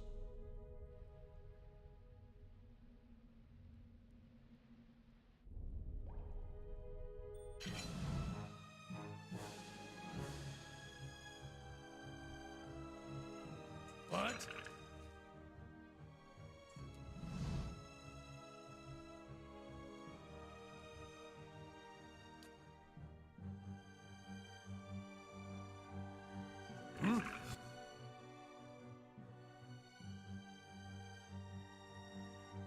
Hey. Oh, why are you taking so much damage?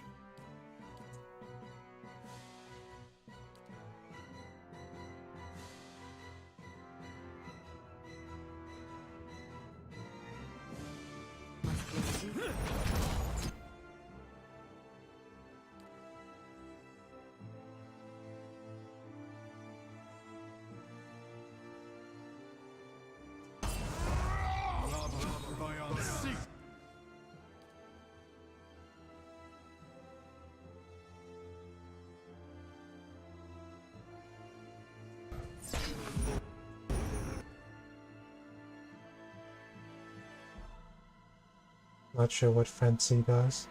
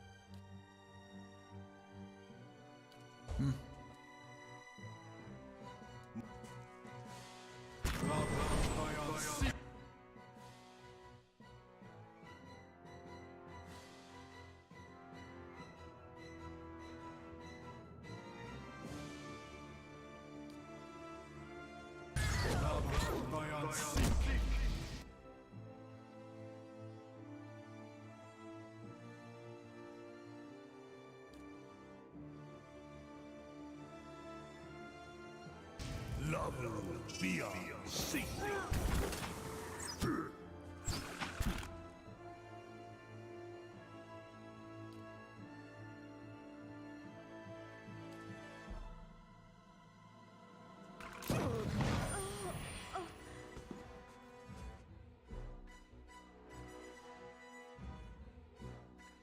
Hey.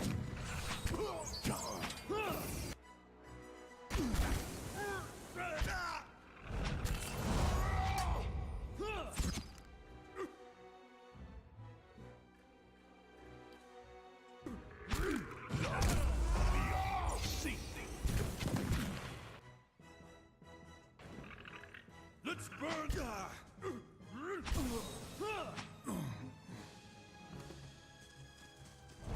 My thoughts are scattered. Hard to hold on to. Margaret's fire casts light in dark places.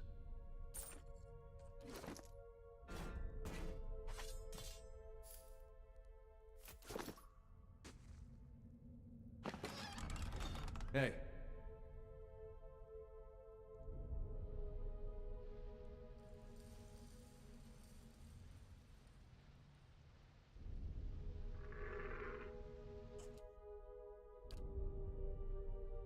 Hey. Hey.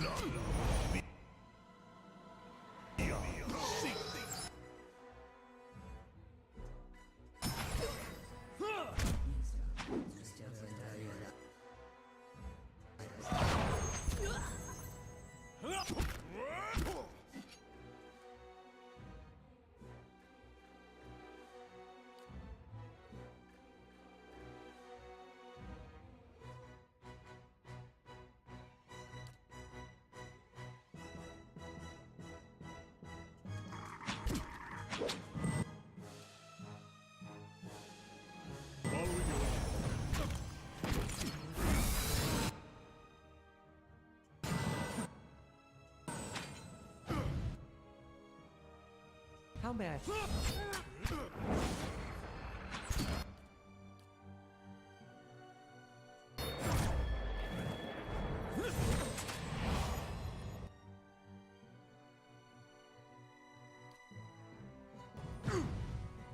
Moeth.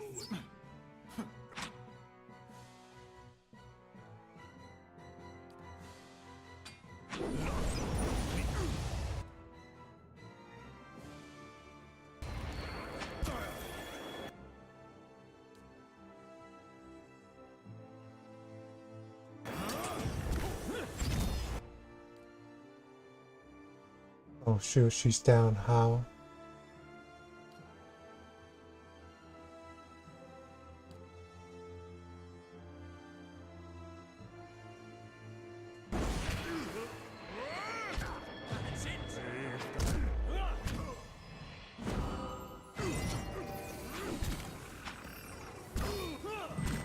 Following your lead.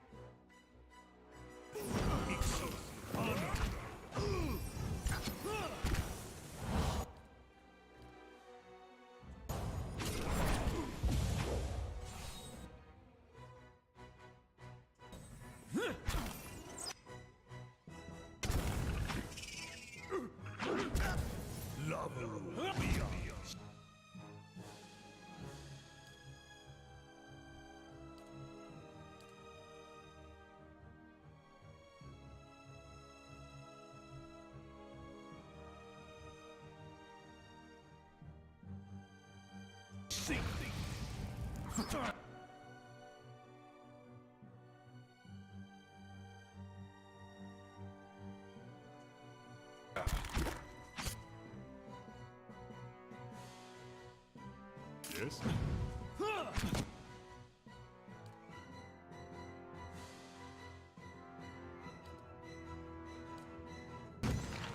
Your tail and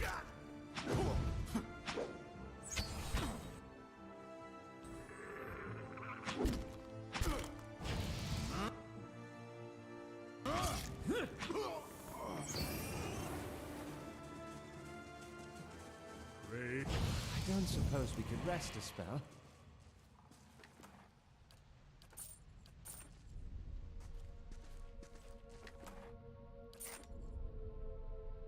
I shall.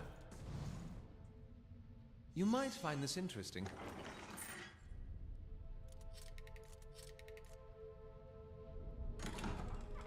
Hey. And what does the flame reveal? Oh shoot, enemies. Lots of enemies.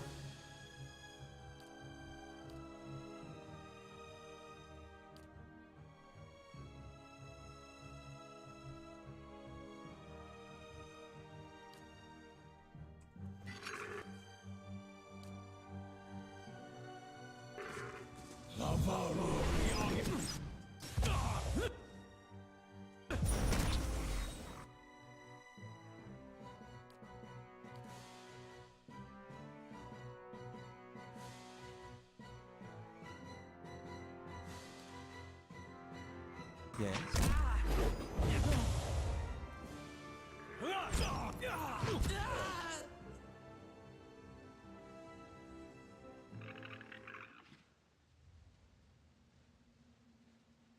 Hey. Yes?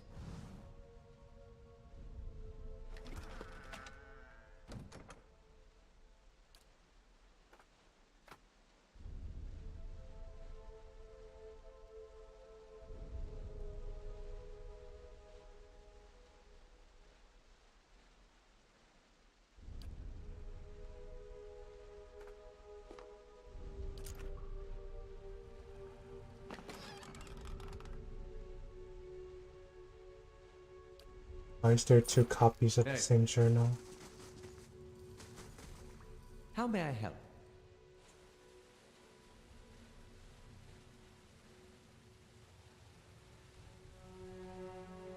Disgusting. You should see this.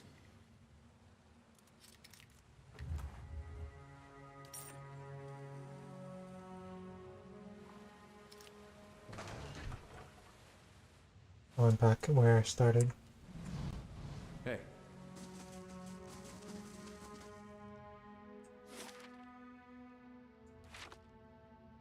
Nice and slow. Let's rest.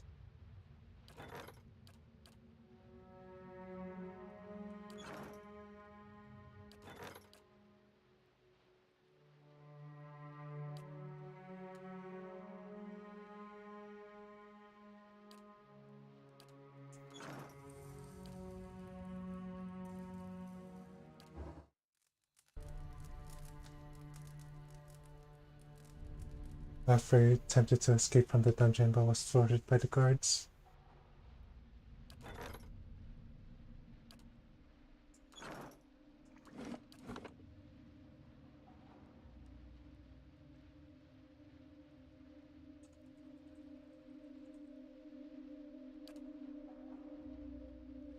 Hey.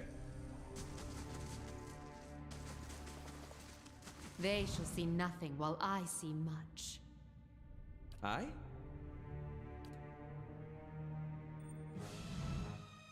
Oh, what the heck?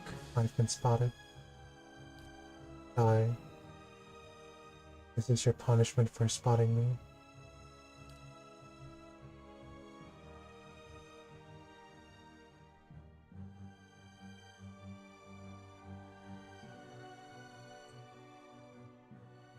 Hey.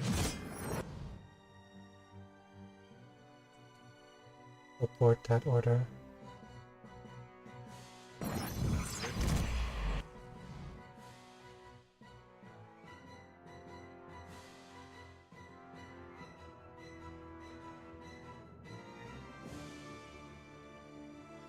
I wonder if this works.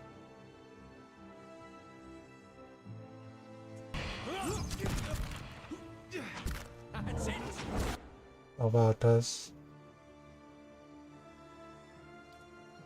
You can die properly now.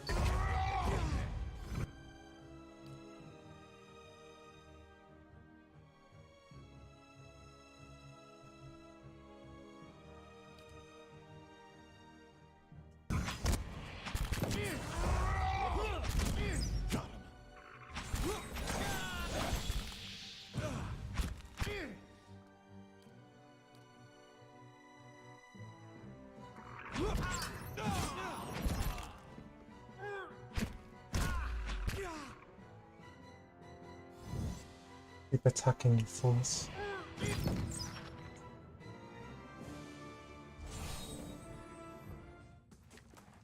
Hey.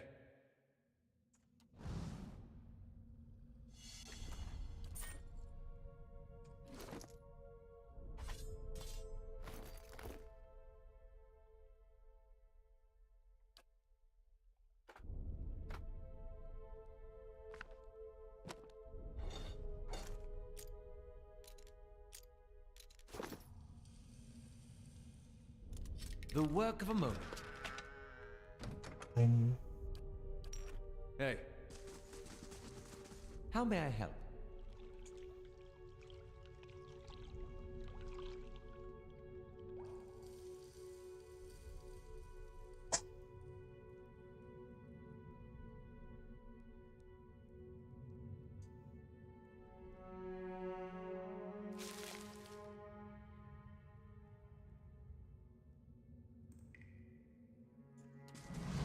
Hey.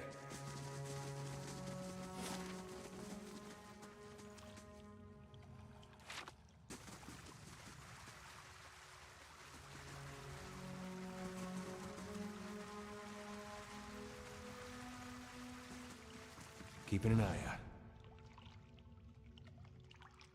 I'll have it in no time. The work of a moment. Hey.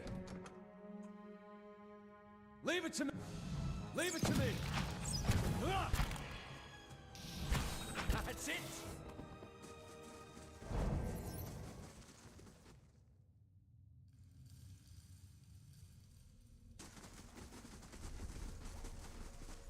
I shall be quiet as a calm sea, which is not very quiet. Hey.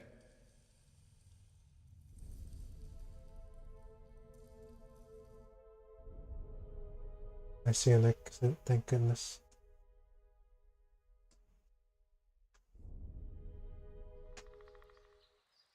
Oh, I think I know what's going on.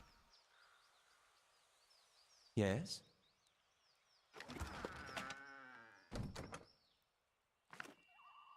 Hey.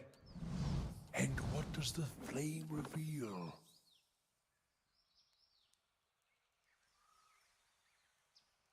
Busted.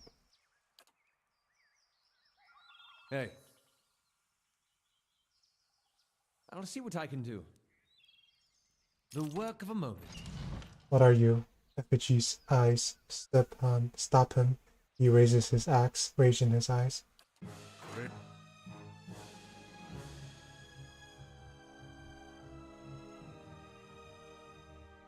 If thou feel You're not...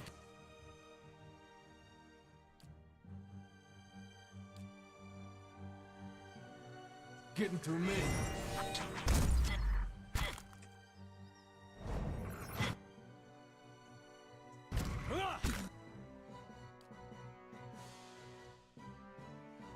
Oh no, you don't. Hey.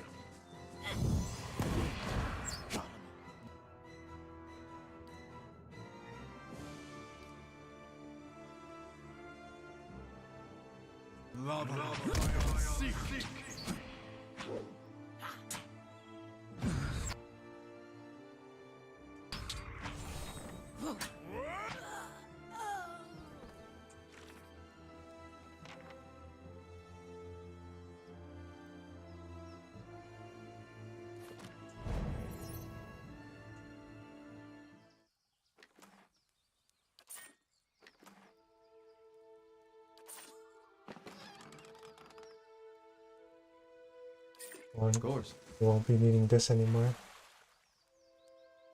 Curious key. The key is stained by the dye in which you found it.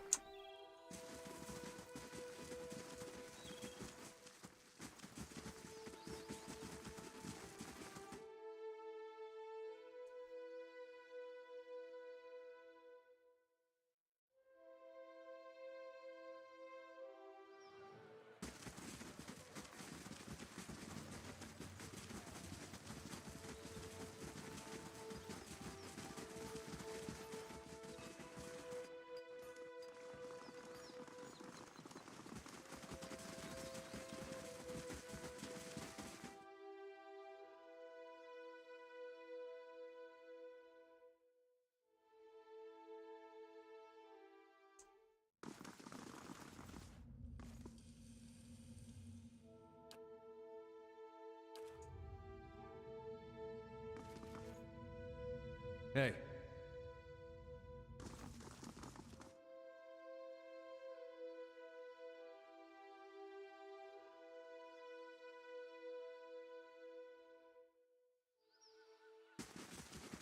So you will go to your king Hey. and what?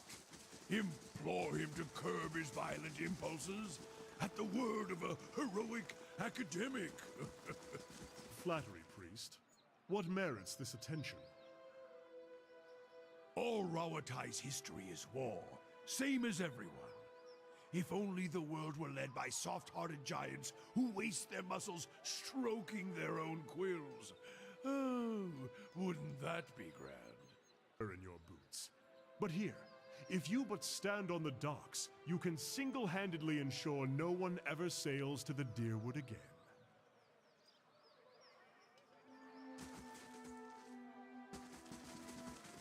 Hello.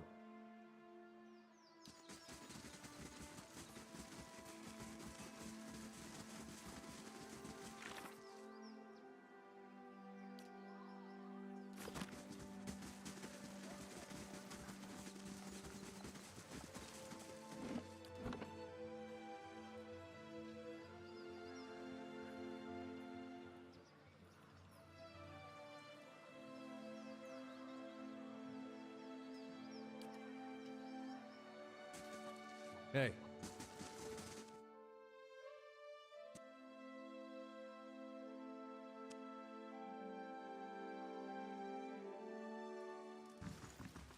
Let's go confront this lord. And where did he go? The Lord Herald is resting upstairs.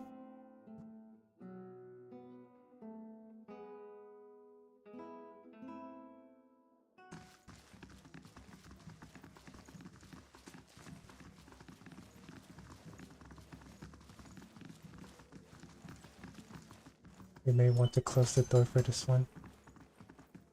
What are you doing up here? An elven man. Have you news of my daughter? I've got to get her out of this wretched village. I found Alice. My daughter? Is she safe? I let her go. That can't be. What happened?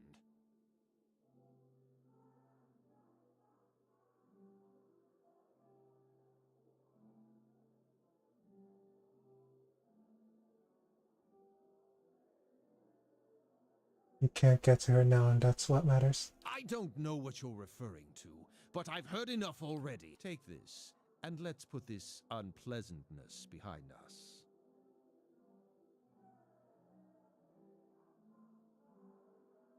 Rumors travel fast, certainly faster than caravans. Do you really want to take that chance? Very well. Now, I really must get back on the road. I got an achievement, disposition. Attain rank 3 and at least 3 disposition.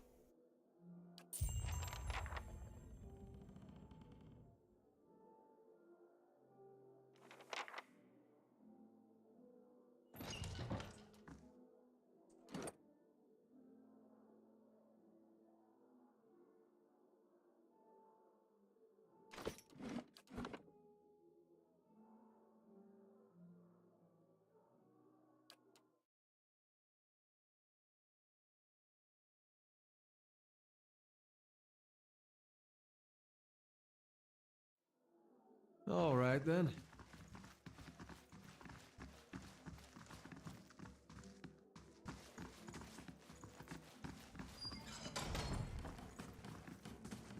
What are you doing? My daughter. That can't be.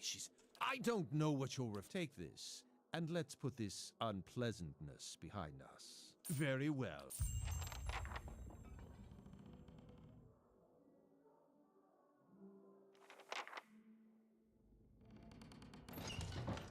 Is there no way to? He lost reputation with Defiance Bay.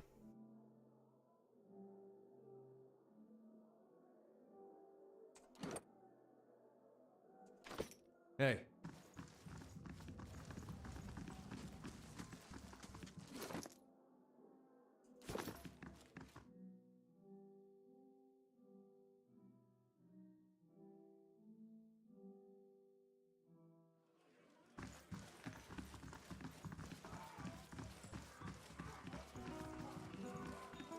Hello.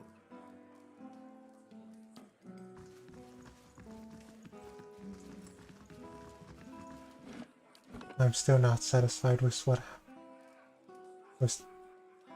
happened here.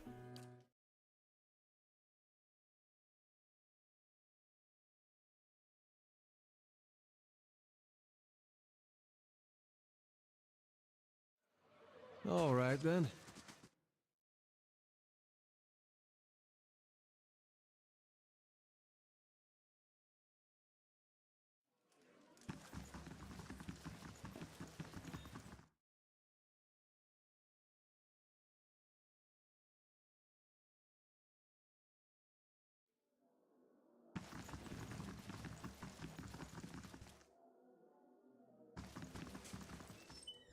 What are you doing? My daughter can't be. She's... For a instant, his face ripples with rage and fear, but his features quickly settle into a mask of haughty complacency. Even if it were true, who would believe you? Take this, and let's put this unpleasantness behind us. Very well.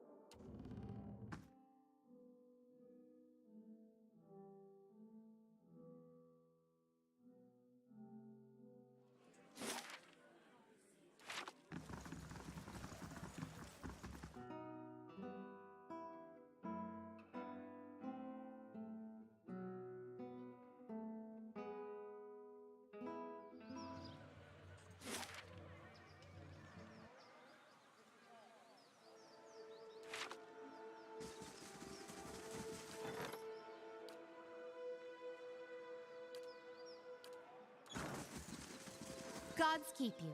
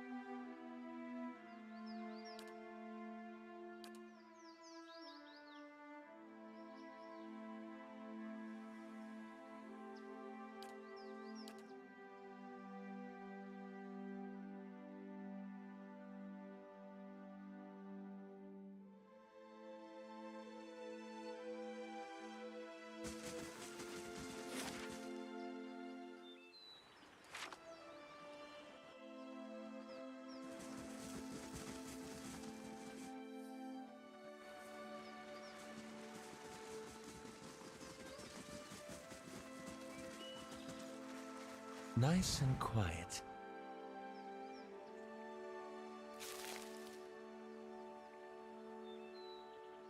You.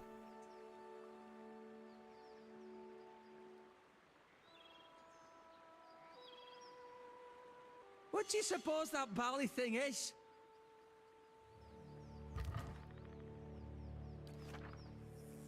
Hey.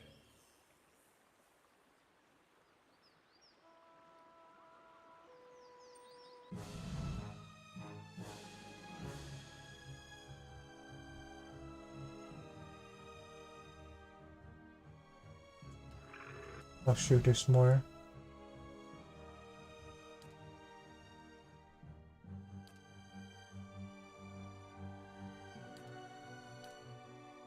Great.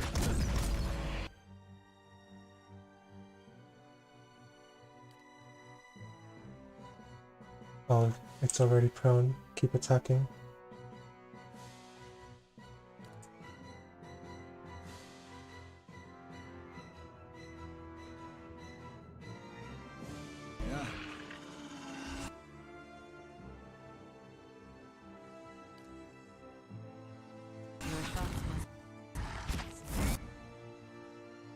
What are you doing over there?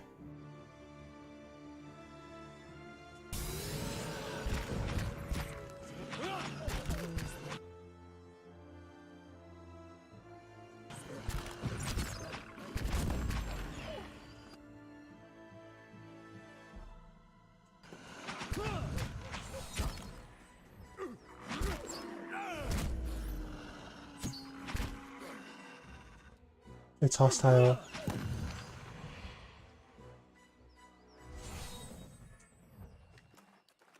Hey. Okay. We resolved that battle. That's nice. Let's see what lies this way.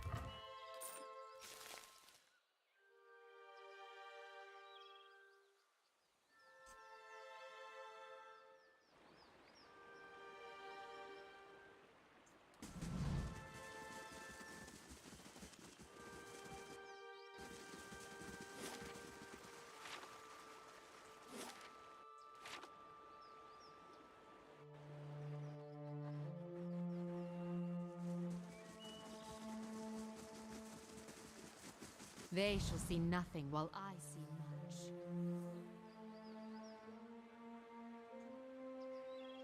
You're not... Hey.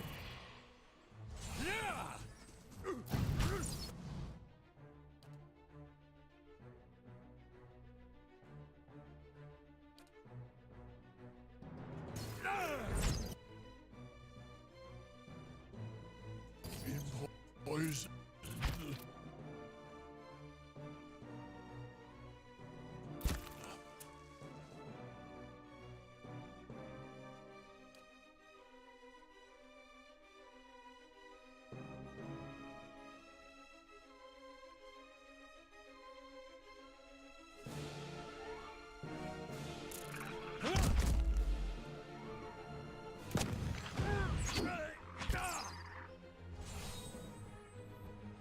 Hey, this is why you were traveling alone.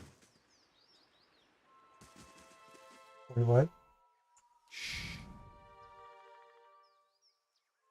That's unusual. Yes, it is. It's a... Ooh, that is unusual. Hey. What's in here?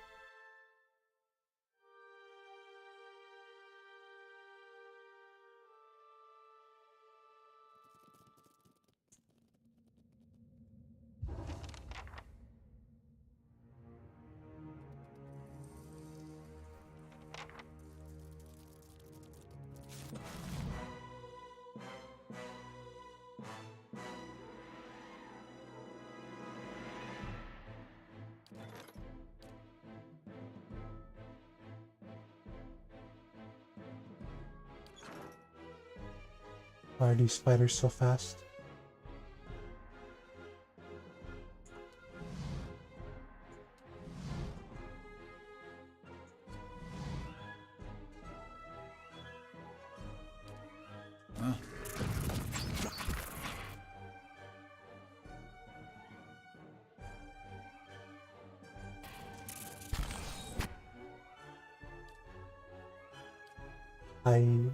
When it was firing. Oh, why are there so many people? Why are so many insects?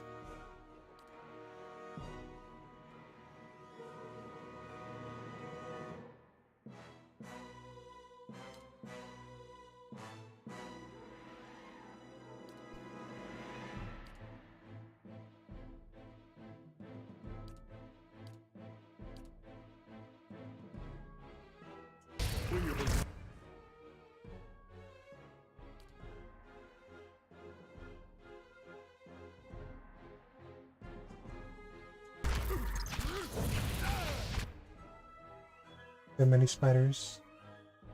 I don't like spiders.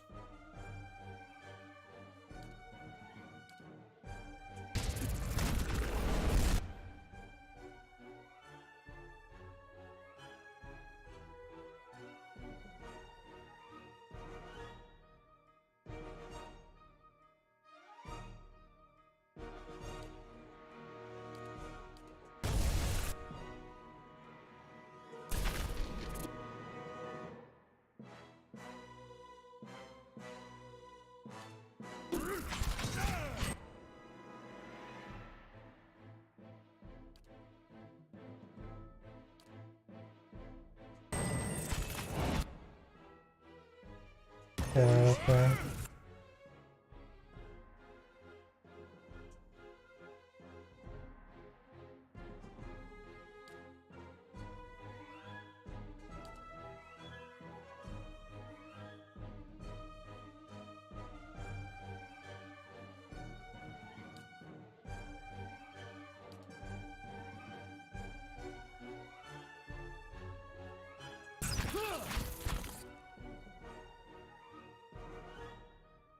Wait, why am I standing over there? Yeah.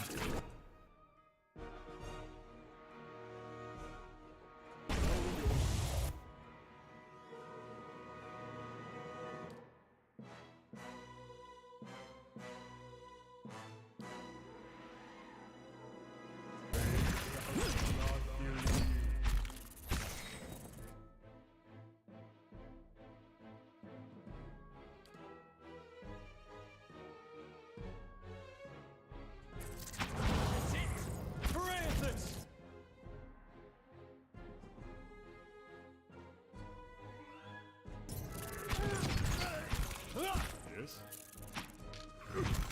Let's. That was terrifying. All right then. Hey. They shall see nothing while I see much.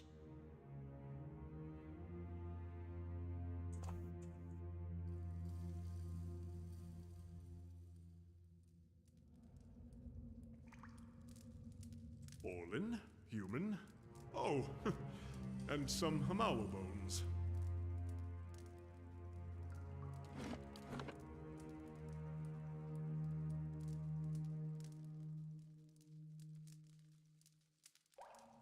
Oh, what the heck? They...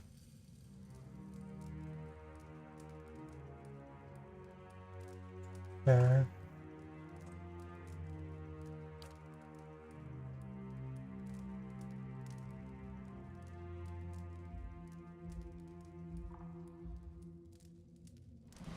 As you advance into the darkness, the ground begins to tremble. You hear plodding footfalls, growling breaths, and bone-snapping crunches. An ogre steps out of the shadows, 10 feet tall and bulging with muscle. He tears a mouthful from a hoop, ink-fleshed limp, and tosses it aside.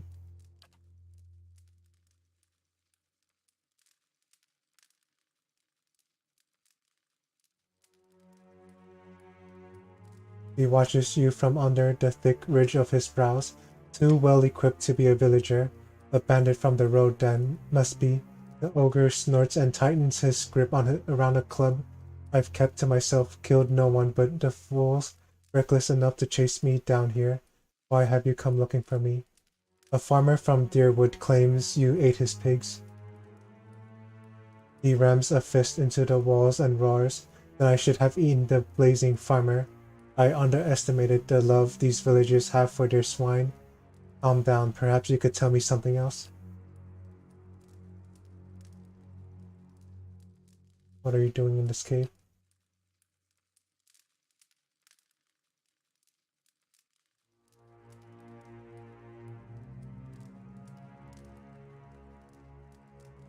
Hiding from your kind, he scratches, a tusk glaring at you. Kith driven from their homes by strange storms, bandits out for blood and coin. Mankind is unsafe around Kith at the best of times, but now tempers run hot, and ogre's blood is valued among your alchemists. His fingers flex around his club. I notice you're favoring your leg. You're weakened. Oh gosh, what have I done? I made a poor choice.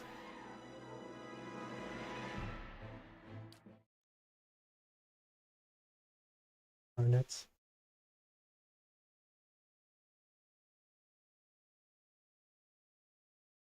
Of course.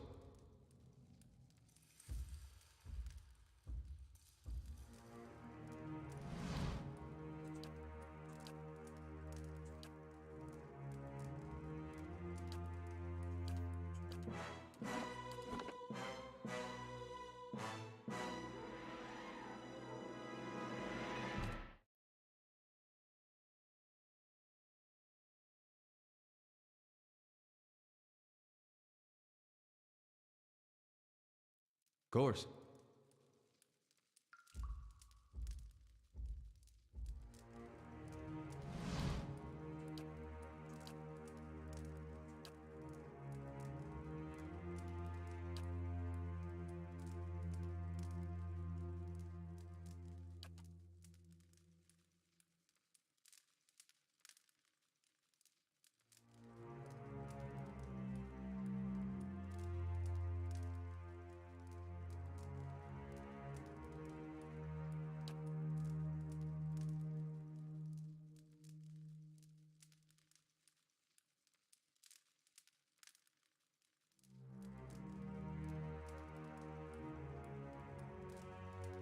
I have a stronghold in Cade Noir. Help me defend it and you can stay as long as you'd like.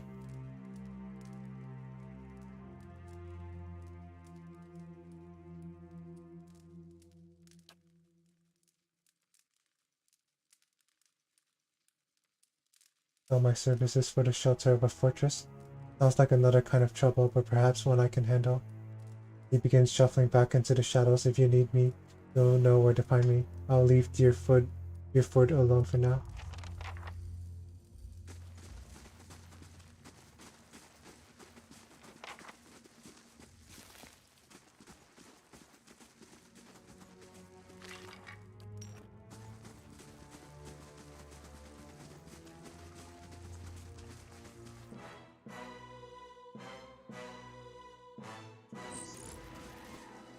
What the heck?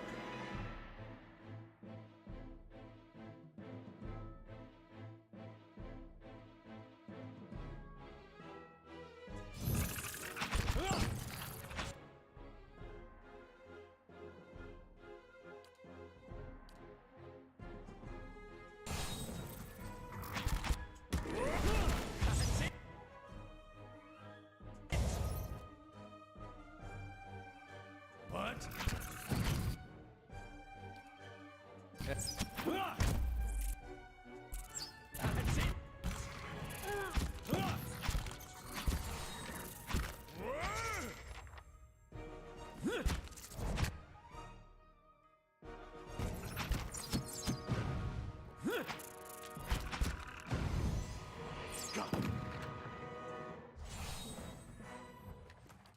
Hey.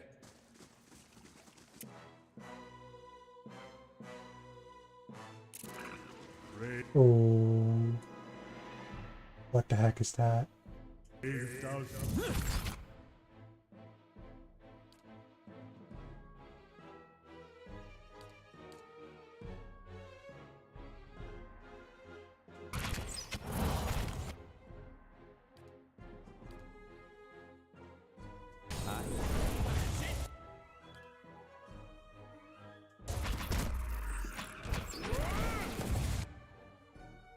All surrounded.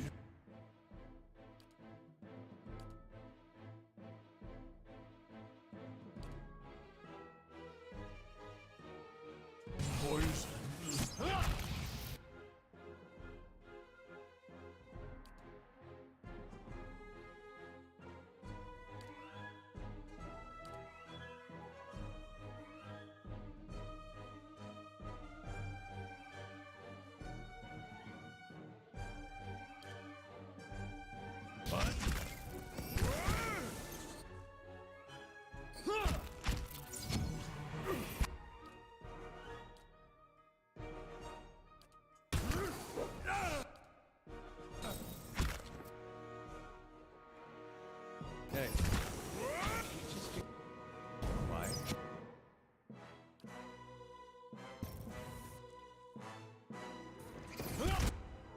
Oh, get out of here. We're down one.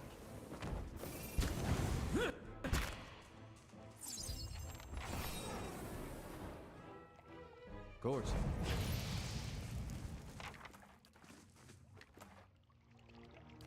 Oh, these are venom stacks, not venom snacks.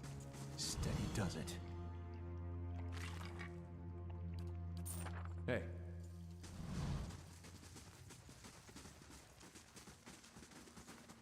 If secrets whisper here, I shall listen for them.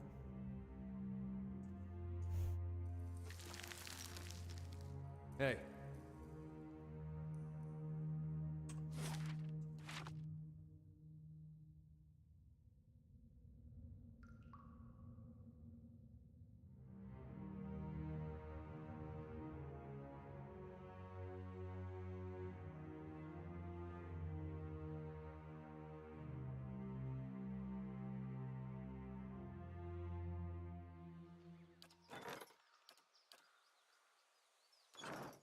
Hey. Oh shoot, Cadenor is going to be under attack.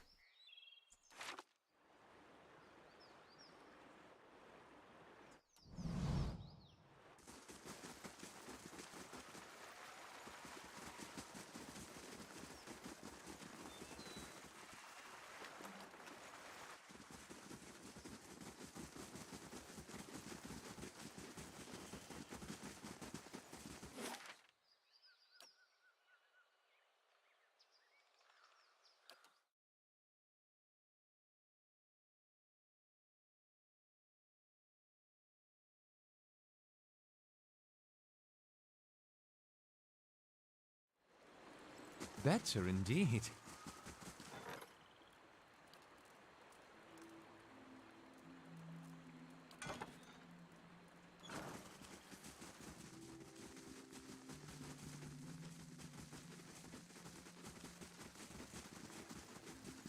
Following your lead.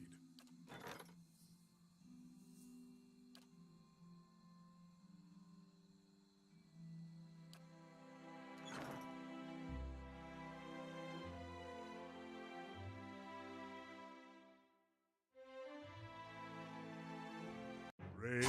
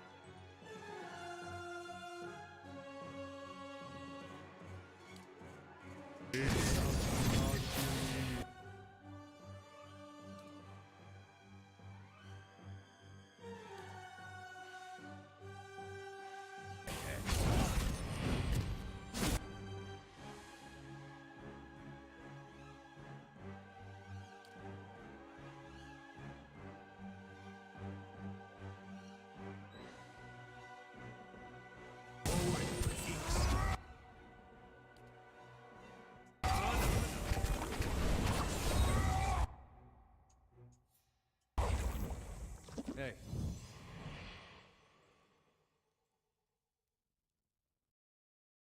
That was nice.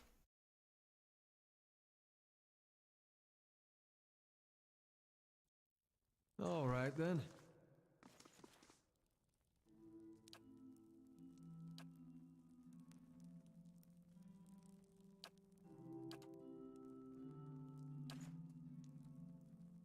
Hey.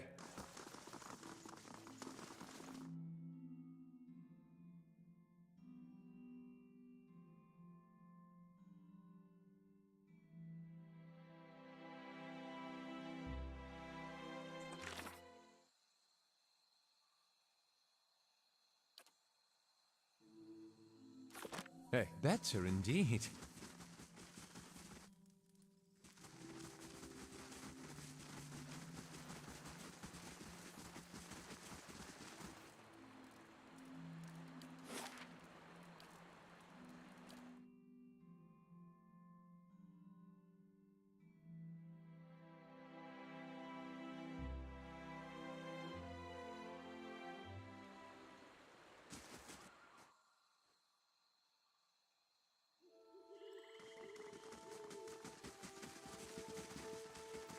Hello.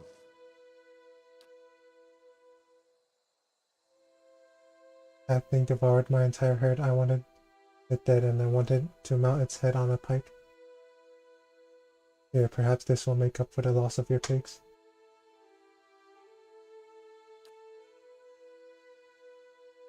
His mouth falls open. You do that for me? I don't know what to say. He snaps his fingers. Wait right here. He darts into the house and returns with a blunderbuss in his hands. I call it the lead spitter. It belonged to my father and served me in the Saints' War. It's old but sturdy, and it packs a real punch. It'd be more useful to someone like yourself these days.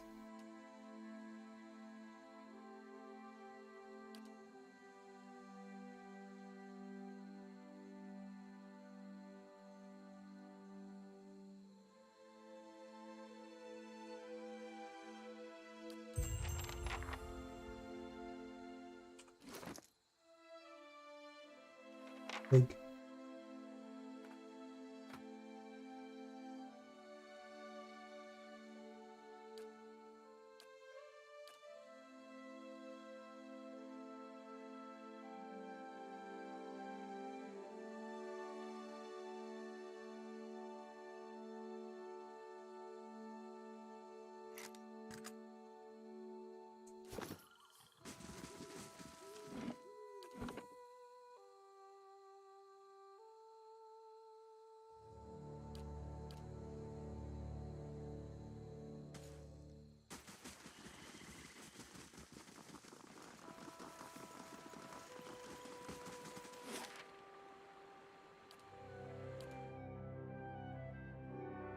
I wonder if I can hire the ogres now into my army. The stones and the spirits in this place have begun to heal.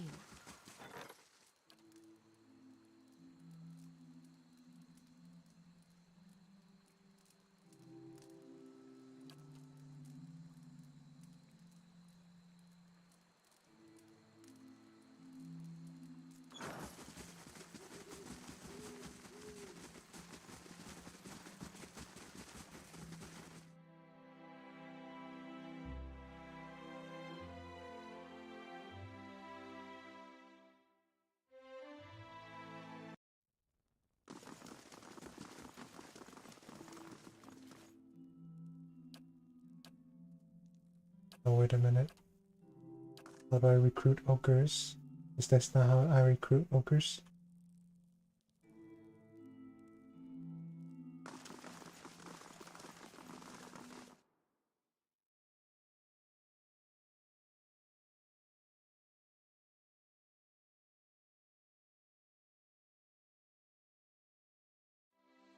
The stones and the spirits in this place have begun to heal.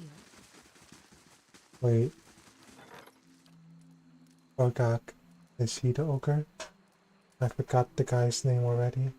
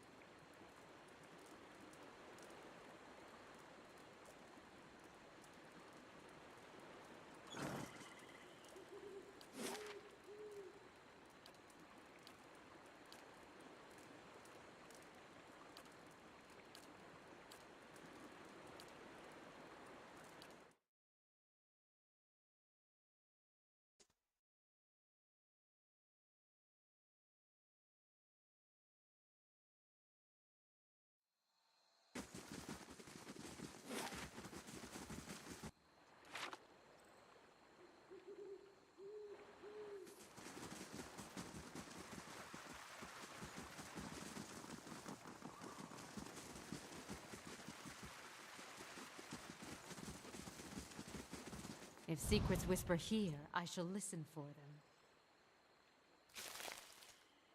What the heck? Dead drakes?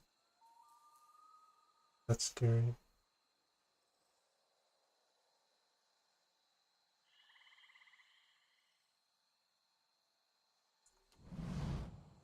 The man turns to face you, wiping blood from his S-stock.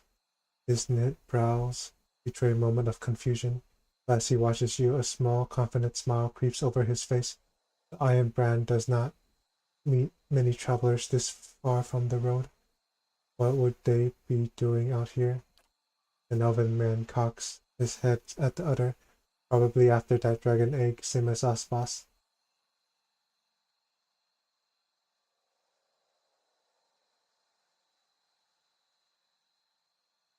A dwarf curses and spits into the grass, a rhetorical question, you doom it.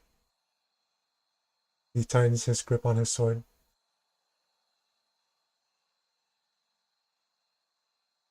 Everybody knows the roads between the villages are crawling with brigands. They're obviously bandits, same as us. Why would you want a dragon egg?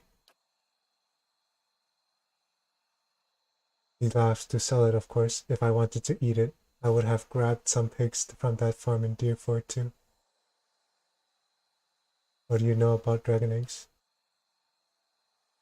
He shrugs. They are round and large, and they come from dragons and drakes. What else is there to know? I've seen all sorts of deadly creatures. Few are worse than an angry drake. I'm not taking any chances with drakes. Say what you want. I'm out. She hurries off. Let her go. That just means a bigger cut for us. Oh shoot.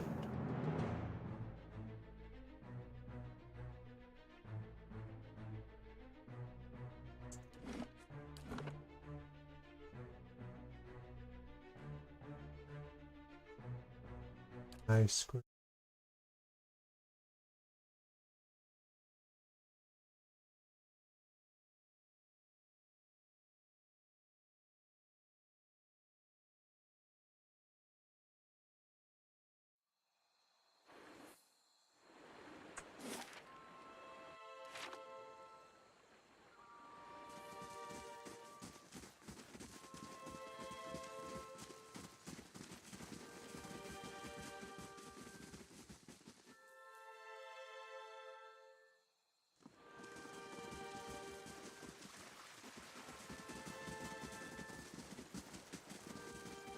Let me save here just in case.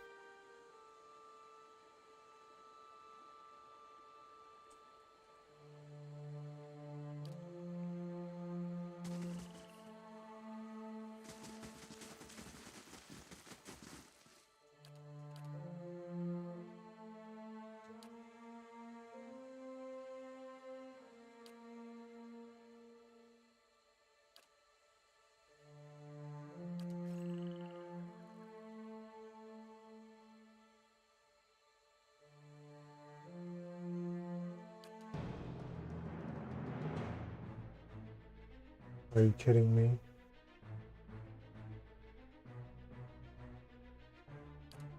But at least I have... Let's see if I can just pay them off. Oops, wrong save file.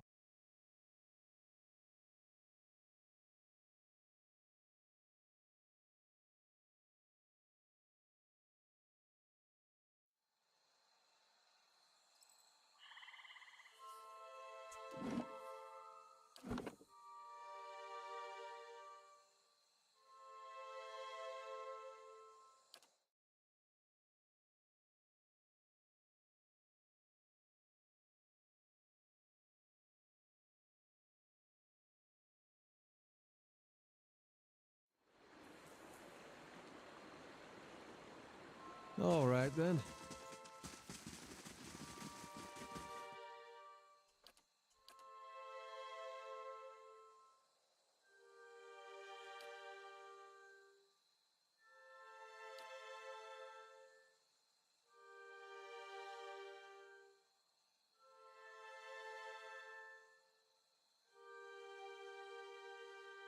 Vacant knockout.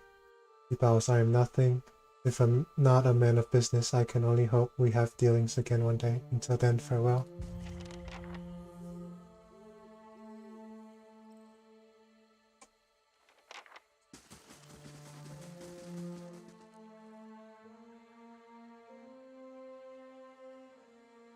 A cliff face is blackened and melted like candle wax. There's a small outcropping overhead with what appears to be a crude nest. It looks like a challenging climb. Throw a grappling hook to the outcropping. You toss the grappling hook over the ledge, holding the attached rope with one hand. The hook lands with a satisfying clang, and you secure the line with a firm tug on the rope.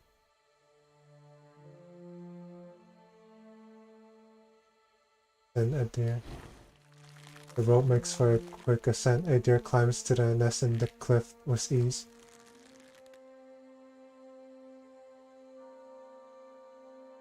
The nest is surrounded by glowing embers. Twigs and bones litter the area. An egg the size of a small keg is nestled among the detritus. It looks heavy and awkward to carry. Secure the egg with a rope and lower it. The deer ties a rope around the egg. The deer lowers the egg with slow, steady motions. Once the prize has reached the bottom and settled into the dirt, the deer safely climbs down the cliff. Hey.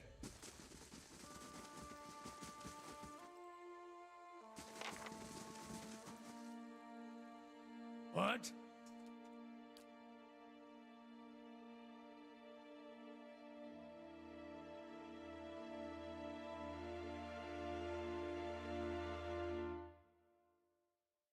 Hey.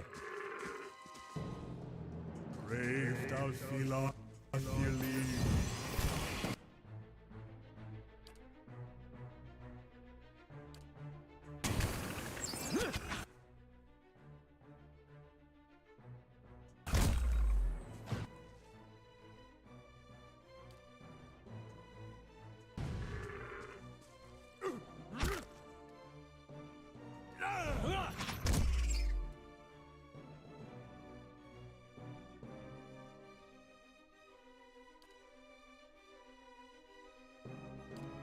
Got him. That's it!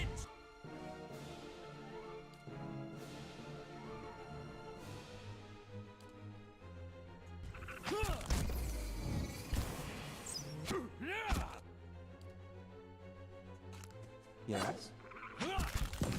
Yes? Summon worms.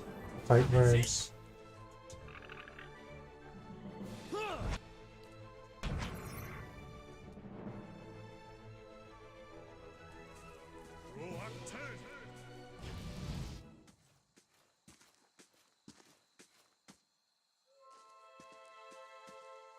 Huh?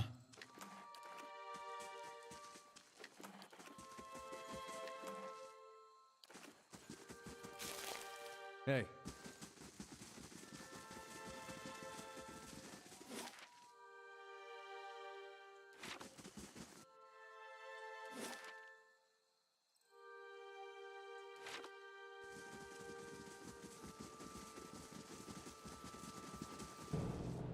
Brave thou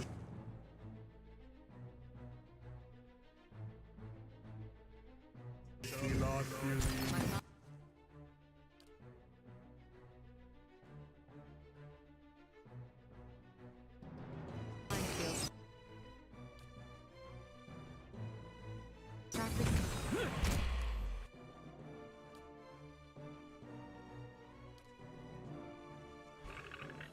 Hey. Keep attacking. Let's burn! I'll let Margaret's fire bless this one.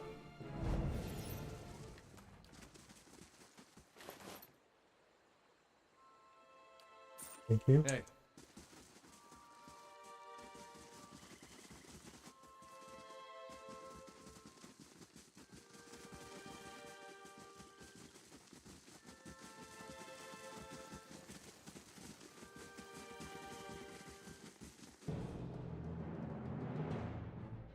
Oh my goodness.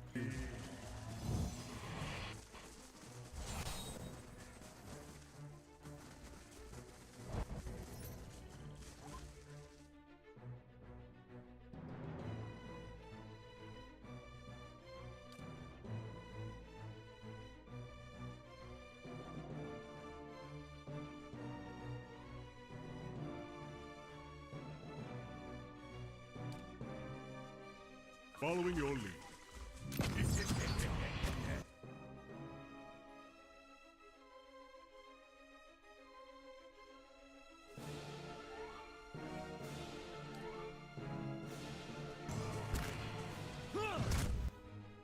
Okay, we got a runner.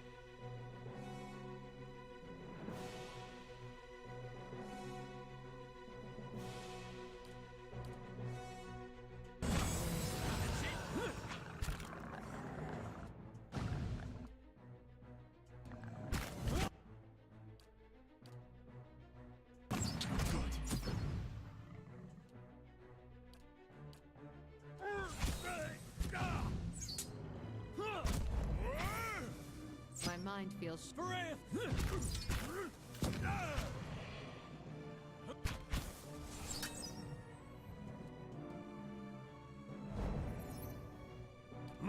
Are you almost dead?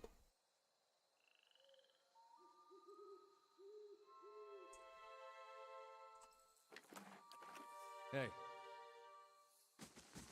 And what does the flame reveal?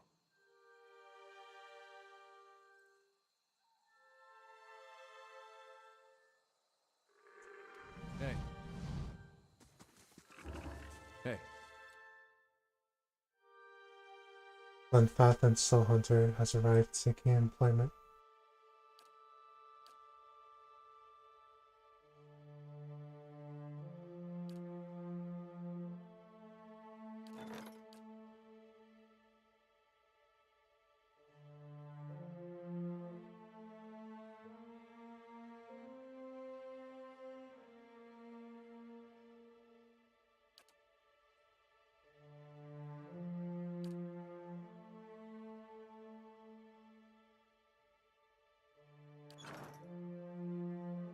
Hey.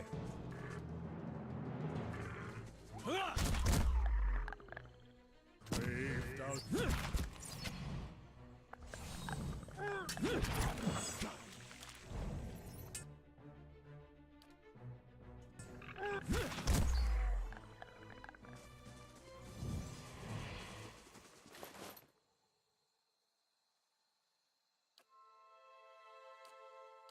I want these boots.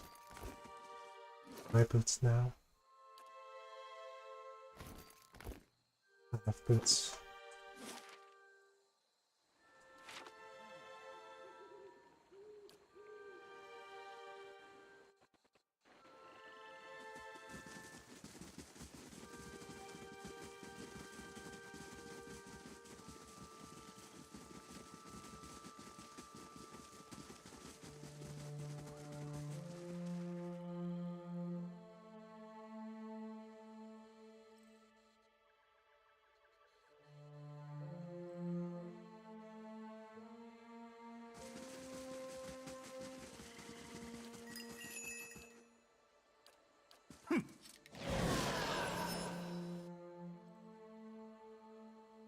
What? That's it. Hi? Huh? Hey. I have to be careful.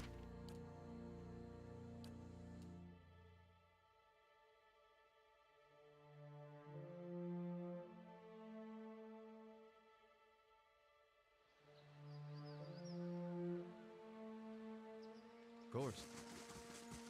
This is the place. My big brother's last battle. I wish I could tell you what we're looking for. Anything from that battle, I guess. Whatever 15 years of rain hasn't buried. You see my brother's ghost, you give me a holler, all right? Nice and slow. Not much here. A man stands before you, his face smeared with green and ochre dyes. Hides and furs cover his body, and he holds a spear in one hand. What brings you here? He bears teeth that have been filed to fine points. Back to your village, Amor. You are lucky the three tusks Dylwood hunt other quarry today. I'm looking for a group of people who may have already entered the ruin.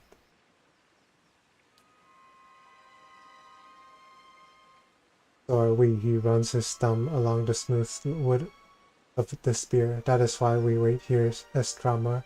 And that is why I have decided to let you leave in peace. What will you do? We will wait. If they are inside, they must come out. And when they do, he slides a fingertip along the point of his spear and shows you the drop of blood. What do you know about the Celeban Relag? It's a sacred place of the builders, and neither your feet nor ours shall sully its stones. The grasses, however. He grins and hefts his spear. I will gladly water with your blood. Three-tusked Stelgir? His snarling grin widens. Have the farmers grown too fearful to even mention our name? We are the fiercest of the 6 tribes of Erglanabath, and we are the guardians of the monument here. I've never heard of the builders.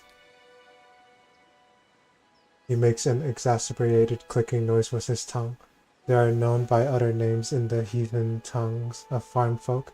They are the ancients who built this place and many more like it, and we of the 6 tribes guard their legacy. These individuals are my enemies too. If you let me in, I could bring them out for you. He laughs. And allow even more Estramorwen to trample sacred ground? Certainly not. I see the famed mathematical aptitudes of the Glanfathans were not overestimated. I see. Good. I'll be going. And do not come this way again. Hey.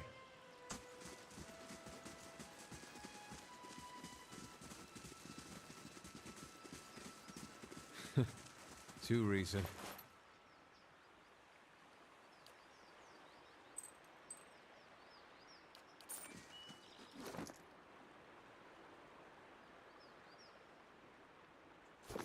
Hey.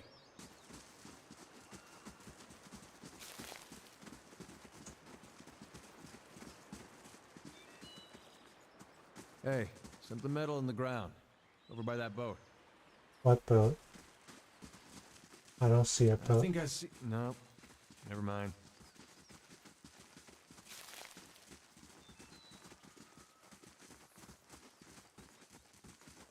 Nothing over here. I guess they cleaned up real good after the battle. This is embarrassing.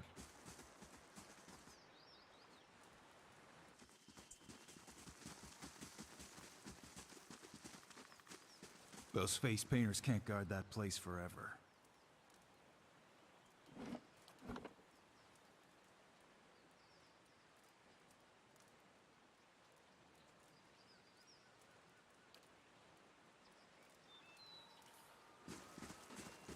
These ruins are claimed, friend. On your way. No need to get riled, boys. We're just passing by. Look at his talisman, Pag. Eothasian.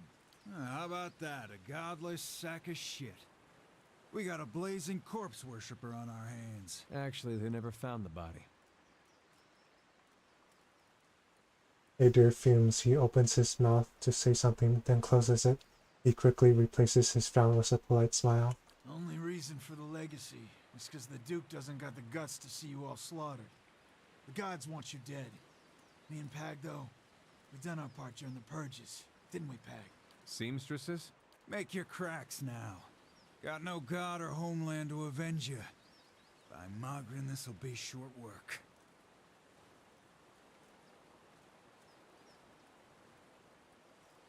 This has nothing to do with gods, just ignorance. Doesn't matter who it was for anyway. Country's better for the purges. Maybe we start a new purge right here.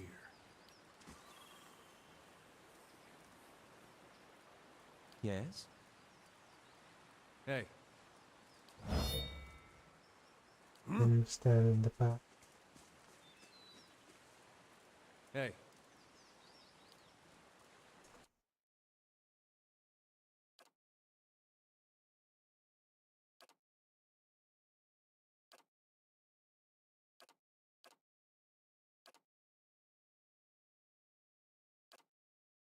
Yeah. Braved out.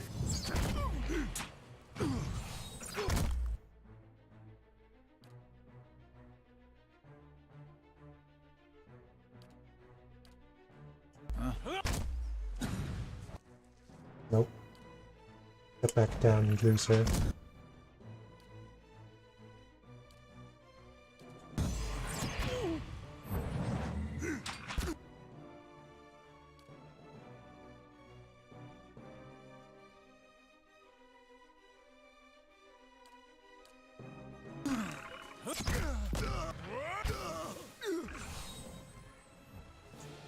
They were right. That was short work.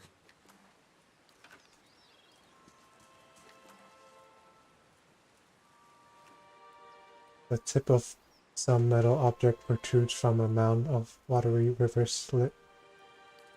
With both hands, you and Eder begin digging in the mud until the object is dislodged.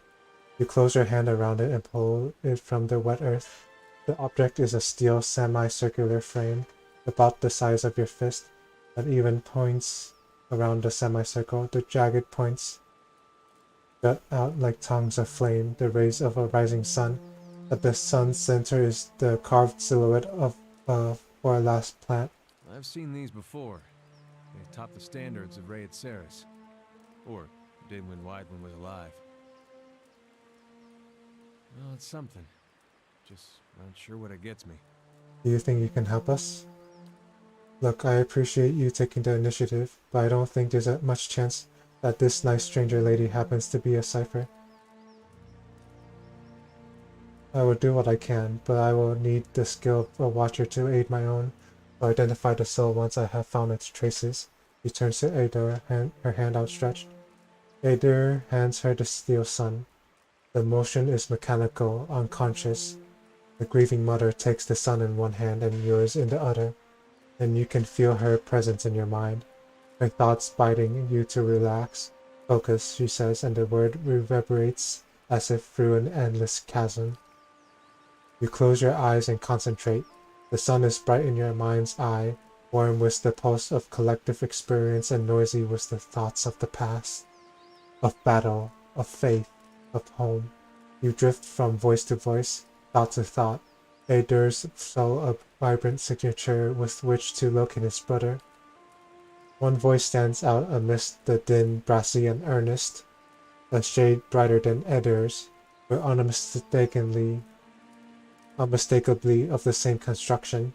You have no image of its owner, but his journey is imprinted within the points and curves of the steel sun, and in your mind it opens before you as a path stretching both southward to Gilded Vale and northward over the uneven terrain that joins the Dyrwood to Rayet Saris.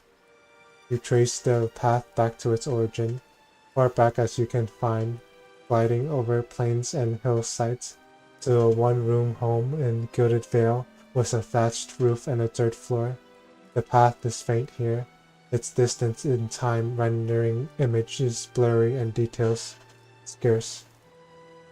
From Gilded Vale it follows a road towards Madimir Bridge, reaching the gates of Defiance Bay before diverting abruptly, heading northward in a beeline for Rayet Saris. The path leads to a Rayet Saran city, regal and austere in the Adir imperial style. It winds through streets and climbs a grand set of stairs into a stately building, passing through pointed archways into what appears to be a throne room. Upon the throne sits a man whose head is pure, blinding light, and as its gaze turns to you, the light drowns out all else. Its voice carries the force of thunder, but its words are impossible to make out in the imprint echoes of echoes. The voice and light fade, and the path bends backwards, carrying you along to the barracks, then back southward, marching into Dyrwood and skirmishing along the way. Upon one battlefield, the imprint is vivid, and you see a Rayet Saran standard topped with a steel sun, clutched in the hands of a fallen soldier. You see a young man in Rayet Saran armor with Adir's straw-colored hair raced towards the standard and lifted. The path you've been following clear to see beneath his feet, and as his hand brushes the steel tip, you can hear his thoughts racing in a blur and they are of his God and his country and a brother he hopes is far away from this place. In an instant, the thoughts are gone as well as the man, and the standard is passed to another soldier. You pick the path up again as it meanders south and disintegrates in the shadow of Gilead Van Rilig. You open your eyes. Anything? Looked like you were working real hard there. Your brother got as far as Defiance Bay before returning to Riad Saris instead. He met Wadewind there, then he enlisted.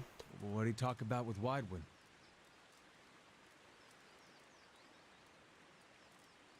Wavewind's head was a beam of light. I figured that. Woden and me had heard enough stories from his uprising to know it wasn't just some tall tale. Doesn't mean he was Aethys. It could have been some wizard's trick. It's what they talked about that's important. What'd they say? I don't know. That's not funny. Come on. That metal sun, my brother touched it. You saw where he went. Now what'd he talk about with Widewind? Why'd my brother fight for Raid Saris? I really don't know. I guess that's it. We'll find some other way to know why he did what he did. I don't think we will. What will we do? Look for more war relics? We were lucky to find this one. Soldiers that fought with him are long dead. The battle was a massacre. Whatever Aethys knows, he's not talking to anyone. We don't have to wait around anymore. I got what I needed. If only there were words to fill such emptiness, better yet to remove his doubt, his questions. I regret that my answers have only deepened his pain. Course.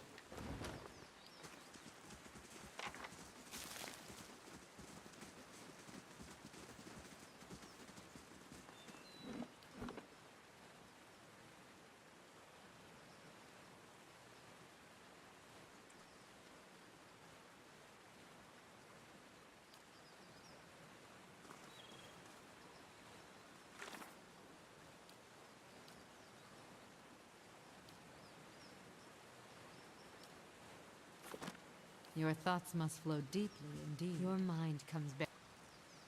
It is because...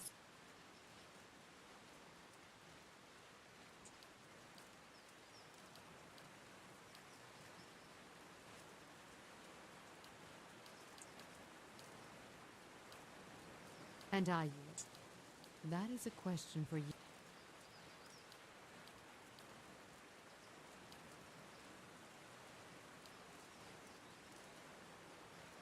The birthing bell. It is where...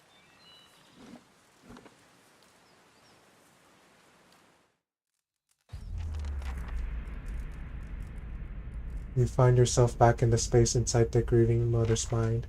It is familiar this time, and even though you feel you have seen countless births from this vantage point, something fills you with unease.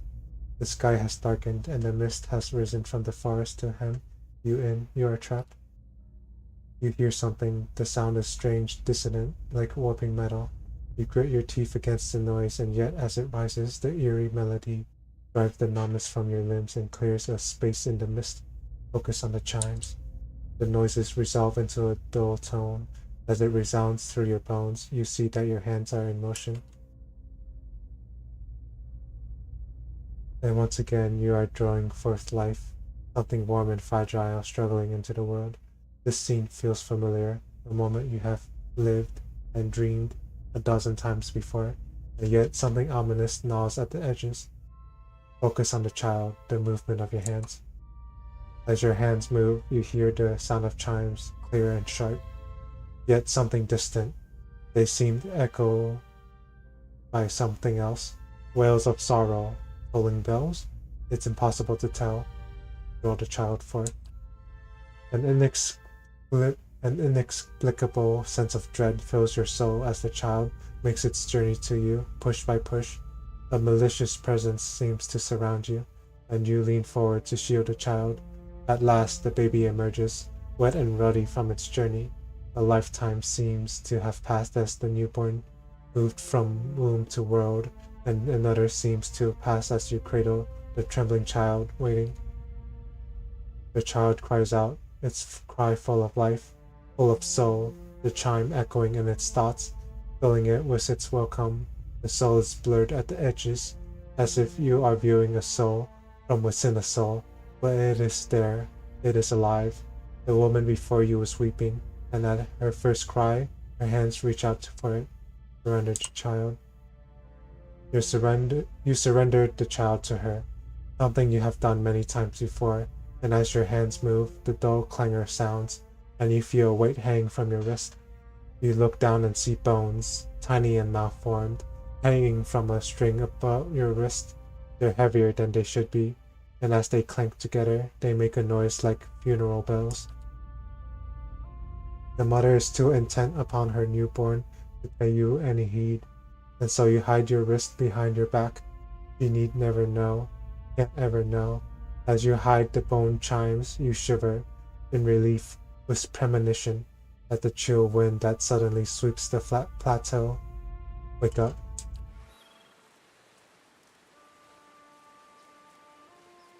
What? If doubts and curiosity plague you, Aethys was the god of rebirth, and his light does not fall on the Dyrwood. I've heard some claim it's his doing, his death.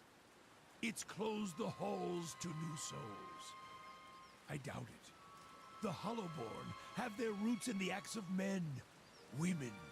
I feel it.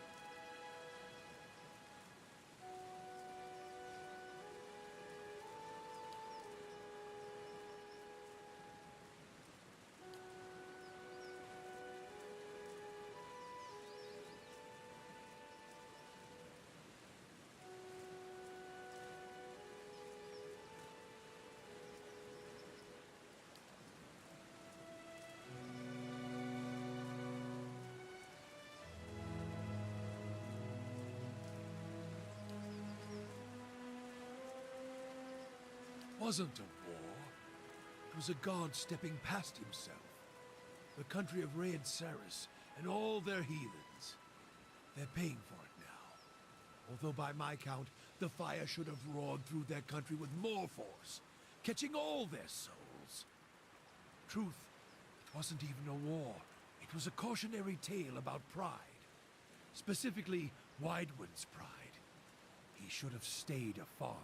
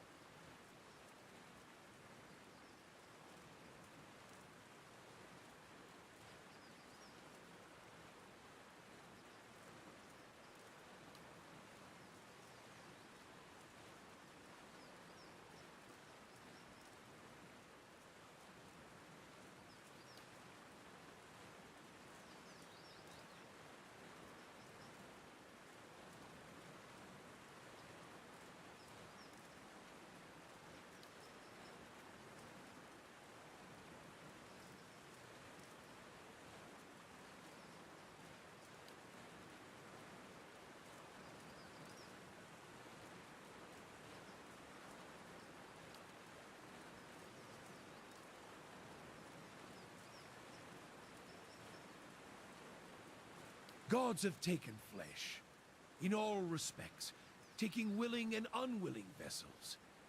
It's not a violation, it's what gods do, as long as they accept all that comes with it. Men are weak. Gods?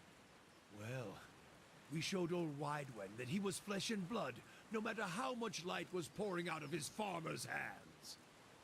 Took men of faith to build a weapon, a godhammer, judgment. Proved him dead at Halgot Citadel. It was a weapon of Dyrwood's people, their independence. There are few that would deny that Aethys overstepped.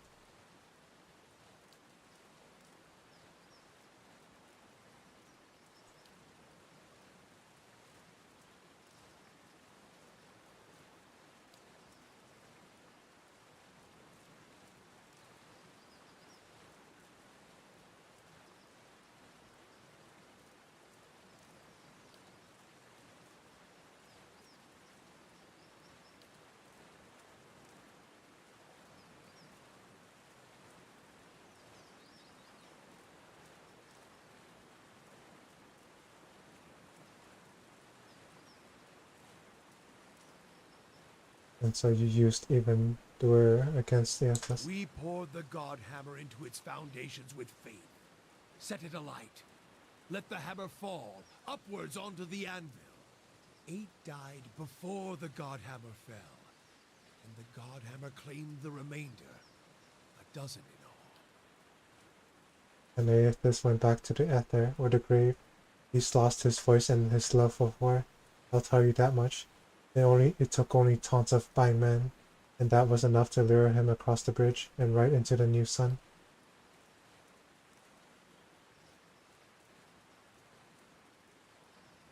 We started saving the Aothasians from themselves, burning any that didn't die with their god. Heresy in Raed Ceres is one thing.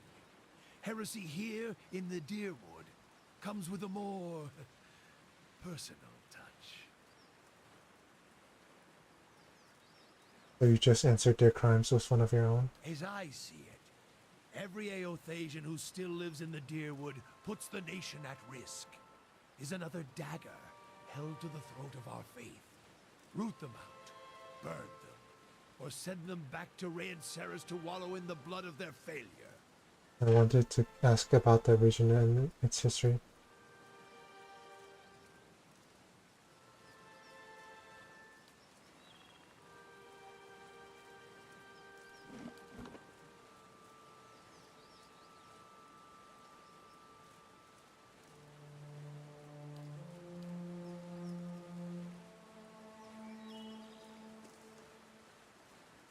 A broken bridge lies before you. Most of it appears to have crumbled into the river centuries ago, leaving 2 jagged ledges on either side of the river. You see a yawning passage into the mountain on the other side. You might be able to jump across the gap. Jump to the other side. Alaf misjudges the gap and barely makes it across, spraining a wrist in the process. Poor Alaf. Hope I didn't seem ungrateful back there in the battlefield. And you went out of your way. It was important to you. Got real close. Didn't expect that. And for a second, I thought I was going to finally see some answers. Foolish, of course. And why should I get answers? There's a world of Aethasians out there who don't know if their god's been blown up. Still, man can't help looking back. Guess you'd know that well as anyone. I might have turned my back on my god when he needed me. That's all I'll ever know.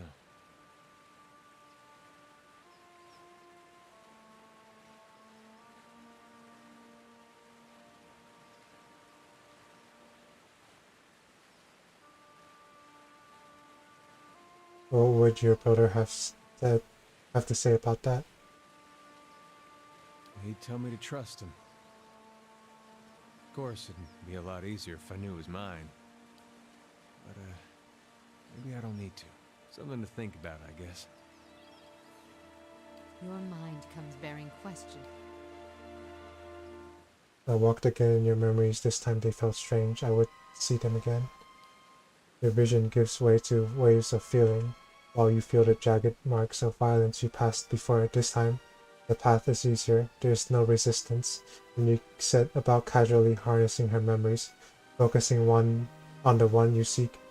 There is a slow rush of warmth, and your thoughts enter as before, circling the memory you shared when you first met. You find yourself back in this space.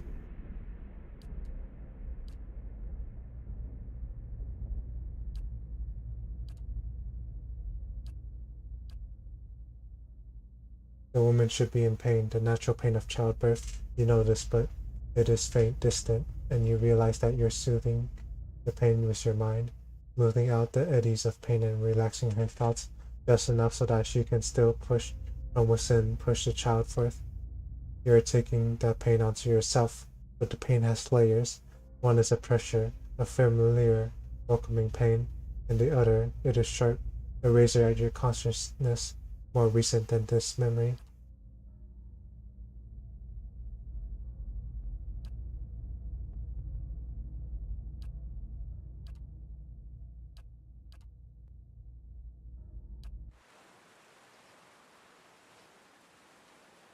I walked again in your dreams, thoughts, and I believe your memories. And what did you see in my memories? I would hear you speak of them.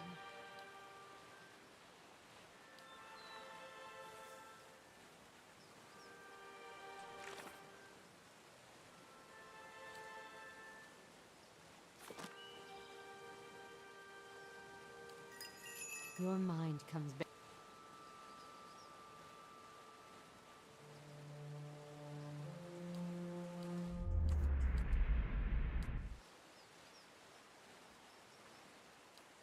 And what did you see in my... Your mind...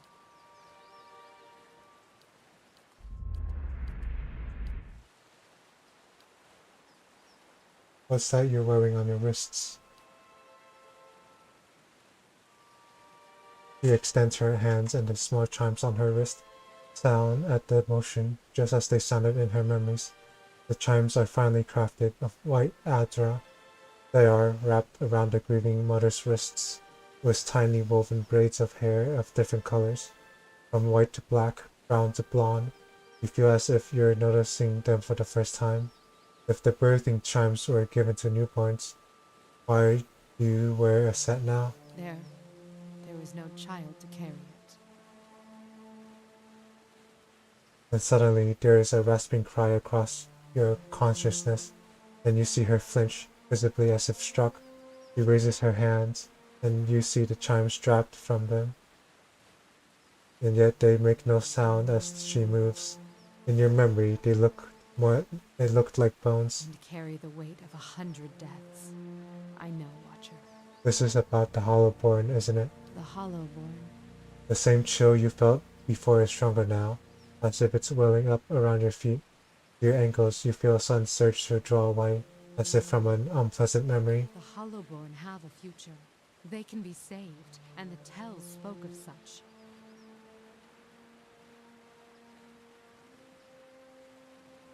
How would you know? Have you seen this future? They can be saved. They must be saved. You have seen the beauty in childbirth. What good came into the world there on the plateau. You helped me recall it. It is a memory we shared. It is the truth. In the memory, you hid the chimes on your wrists from the mother. Why? It is not what I hid, but what she saw. She couldn't know. The grieving mother squeezes her eyes shut and brings her hands to her ears. No more equivocation. What really happened at the birthing bell? And what would you consider real, Watcher? The truth that was experienced and remembered? Or the one that burned out only to be swept under the rug and forgotten like ash from a fireplace? What happened mattered. Forgetting it doesn't make it less real. And how much of your own life has been lost to the error of memory? How many loves and betrayals were colored with the false hues of emotion? A pity to wonder how much of your own life happened the way you recall. We should get going.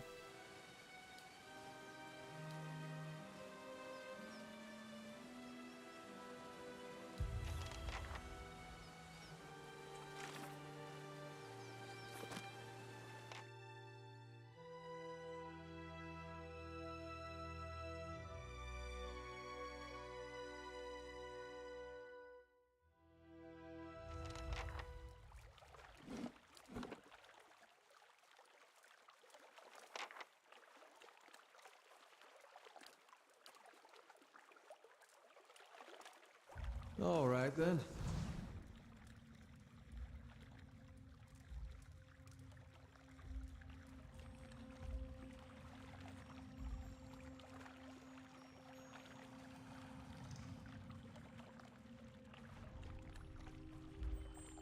Nope.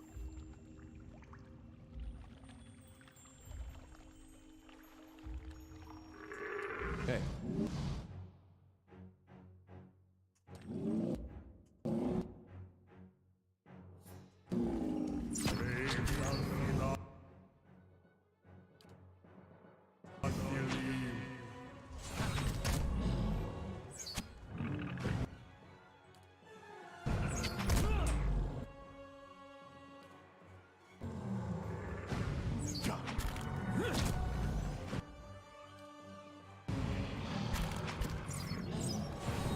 Oh shoot, what the heck? Where did you come from?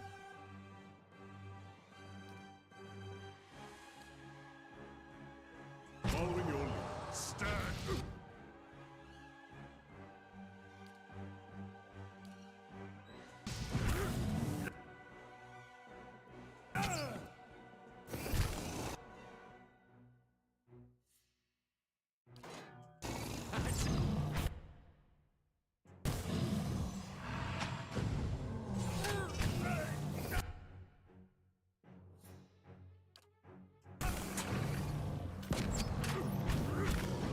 Ouch.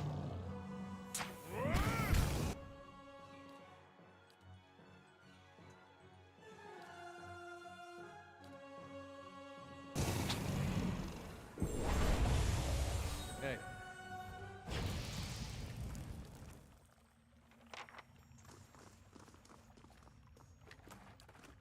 Hey.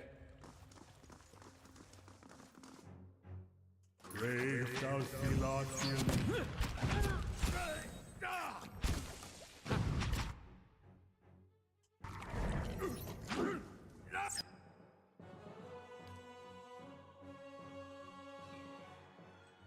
Immune to pound, what?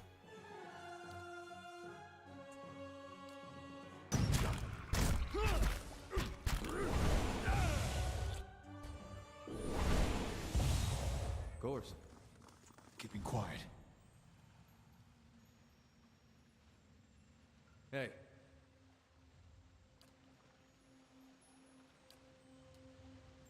Of course.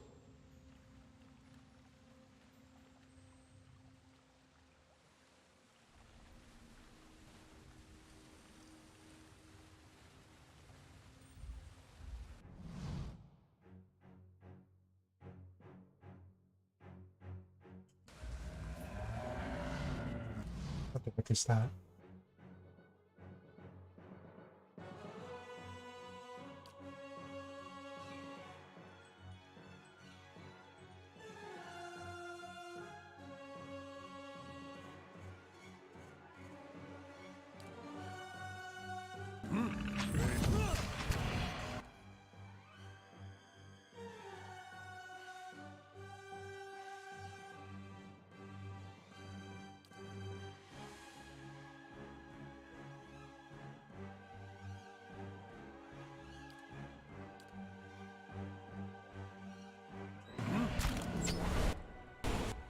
Wait, oh, stay away.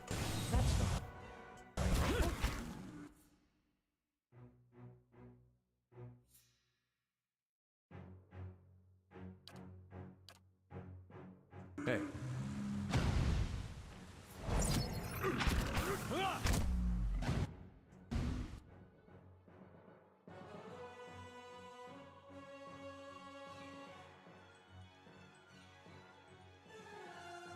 Hey. My mind feels sharp as steel.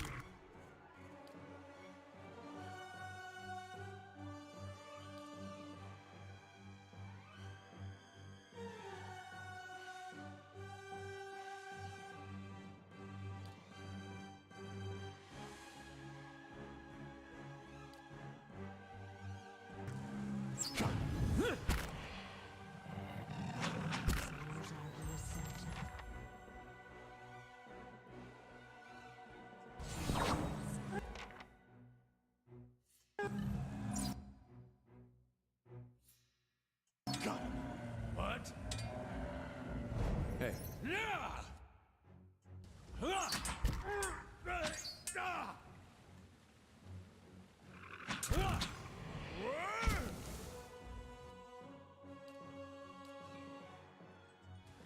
No good.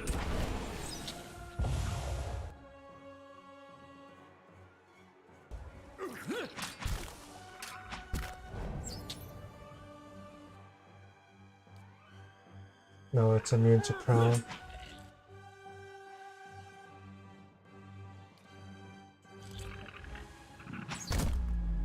Hey.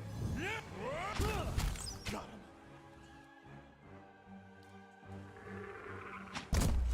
That's it! There we go. Hey.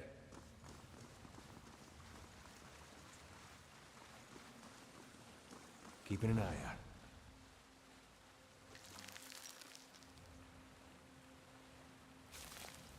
Oh, what the heck is that?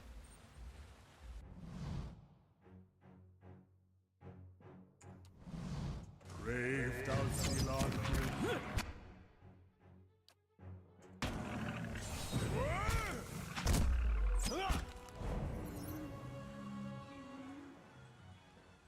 Of course. Hey. Let's see what lies this way. I wonder what this is.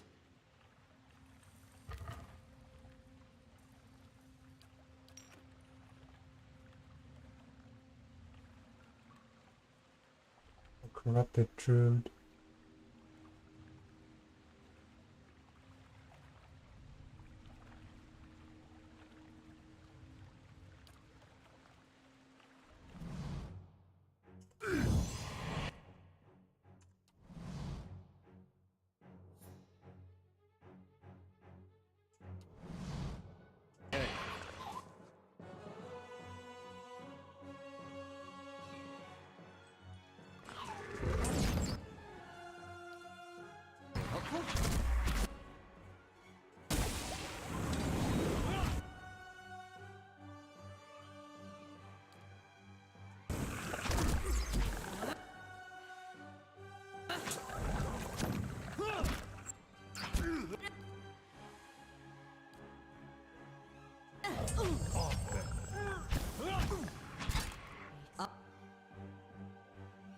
Where's Edir?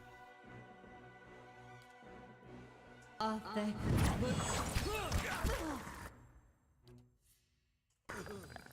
just happened?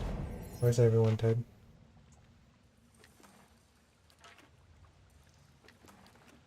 Hey. Light, flame, and sound. We'll keep to ourselves.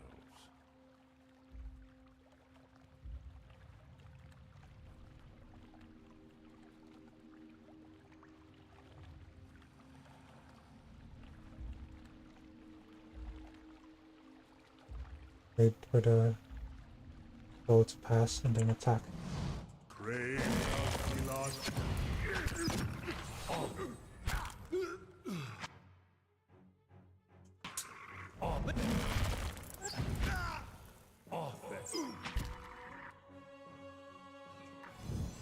All right then.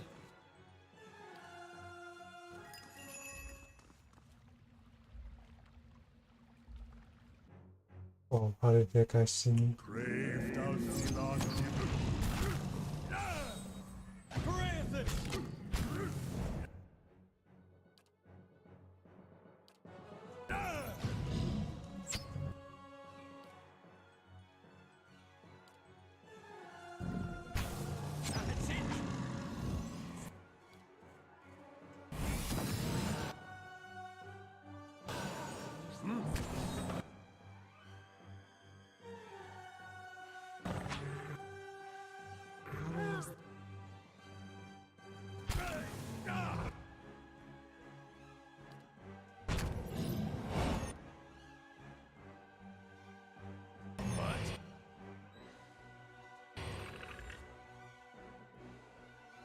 What?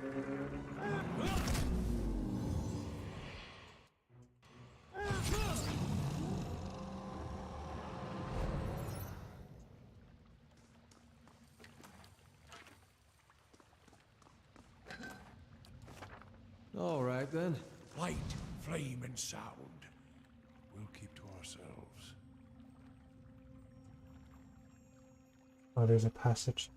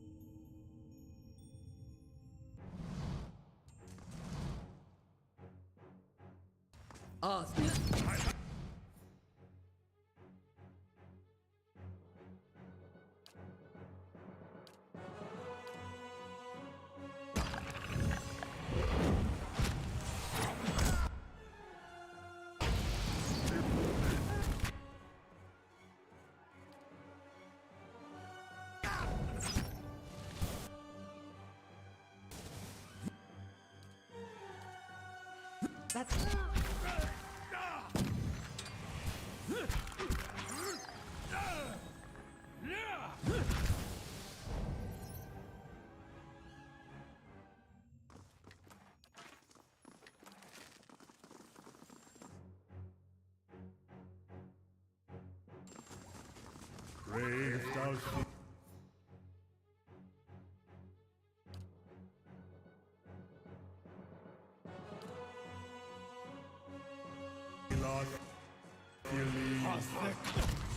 My mind feels sharp as...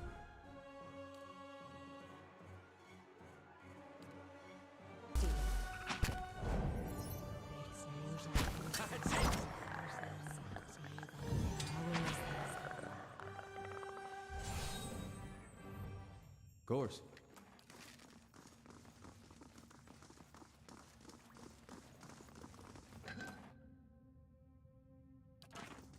And what does the flame reveal?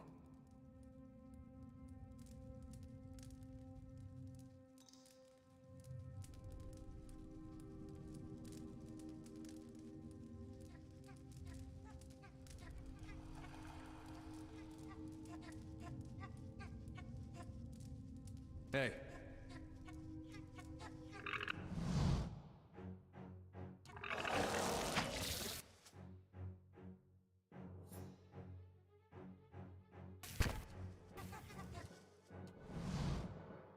Brave.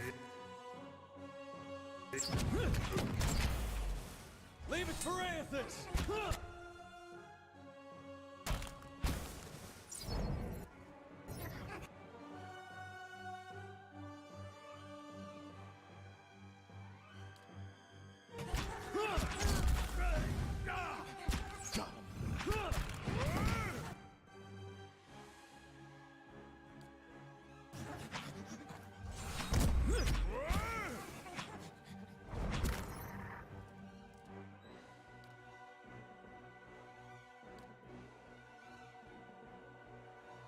Following your lead.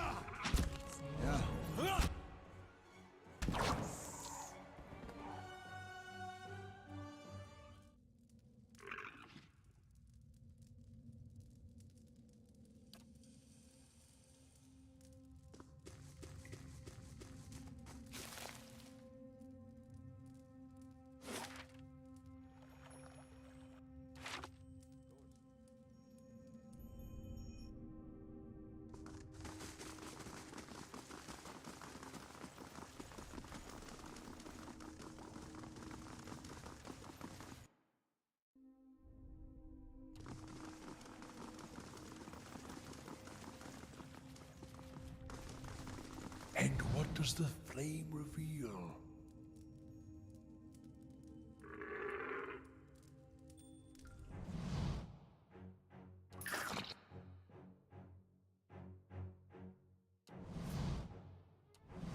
Hey. That's it!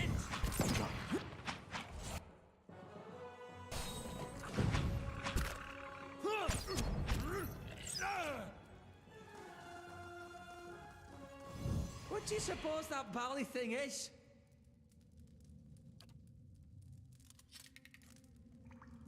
I'll see what I can do. The work of a moment. Hey.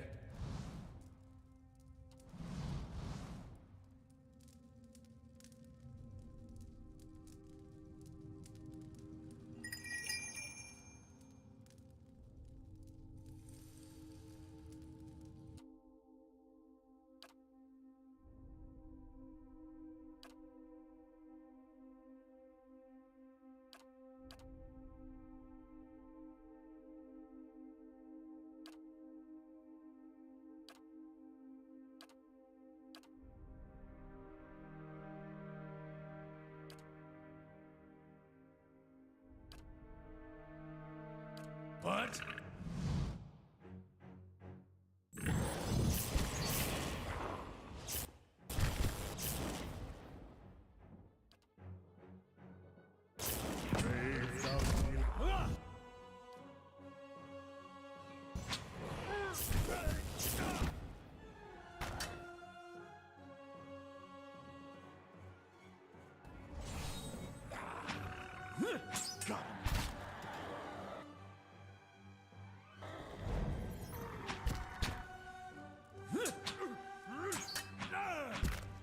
That's no.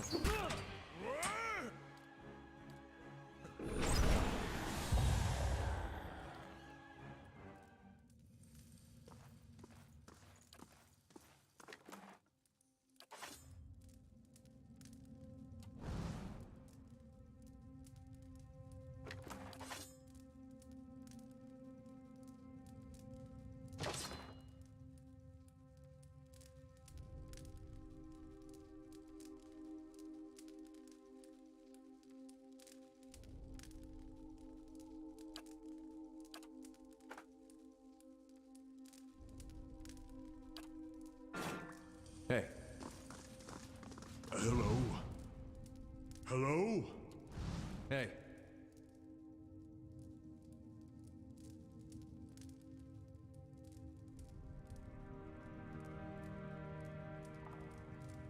What do you suppose that bally thing is? Hey.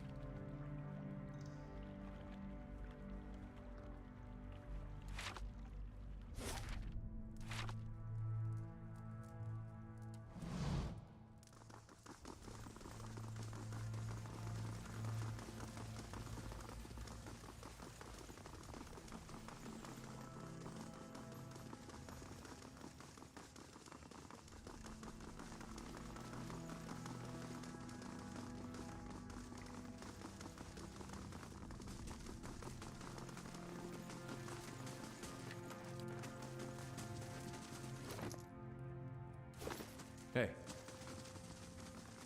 You should see this. Waves.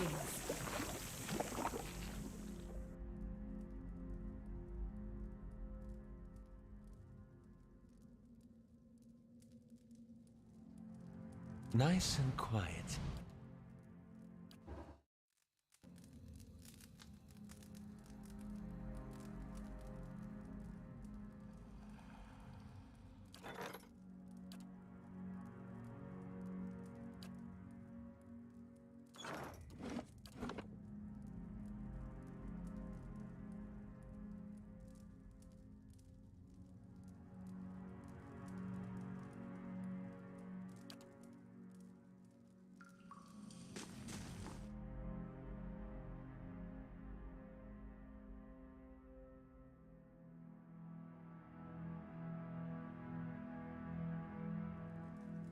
Margaren's fire casts light in dark places.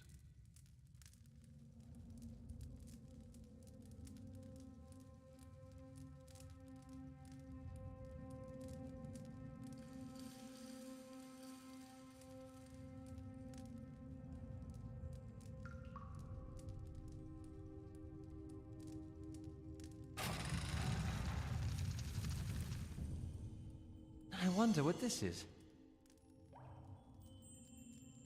Hey.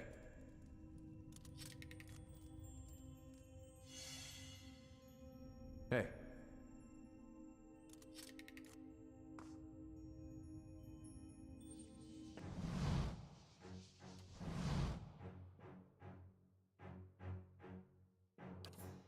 Hey.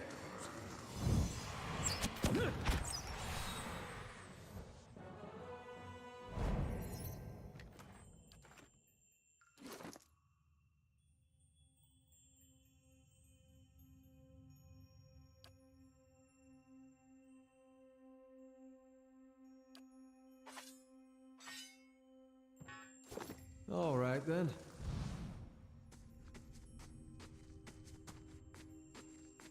How may I help?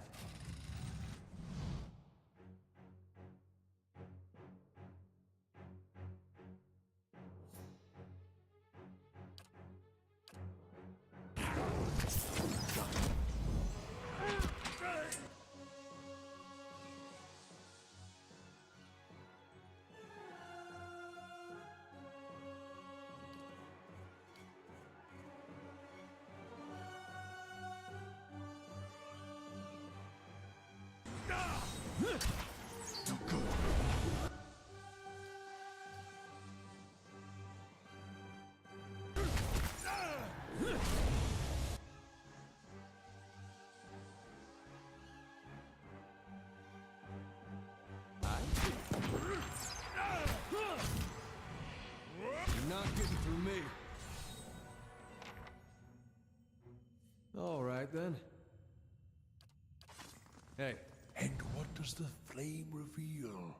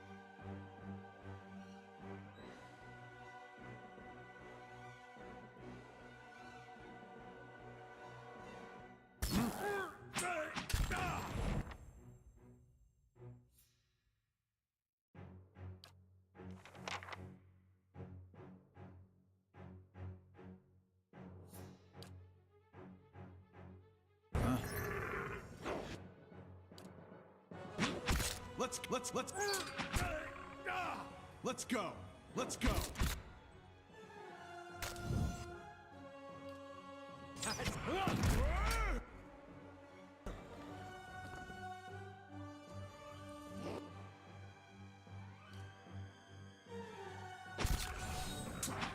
No good. You're not getting through me. Hey.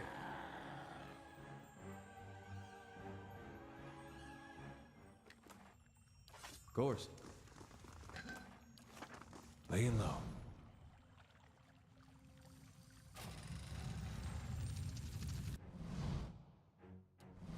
Brave thou Thilot Thili.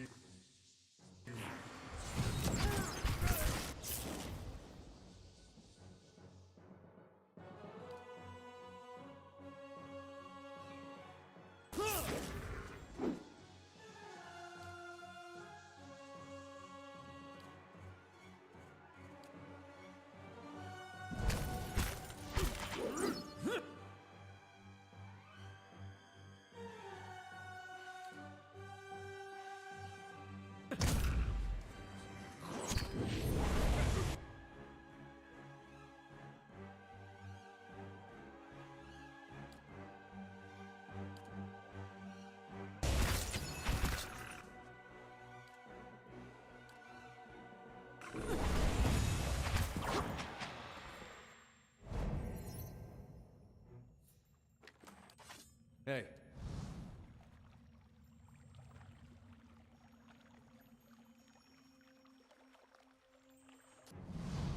Brave.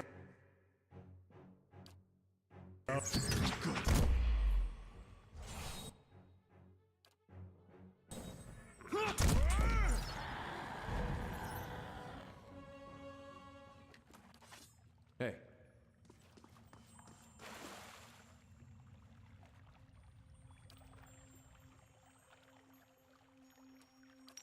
Hey.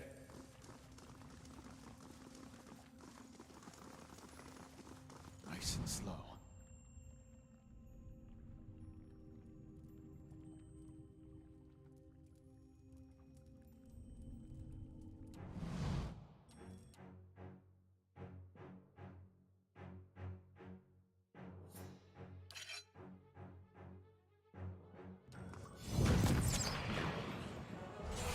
Hey.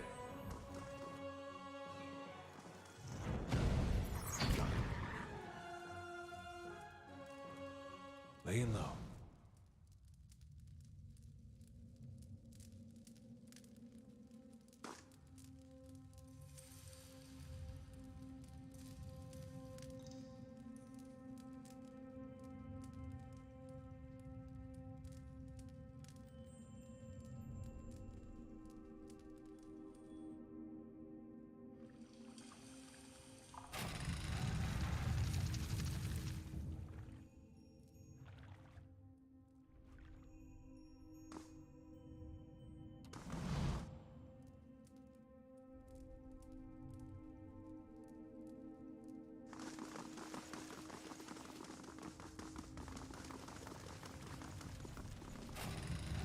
They shall see nothing while I see much.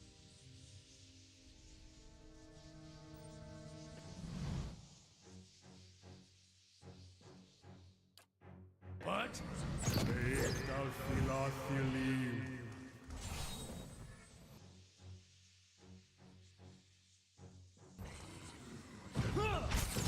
Brave thou.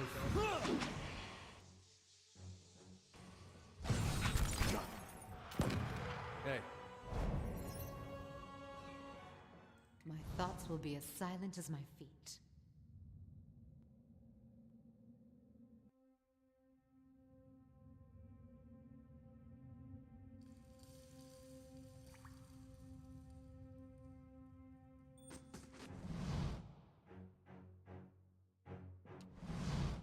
Brave thou.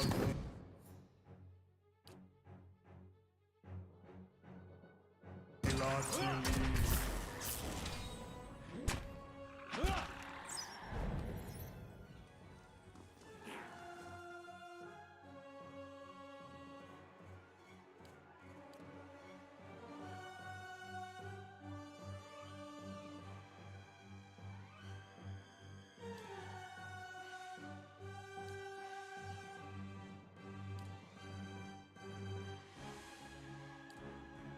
Hey.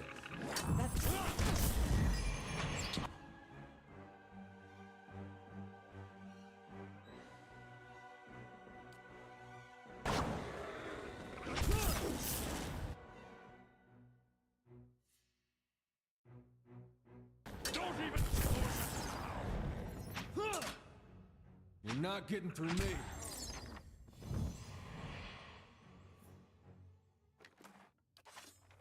All right, then. Hello? Hello?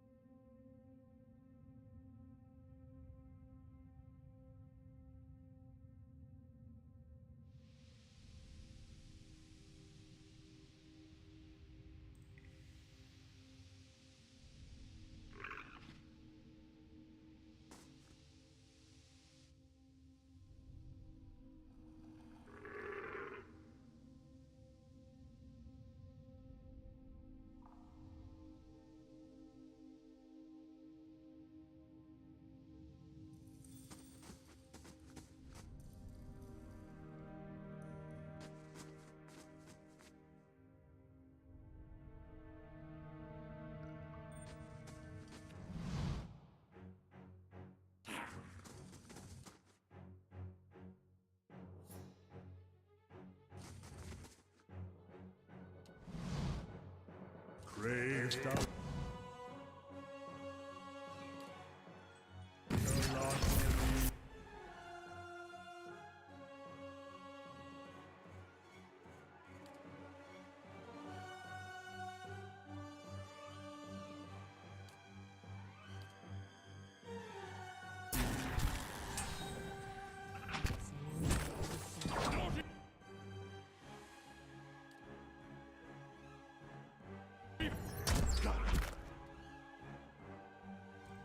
That's it!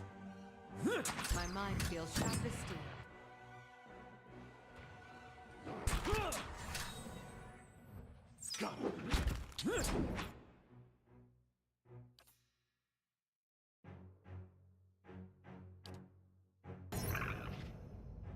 That's not very...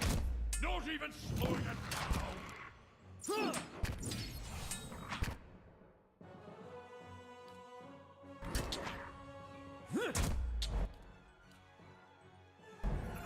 No good.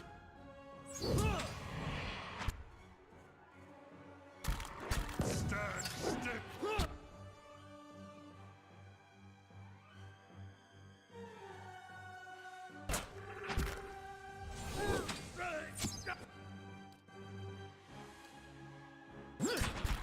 Stand.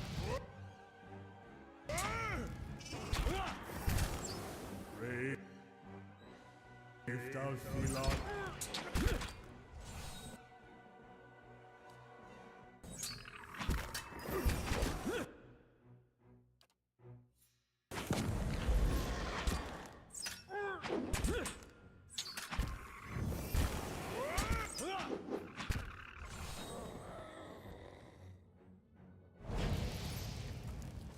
Hey, And what does the flame reveal? leave it to me! Brave thou.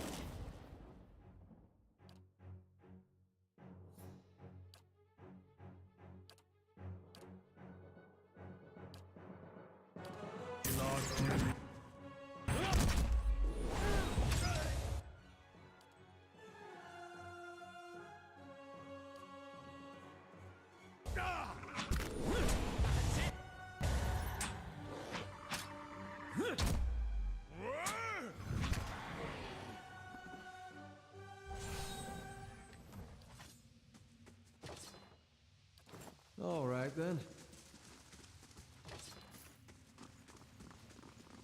If secrets whisper here, I shall listen for them.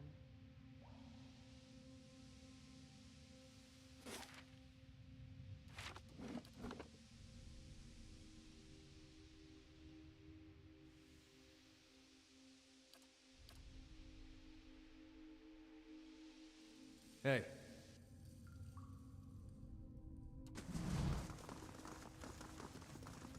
I shall be quiet as a calm sea, which is not very quiet.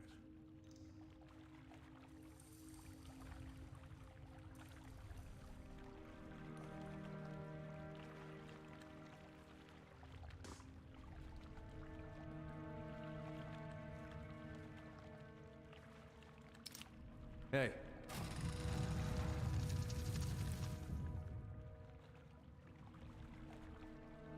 Hey.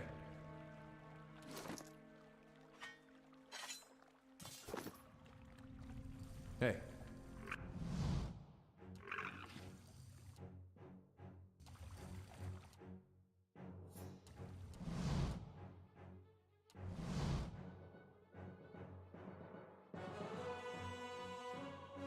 Hey. This isn't what.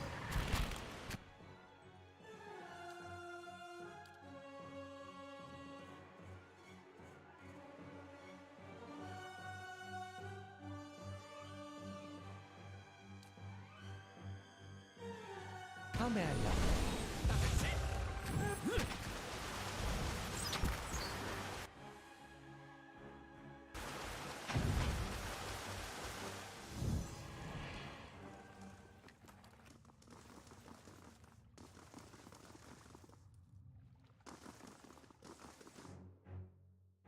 Brave thou feel on.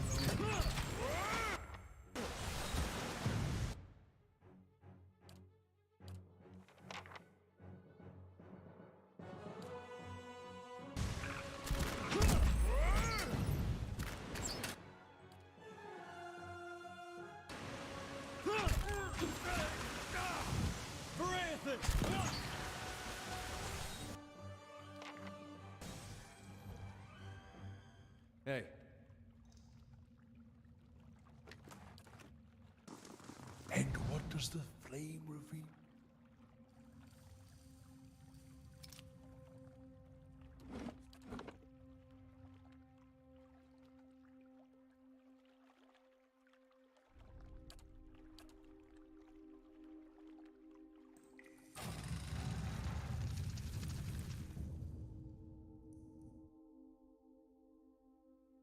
Going back upstairs now.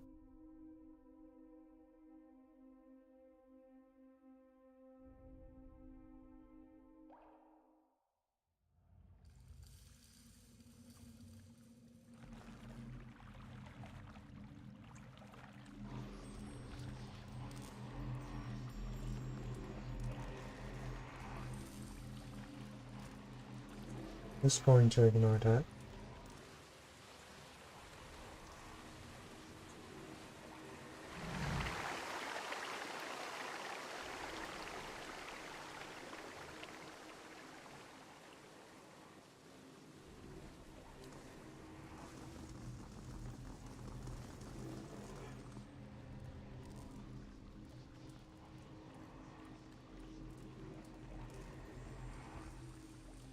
Late.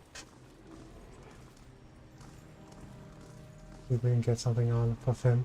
The haze of essence lingers over the body, as faint and insubstantial as a dust plume in a rider's wake. Yet as you draw close, whispered instructions echo in your ears and anticipation warms your blood. In a vision, you see the same stone machine you approached moments ago, but from a different height and angle, as if through different eyes. You'd heard rumors that some of your brethren were sent here months before, yet you see no sign that anyone else has been here. In fact, the cobblestones are covered in a fine layer of dust ash. You know suddenly that what this will cost you, and you are ready. Orders were clear. The effects of the machine in Billabong Relog were wearing off. A child had been born not far from Dyrwood recently. Its soul intact, the machine would need to be reactivated.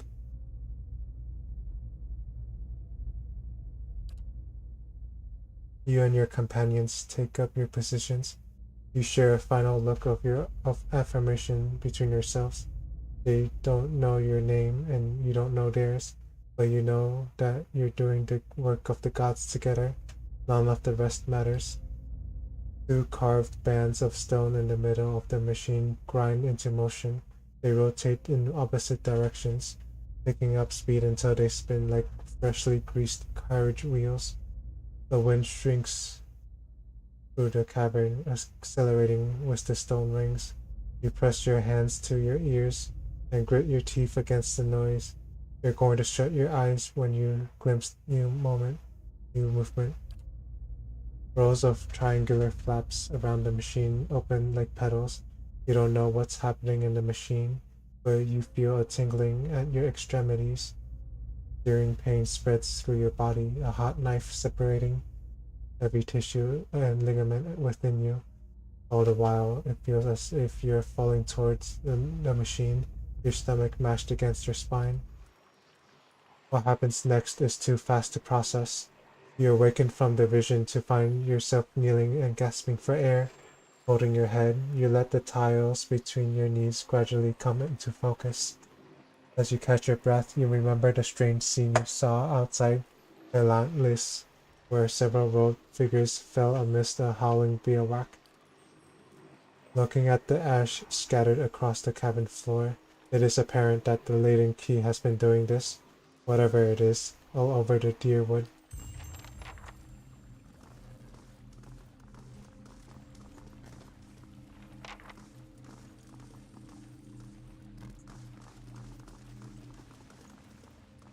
Something in the ether hums and buzzes through your teeth. Light, flame, and sound. We'll keep to ourselves. Wonder what's through here.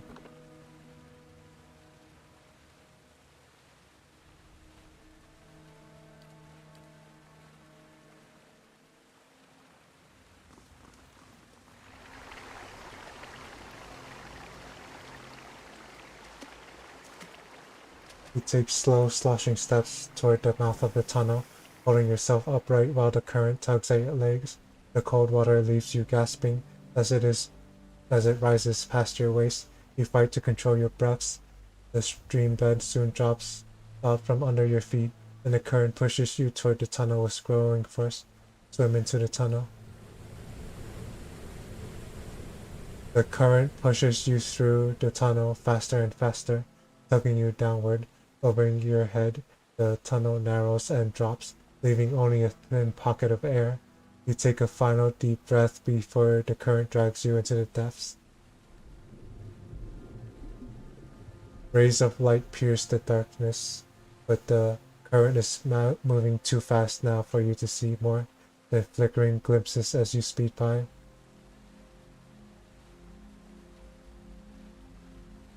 You keep your hands in front of yourself and focus on avoiding the jagged rocks that appear suddenly in the darkness, judging from the walls. The light winks at you up ahead. You're approaching it fast, but it looks to be the mouth of a second smaller tunnel. You might be able to reach it, but your lungs have started to ache. Grab the edge of the tunnel. You wrap your fingers around the rocks lining the tunnel and peer into it. It terminates in a dead end, but something glints among the rocks at the far side. Reaching it would be a challenge for anyone without strong lung capacity. Then Adair. Adair pulls himself into the tunnel, executing deft scissor kicks while the passage narrows. At the end, he finds a skeleton with a handle protruding from its ribs. Adair pulls it free and pushes off from the wall, propelling himself back toward the main tunnel.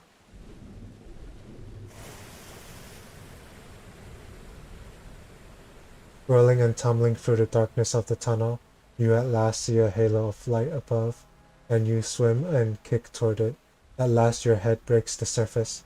You gulp air into your aching lungs and you pull yourself to the edge of the pool, falling out of the water. You look at the cavern around you as you massage feeling back into your aching, cold-numbed limbs.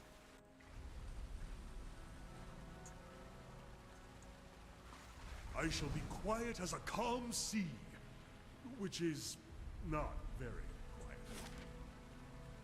I'm back here.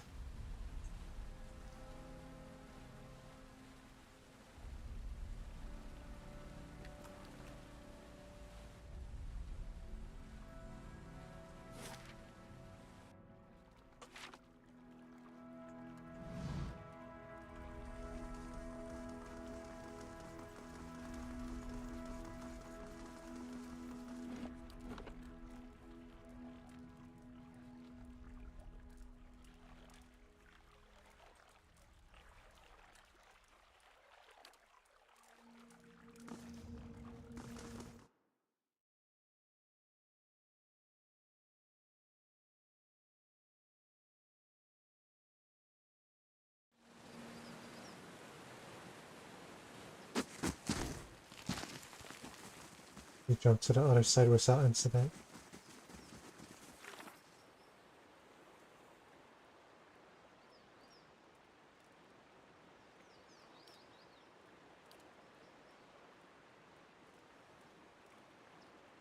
I have no idea where the stolen scroll is.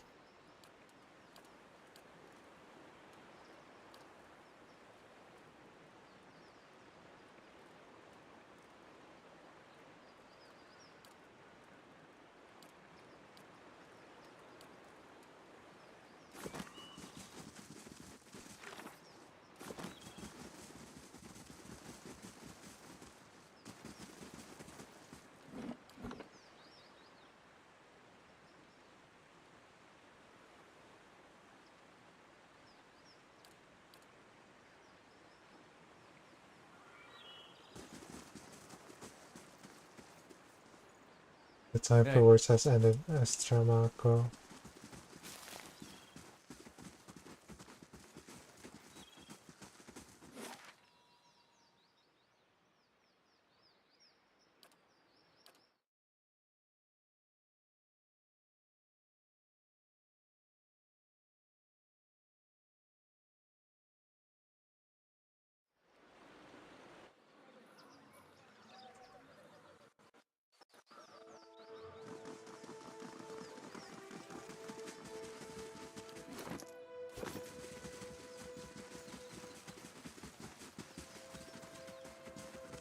Hail, traveler.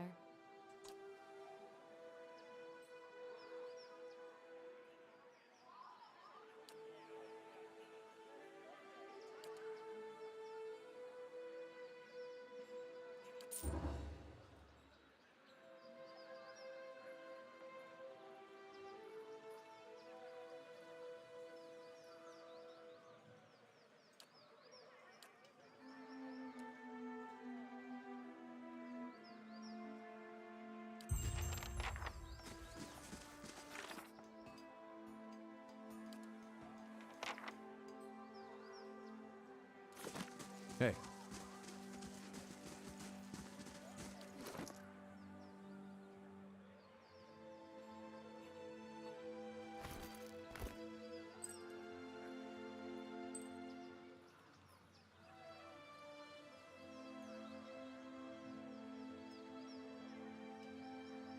Oh, Andra's gift, I finally understand what this means.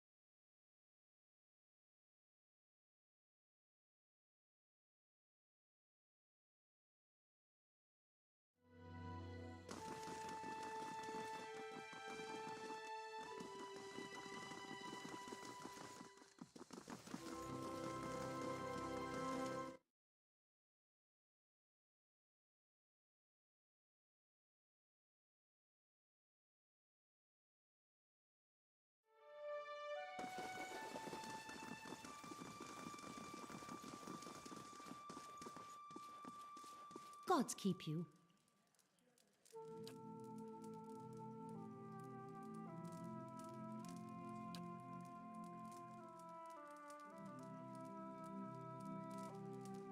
Fleeing to a farmhouse.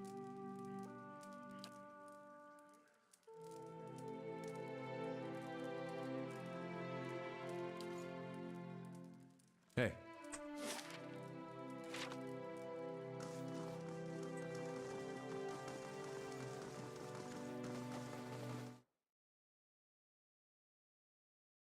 Where do I find where? I mean the farmhouse.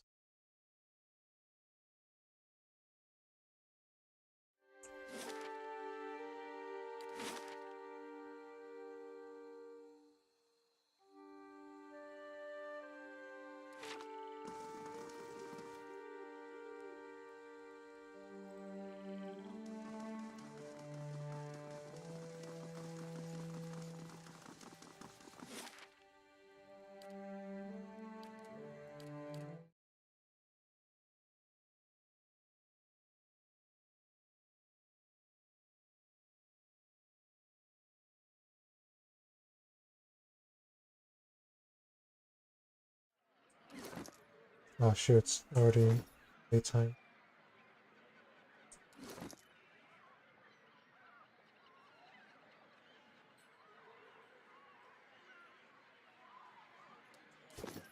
I'll be back then.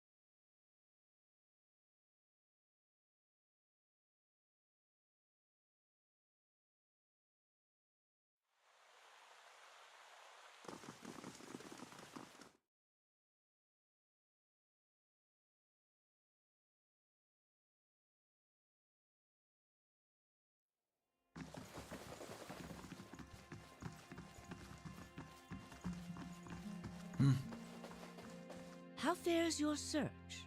There's something I can tell you about the Lead and Keys operations. Well, let's hear it. The Lead and Keys manipulating a group of Engwethian machines that span the country, and it seems to be causing the hollow-born epidemic. I had feared they might be involved in Widewind's legacy. It seemed too extreme even for them. How naive I've been. Don't tell me that Widewind was a Lead and Key agent. The Lead and Keys conspiracy is clear now. They have used Engwithan technology to engineer Widewind's legacy, and they want people to blame Animancy for it. As we speak, the Duke is holding hearings in the palace. He is listening to arguments for and against Animancy. When they finish, he is expected to decide whether to outlaw it.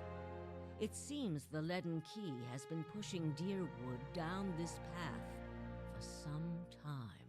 I, for one, would enjoy seeing their little scheme fouled up at the last moment. Our Duke must hear what you have to say. Unfortunately, the hearings are closed to the public, which makes the Duke inaccessible until they are completed. However, certain groups have been invited to attend. You might get in with one of them if you aren't above a little pandering. There are delegations from the Knights of the Crucible, the Dozens, and from House Dominel. If you can gain the support of one of those groups, that may be your best way in. See what you can arrange. I want to discuss the Animancy hearings at the palace. What of them? Why wouldn't they allow a guest of Dunraid Row into the hearings? We would only do that as a last resort. Walking in with one of the 3 invited groups puts you in a position of influence. Walking in alone as a representative of Dunreed Row would earn you distrust among all the rest. It seems our organization has a reputation for nosiness and manipulation, for whatever reason. It would be best if people did not see Dunreed Row's hand in this. Easier for them to embrace the truth. What is there to know about the duck? Avar is many things to many people, and that is why he sits the throne. To the frontiersmen, he is one of their own.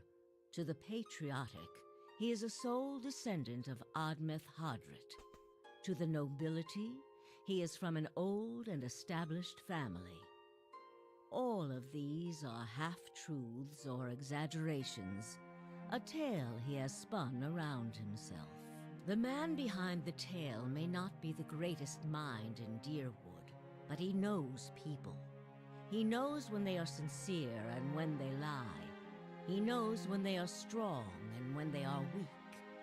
The other matters he leaves to me. Outwardly, he prefers to come off a bit of a simpleton. Don't be fooled. Before he was a duke, he was a trapper, and an excellent one at that. Farewell. Hey.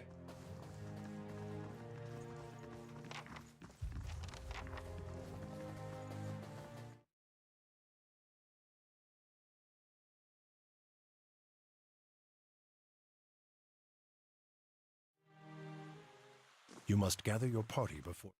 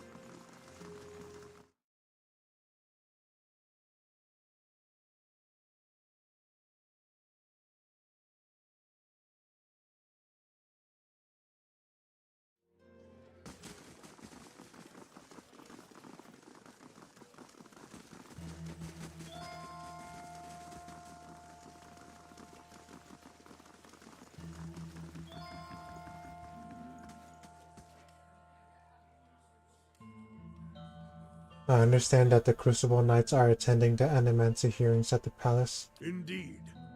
Duke Avar looks to the knights for prudent counsel as well as defense. I suspect our future as a city and a nation will depend in no small part on how we handle this matter. What do you think about Animancy? Despite what happened with the Forged Knights, Animancy merits further study in other contexts. There is much yet that Animanciers could do to cure soul maladies, strengthen essence, perhaps even ameliorate the effects of the legacy. He scratches his chin. We won't know until we try, and we can't afford to sit on our hands while our rivals watch us grow weak. Tell me about the hearings.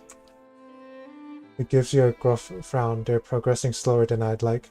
It doesn't raise a ruckus whenever anyone so much as mentions Animancy, and the dominoes are obfuscating matters on purpose. Nevertheless, I'm confident Avar will see reason eventually. I need an audience with Duke Avar. I would like to attend the hearings.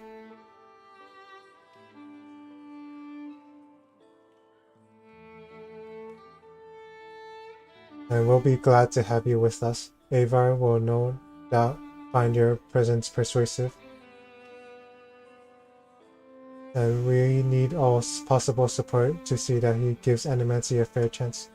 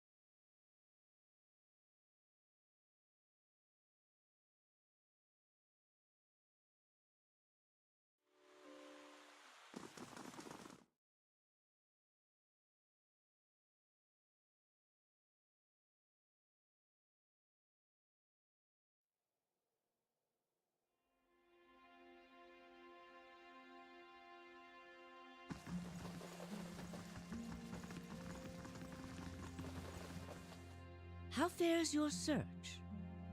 What of them? If I'm going to do this for you, I think it's time you told me everything about Thyros. I've told you everything you need to know. But not everything. It's only right that you know everything. When I was younger, before Dunreed Row, I had many suitors. These were fine-looking men of good stock, but I could see their thoughts, and they were unimpressive. Boys' thoughts. I toyed with their affections. I resented all of them. And then I met a man whose mind was a mystery to me. But he understood me. He knew me at a glance. Told me things I didn't know about myself. He was neither handsome nor charming. He was all I ever wanted. We're talking about Thyros. We made a game of my gift. He would ask me about people, and I would tell him what they were thinking. Sometimes the information was very sensitive. And then one day he asked me if I trusted him. I said I did. Next I knew I was donning a silver mask and swearing oaths to Woodica. Using my gift for the leaden key still felt like a game to me, so I did it. I did it because it pleased him. But it didn't last. I don't like living in the dark. It's a powerless, hopeless feeling. Every day I did things without knowing their purpose. Every day I loved a man without knowing his thoughts of me. I sensed that there were things he wanted to tell me. I sensed that he knew everything the leaden key was created to hide. But Theos was unyielding. One day I disappeared without a word. He would kill me for it, and I knew that. It's their rule. I just wanted to see him plunge the knife, because then I would know. But the day never came. He has left me to wonder.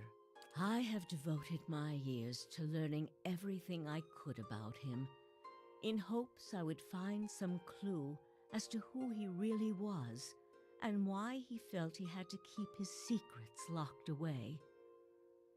I have precious little to show for it. Just an old woman nagged by old thoughts.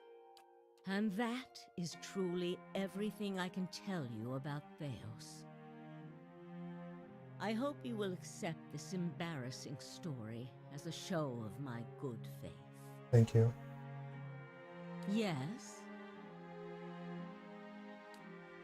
What of them? The Knights of the Crucible have accepted me into their delegation. Good. Avar Wolfgren looks to the Crucible Knights as a voice of reason and order. Speaking from their section should lend you credibility with him. You need waste no more time here. Get to the palace. Make your case to the Duke. With him on our side, all of Dyrwood can be mobilized against the leaden key, and Theos can be rooted out. I only wish I could be there to see it. There is a very old bottle of a very good brandy that I have been saving for a special day. If you hurry back afterward, there may be a little left for you. Off with you. You're going to do very well in there. What of them?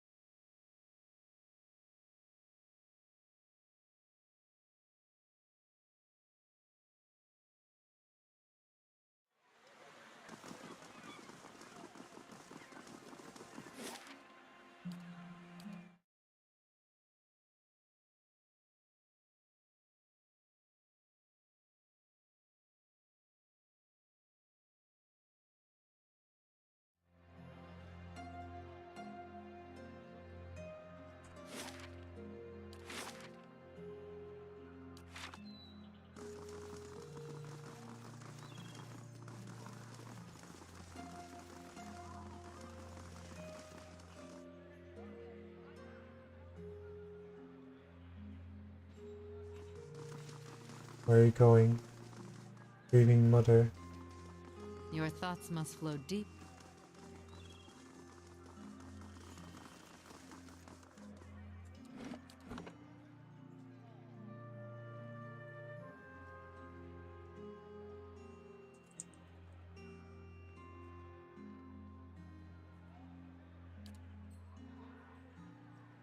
Your will, Watcher.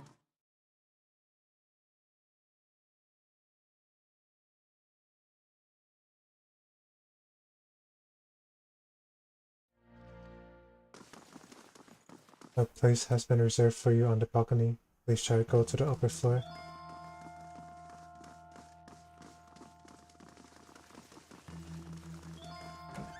We received word from Commander Cliver that you would be attending Blazechar. The balcony has been opened for you.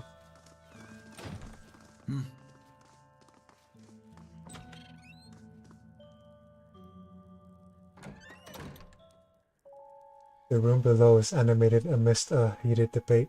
All the representative groups are easily discerned in the crowd. Crucible knights, stiff in their noisy armor, sits in one section. In another are well-dressed members of House Dominau, idle watching with a predator's interest. Still elsewhere are the ramshackle dozens, who have made no special effort to dress up for their liege lord. Interspersed are animancers in their academics' robes, with expressions either sour or concerned. Well then, answer me this, Master Barash. If you animancers represent our best hope to cure the legacy, what progress can you demonstrate? As I've said, it isn't about progress, it's about potential. My house would agree, Your Grace. We see great potential in its future. And I suppose your blazing profits during the legacy don't have nothing to do with that, do they, Dominel? You can't have it both ways no more! Animancy goes, or this country goes!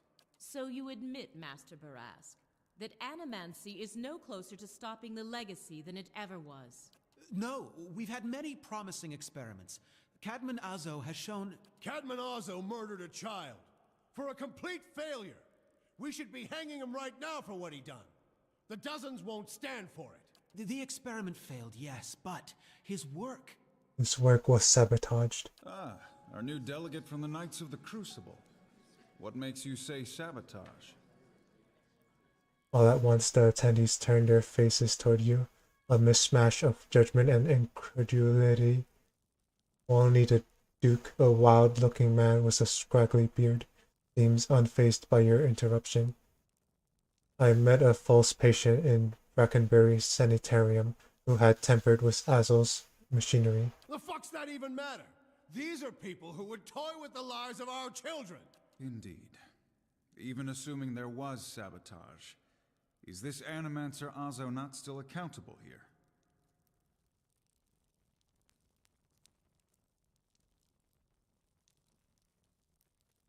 Those who know me around here know me to be fair in judgment. I admit Asmo should be held innocent. Horseshit! These animancers can't be trusted! Look at what happened in Heritage Hill! Our supposed protectors from Crucible Keep can't even clean up the messes Animancy leaves! Your Grace, we'd have a much easier time of it if our knights weren't so occupied trying to keep their organization from igniting a revolution on our very doorstep. Heritage Hill is blood on your hands, Justicia! You turn a blind eye and look what happens!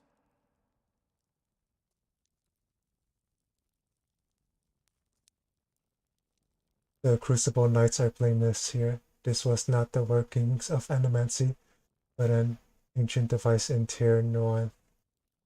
You've some strange taste in travels, friend. The height of your tales expands with every breath.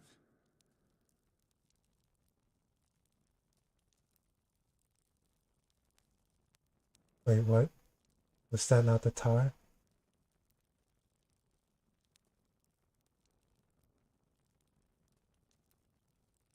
My word is my oath. I challenge anyone here to find someone who knows different. I had heard whispers of a new delegate set to attend today's hearing.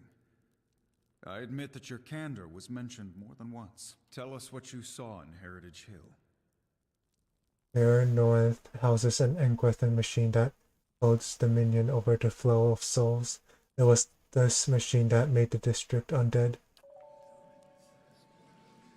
Do you think that was the machine's purpose, or just a dire side effect on the shutters? But then, why would the Engwithans build such a machine at all? Even if it is as you say, we have testimony that a group of animancers had been spending time there. Surely their tinkering had something to do with this.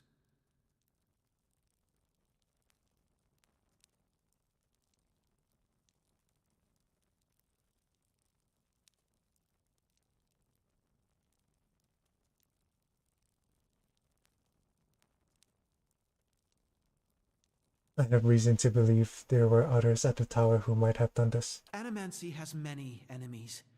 You need only look around this room to see it. You're missing the point! Everywhere there's animancers, there's disaster! We all know what Widewind's legacy's really about. And it ain't about some sparkling saint from Creed Ceres who's mad because he took a stroll down the wrong bridge! Ah, wrong bridge indeed. It's about a bunch of so-called intellectuals fucking with the natural order while the rest of us gotta suffer for it! Is it, though? Should we not take the time to reach a clear conclusion? I mean, what proof do we have? My son and daughter are buried beneath the floor of my house. We don't own no land, so that's where we lay them. My son, my wife let him slip when she was bathing him. Got water in his lungs he couldn't cough up. My daughter, we put her to bed one night, and the next morning she wasn't breathing. This Hollowborn thing, it ain't ending. And it ain't ending because we still let these charlatans play God. There's your proof, you damn copper fucker! Enough, Adric. Lady Dominel makes a point. If it's animancy, then why do the other states that permit the practice not suffer the same fate? Who among us can say he truly understands why the legacy has taken hold here? The grieving mother reaches toward your mind with hers. Bring order to the chaos here. I can't. The crowd begins to mutter, the sound taking a doubtful character. Right idea, Watcher. Taking this hearing by the curly ones. Don't waste your chance. Widewind's legacy is the creation of the Leaden Key. Hyman Azel's downfall was their work, as was the Tower in Heritage Hill. They want you to do this. They want Animancy to fall.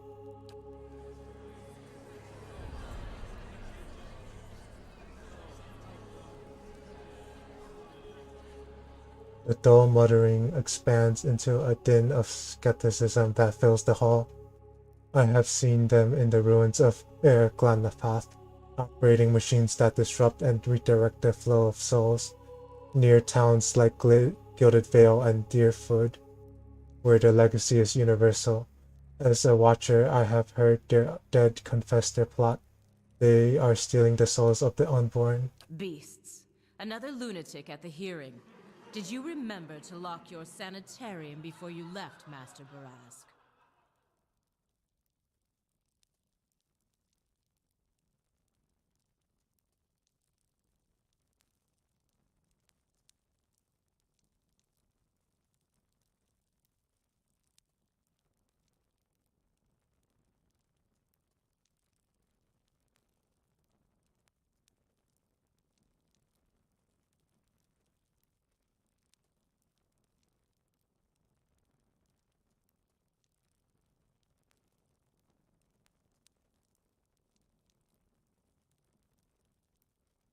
Please, I want only to help Dyrwood.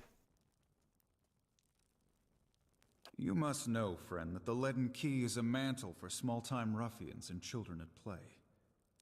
I'm not saying you're a liar. Not yet. But you'd better start making sense of all this. Help us believe you.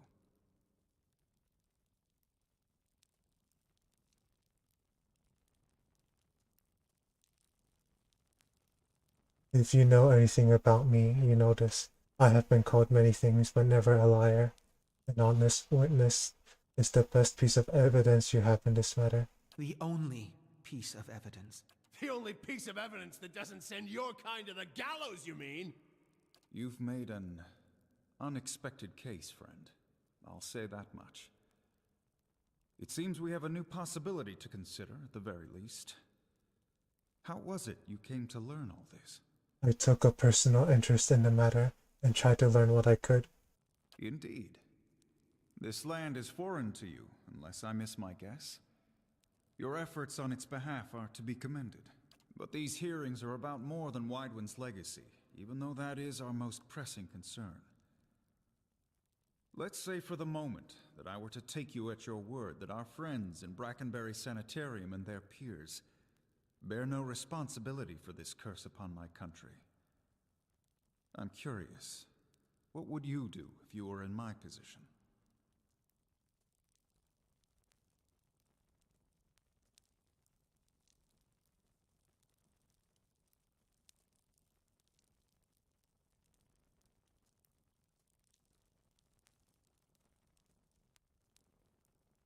I would allow animators to continue their work. They explore questions we all wish to understand. If we'd known more, perhaps this crisis could have been averted.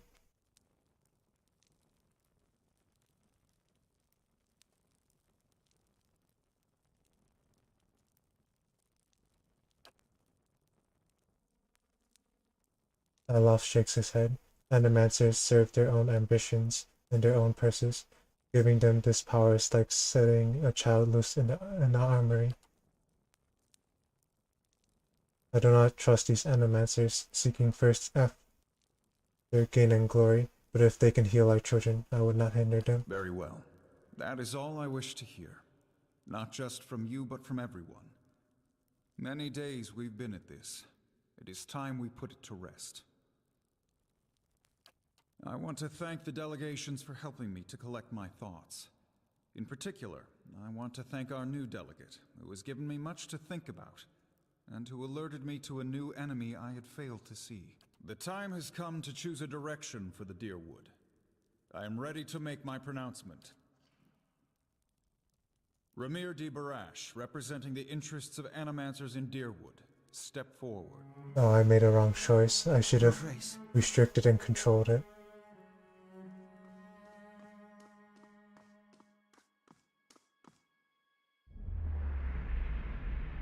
It occurs to me now that my concerns about animancy may not outweigh its value. Uh-oh.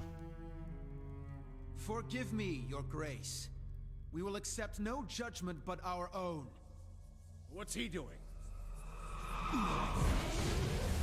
No! No, wait! Stop this at once!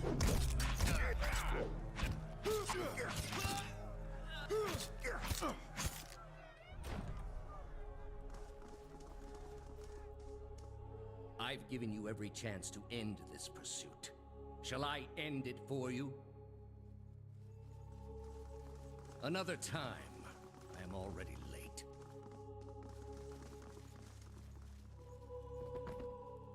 Oh, I died. The words, "Shall I end it for you?" ring in your ears. You find yourself gasping for breath, struggling to keep your own balance. You drop to a knee and watch as Theos hurries out of the building. The world dims around you, the screams and clashing of weapons fading to silence. All that remains are the words. Shall I end it for you? Thalos stands at a pulpit high above an assembly of robed onlookers. He among them, clustered around a wide circular pit carved of stone. He addresses a woman bound backward over a large iron wheel, overlooking the great stone wall. Many of the woman's fingers and toes are severed. The skin on one side of her face looks like melted candle wax, black and red and seeping, and the angle of her back suggests a spine in ruins. Yet, for all that, her expression betrays little of her anguish. I am already at peace, Grand Inquisitor. Are you? Her eyes are barely open and her words come between strangled breaths, but they are steady, unbroken. So be it. If you desire no end, you shall have none. I find you guilty of heresy. May the eternal prison bar your soul from passage, for it is beyond redemption. He nods to a hooded attendant, who begins untying her from the wheel. The minion of the sleepers. You open your eyes to the beamed ceiling of the palace's grand entry hall. The clangs of metal striking metal waft in from outside alongside the cries of the injured as you stagger to your feet. Thalos is gone. Durance taps you with the end of his staff. Get up already. He shakes his head. I don't see how you plan to survive your trial, Watcher, if the very sight of your enemy makes you faint like a priest in a warhouse. Let's be out of this place before something else goes wrong.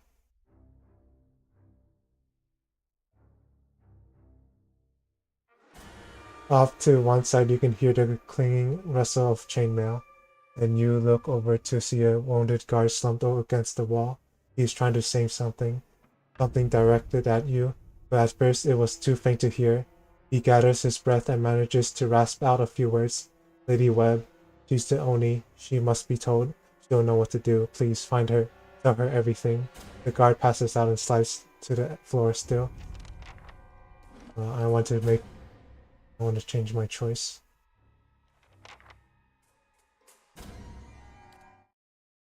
I'm sorry.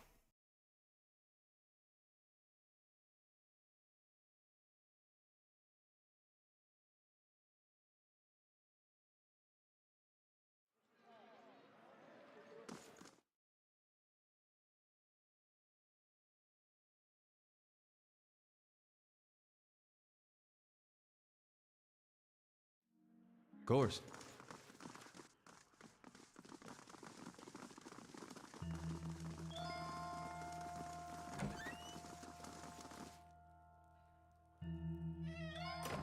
Well then. As I... My help. And I suppose. So you. No, Catman. the experiment... Ah, our new delegate from the night. The fuck's that? Indeed. Even assuming there... Horseshit. Your Grace. Heritage Hill is blood on your hands, Justiciar. You turn a blind eye, and look what happened. You've some strange taste, and I had tell us what you saw. Even if it is as you say, we have testimony that a group of Animancy hasn't... You're just... We all... It's about... Is it the... My son and... Enough. Beasts. Another lunatic at the hearing. Did you remember to lock your sanitarium before you left, Master Barask? You must know, friend, that the leaden key is a The only piece... You've made an... Indeed. But these hearings are about more than Widewind's legacy, even though that is our most pressing concern.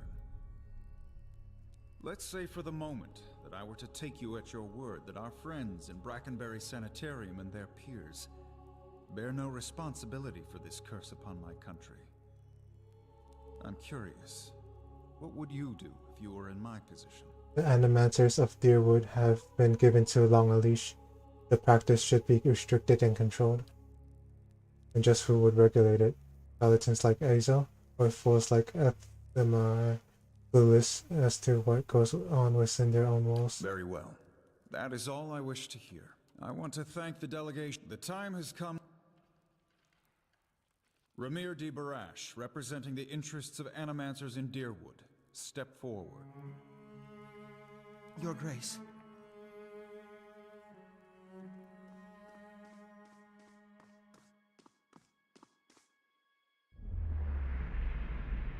It occurs to me now that my concerns about animancy may not outweigh its value. Forgive me, Your Grace. We will accept no judgment but our own. What's he doing? No! No, wait! Stop this at once!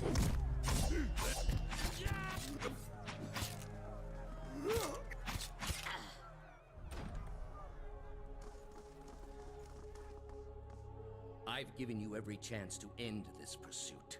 Shall I end it for you? Another time. I am already late.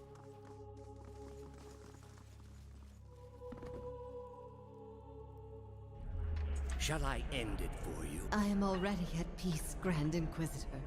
So be it. Oops. Pretty sure we've got to get out of here fast. Don't go out there, they're rioting in the streets. Gods keep you.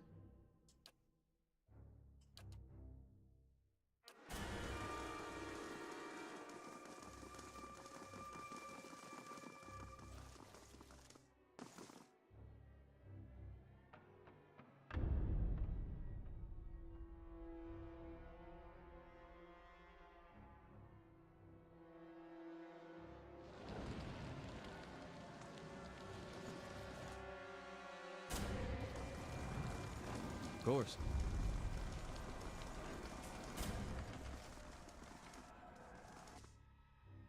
Seen him at the sanitarium.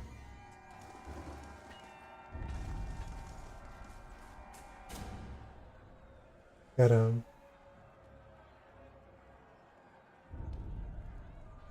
Wait.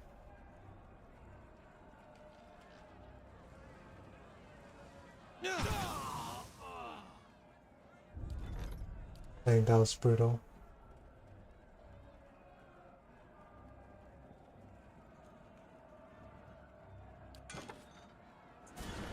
Hey.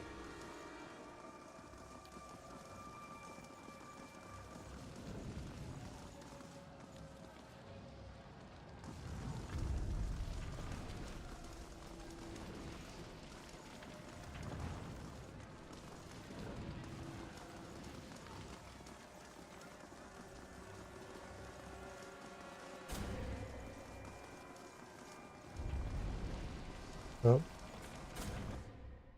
these lots are in league with the Animancers.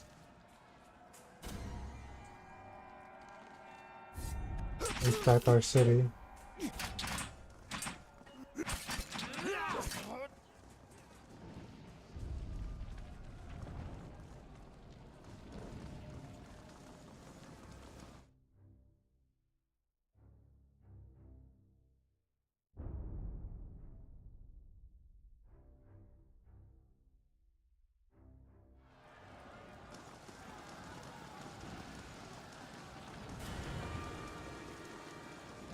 Go on, run before they see you.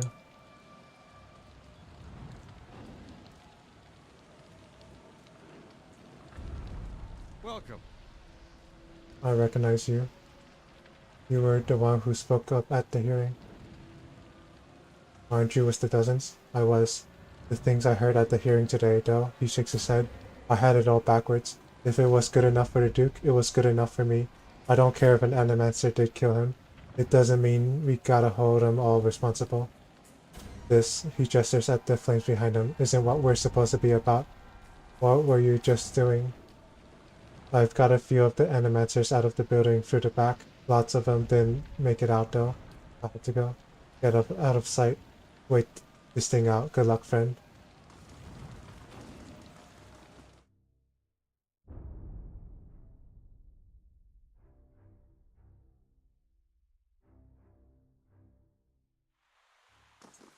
Oh, what happened in here?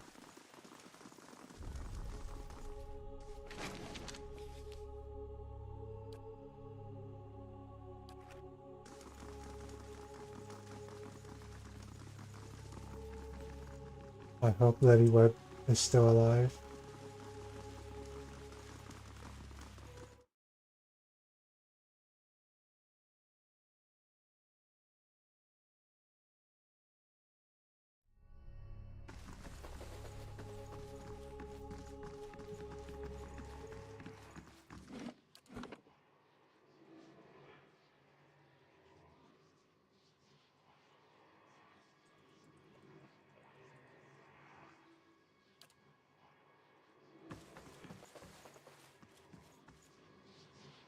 Lady Webb lies still in her bed, an ornate cushion propping her back upright.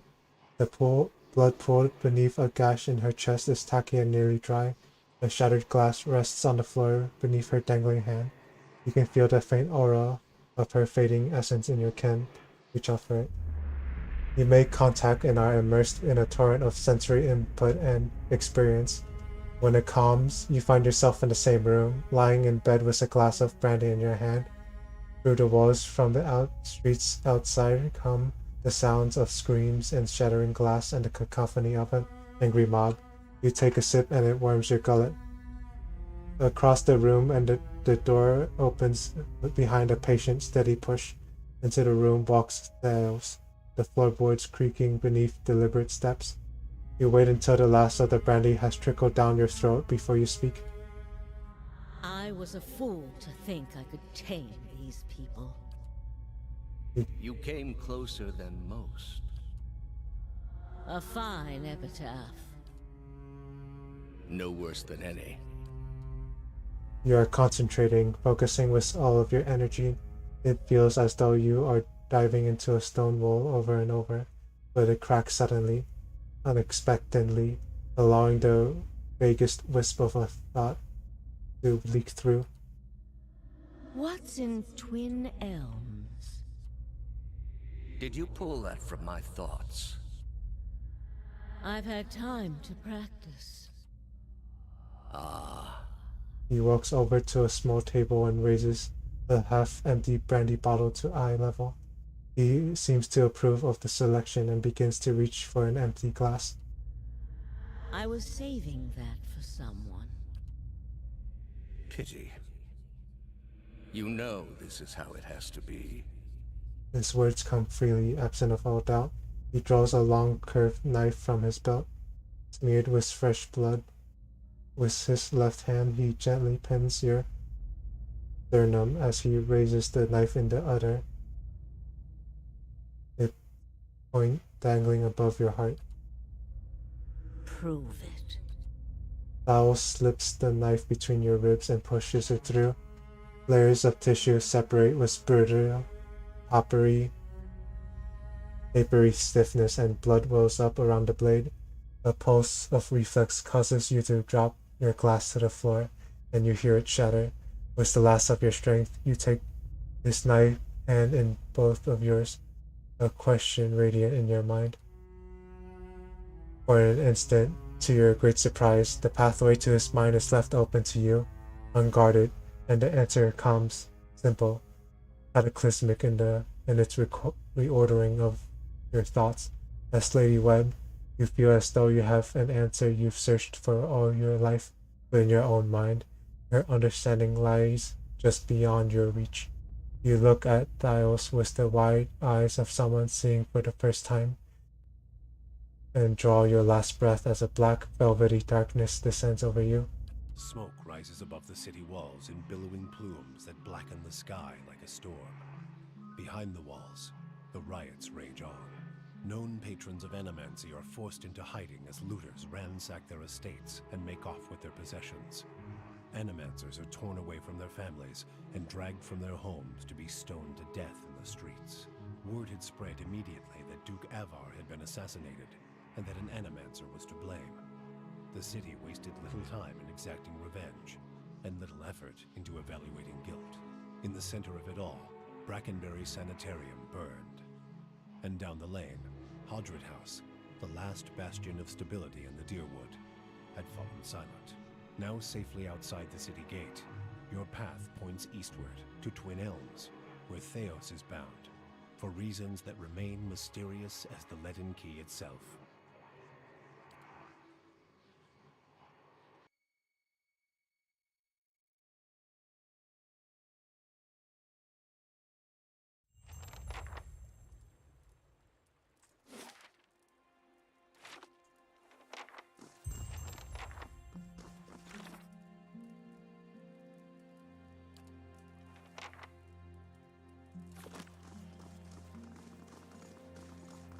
That is all for this stream. Thank you all for watching.